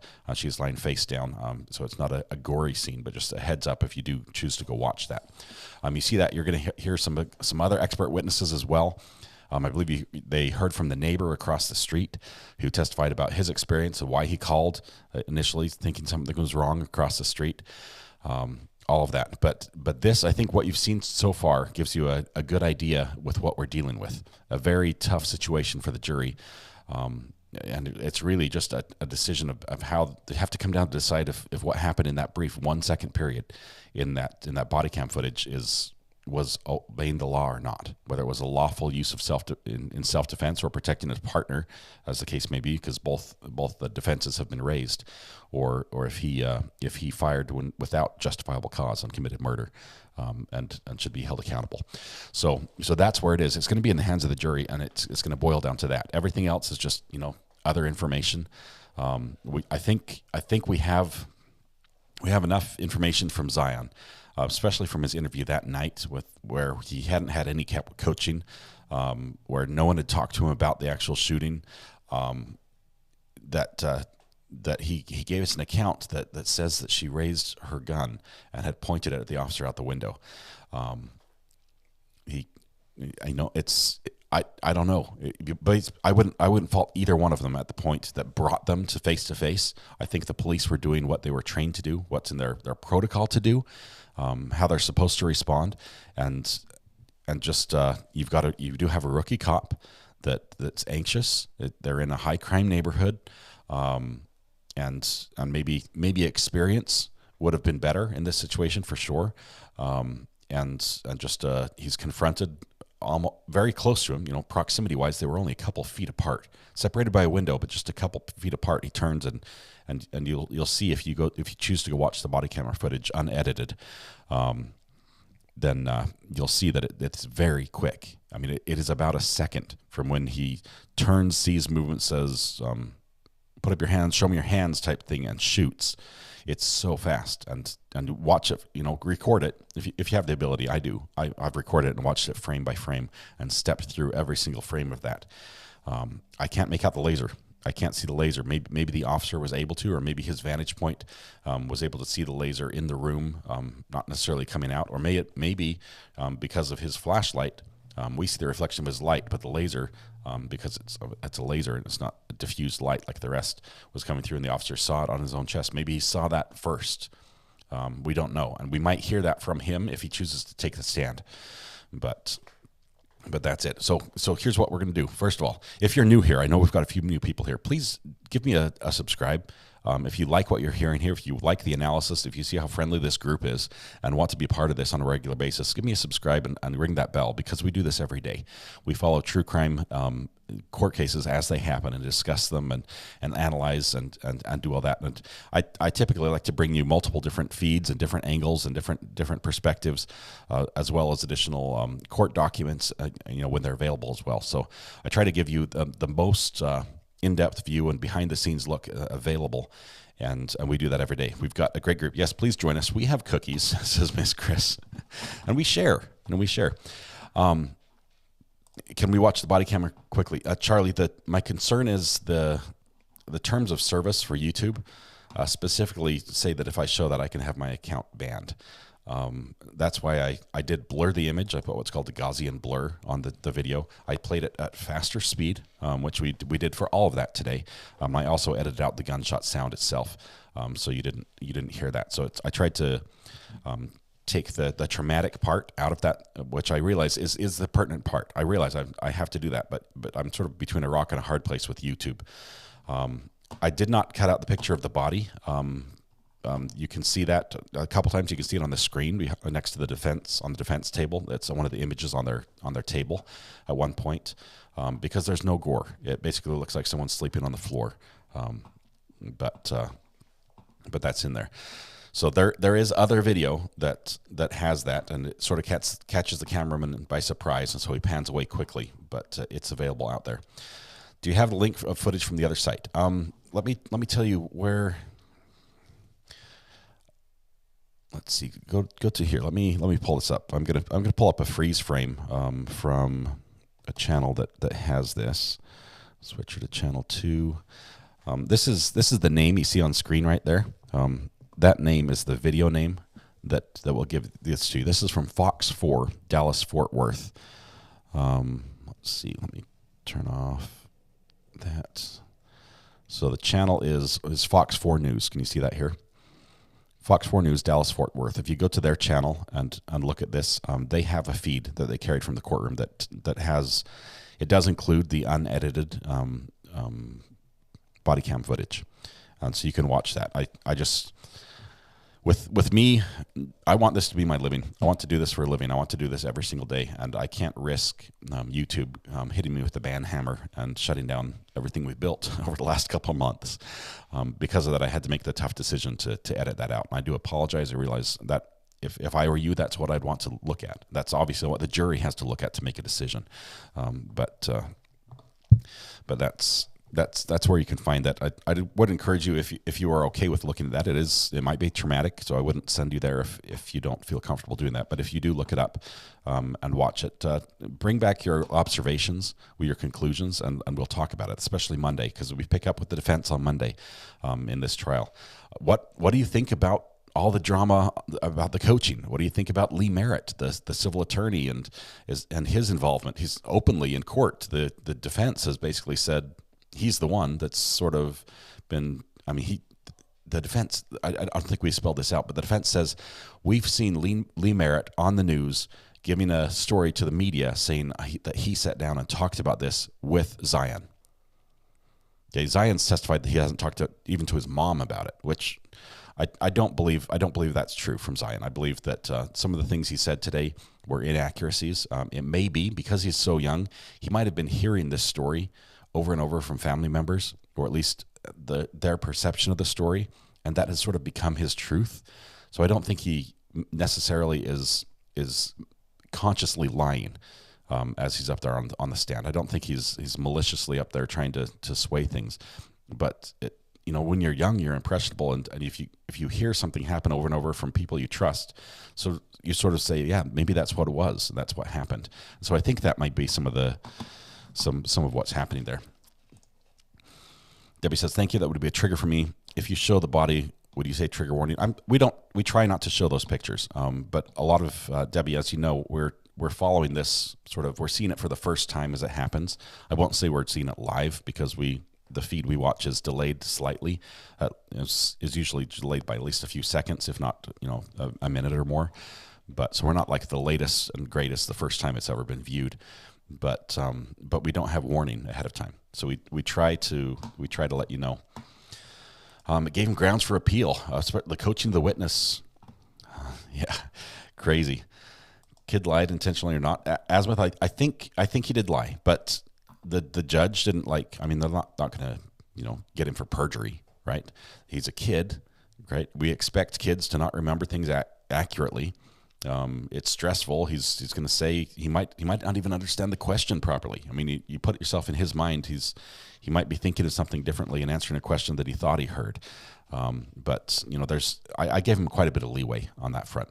But I think of the two testimonies we've heard from him, I would say that the testimony he gave in the recording, the awful recording, and I'm hoping it was actually better audio quality for the jury than for us. But that audio recording in that little tiny closet with that lady the night it happened, I think the information he provided there is probably closer to the truth than what we heard from him on the stand. And the jury gets to be the determiner of that. They get to decide, what evidence they believe and what they don't, what weight they put on it. Fox 4 has the YouTube video here. Jake, I appreciate doing that. Let me go ahead and make you a mod just for a second. Just I'm going to remove it shortly after, so be good. But give me just 1 second. Add moderator. Jake, if you can post one more time in chat the link for that YouTube. I'm fine with somebody posting that link for Fox 4. I appreciate you doing that. And thanks for being here, Jake, by the way. Let's see, did it post again? Let's see. You might have to go back and post it. I'm going to give Jake just a minute.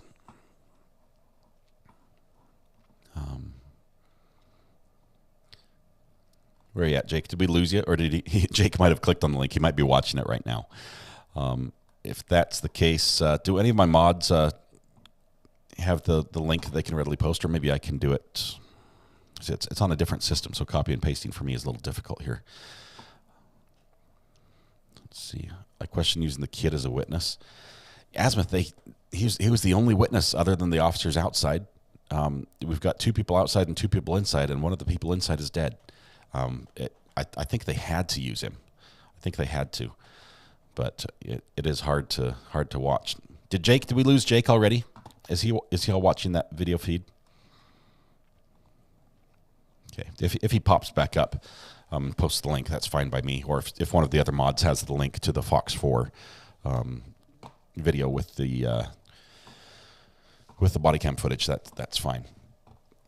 Let's see. Okay, you changed my shopping habits. I went to the pickle aisle. Katrina, shopping will never be the same. Those of you that are new, I love pickles. I really do. And I realize pickles and court don't necessarily go hand in hand for everybody, but for me they do. It's good.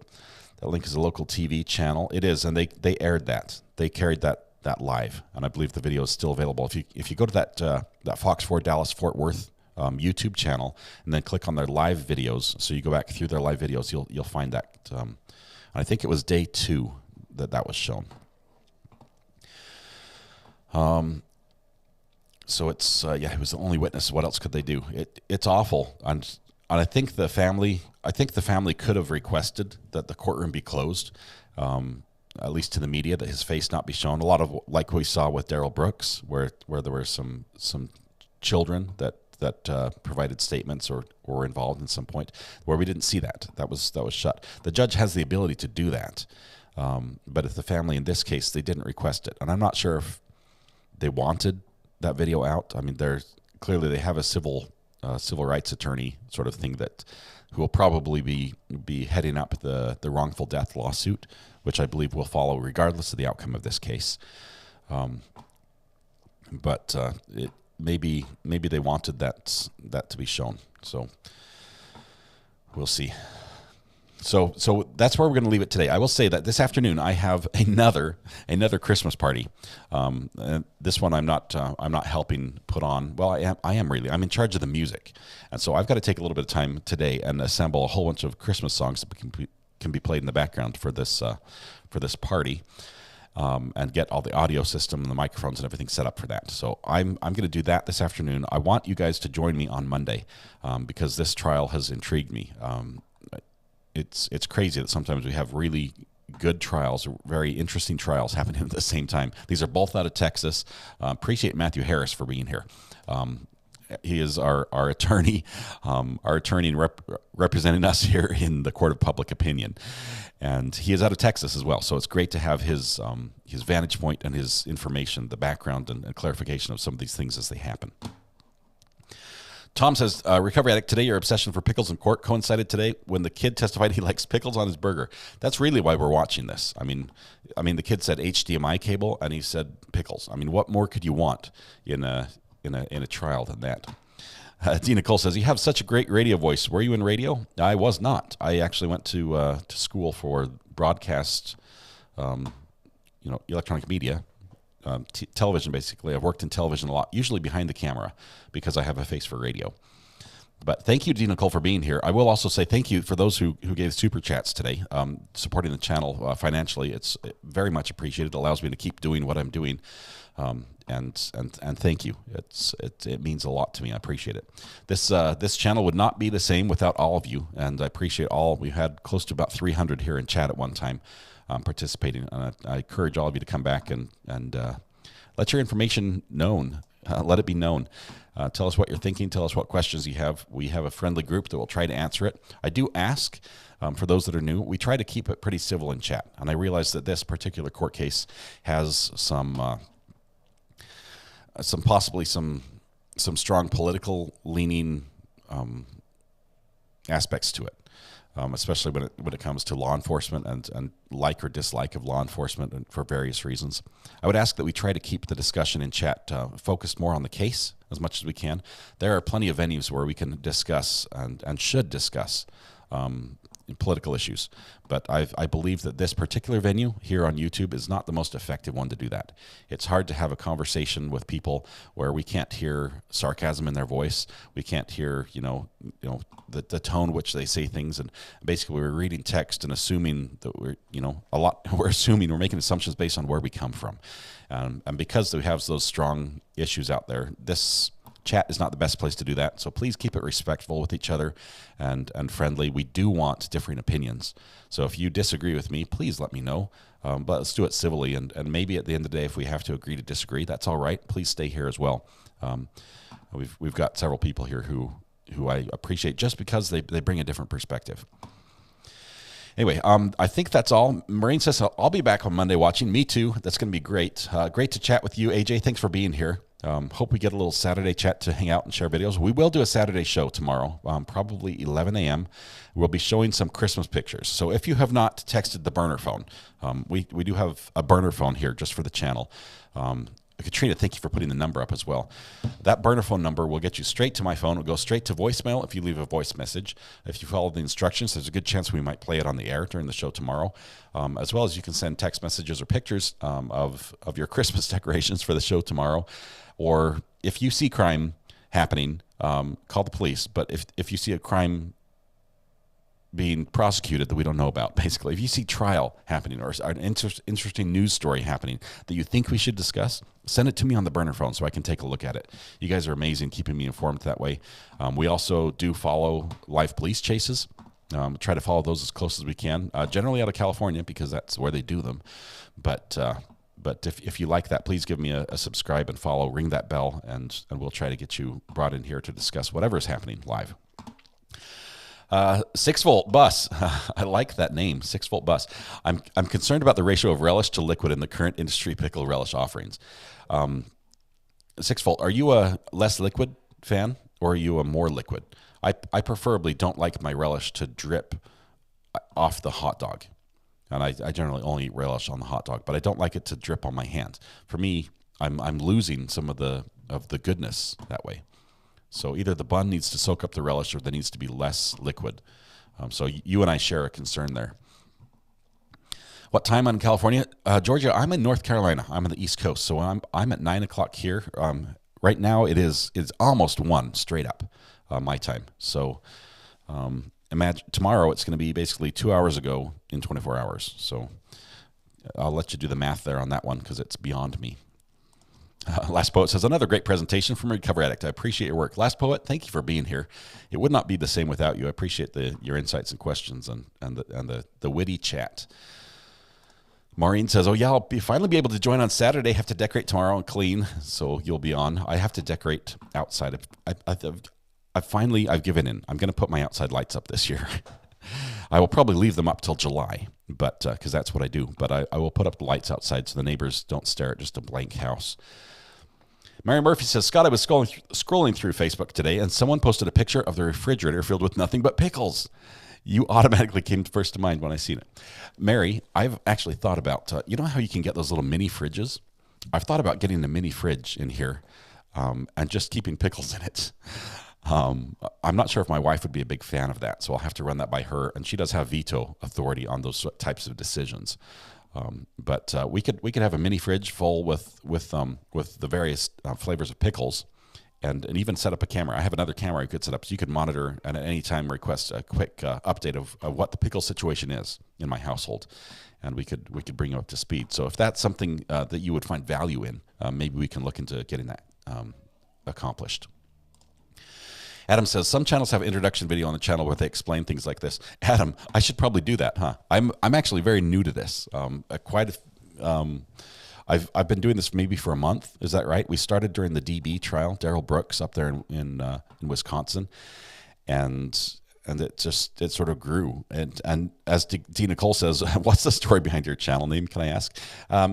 It's not the first person to ask here, D. Nicole. You were not. I started this channel because I'm addicted to recovering artifacts from the ground. I'm a metal detectorist. I love metal detecting. I love the history. I love the discovery of it. And I also happen to like true crime. Well, when I started streaming, I just said, I've already got a YouTube channel for metal detecting, which wasn't going anywhere, I might add. It had like 500 people on it. And I started streaming and commentating on true crime, and it exploded. Just within a week, I had thousands of people subscribe. And so I like the channel, I like the name, but it doesn't really fit. I think I'm going to have to change the logo at least, just to make it match more the true crime, because it doesn't make sense. But I've just been so busy with court cases that I haven't done it. So Adam, I think I need to get an introduction video and put that on there. And Nicole, I'll make some updates of some sort to my profile just to try to be more in line with what we do here. Let's see. AJ says, cute. I hope to see some mugs and trees and pets and pickles. We will see that tomorrow. It's going to be our weekend recovery show is what we call it, where we take a break from some of the true crime and the heavy emotional things we watch day in and day out. Bullish says, RA, is the pickle or pickle juice for you? I'm more of the pickle fan, although I've tried pickle juice and I'm not against it. I will say that I found a new love in pickles just within this last week, and that was the spicy maple bourbon pickles from Walmart. And if you find any in your store, first I would say buy them all and then mail them to me because I love them that much. I'm probably going to get more of them today. I'll have to slip them in the cart when Mrs. RA is not looking. Yes, less liquid, says Last Poet. Yeah, relish should be very thick, in my opinion. MB says, everyone, I never intend any disrespect. I apologize if I've offended anyone from my points of view today. MB, you have never offended us. I appreciate everyone's vantage point. You guys have been amazing. So thank you very much. Have a great weekend. It's good. We can just play some music. We can't end without music, right? I'm way behind on chat here, so I apologize. Let's catch up tomorrow, guys. I know a lot of you have had some big things happen this week, some heavy things family-wise with health and medical issues. We'll catch up tomorrow, and just know that you are in our thoughts, that collectively as a group, we're thinking of you, and hope things work out for the best. I should get my mug tomorrow. I'm so excited. Yes, you can buy a mug. We do have one item of merchandise. It's a mug. It's available on eBay. If you search for Recovery Addict mug, I believe it shows up. But it's a mug that says objection overruled grounds on it, and on the other side it says True Crime Addict, and they're just fun. I know a lot of them. We've shipped them all over the world really at this point, and it's exciting. Okay, good. Okay, anyone interested in the Mardot trial? Yes. They have a live motion here in 1 hour. That'll be interesting. I'll be following that, not live here, but we'll probably pick up the case once that moves ahead, because that's like almost like a mafia lawyer family, right? It's crazy. Peace out, everybody. Thank you. For the record, I watched your metal detector videos, but my heart is in true crime. Thanks, MB. I appreciate you doing that. Appreciate you being here, everybody. All right, I've got some a Christmas party to attend to and music to get ready. So I'll let you play this music out and just tell everybody thanks for joining, and we'll see you on the next one. But first, please, today, give a hug to everybody you love. Smile at someone and make their day a little bit better, and please stay safe until we go live again. We'll see you then.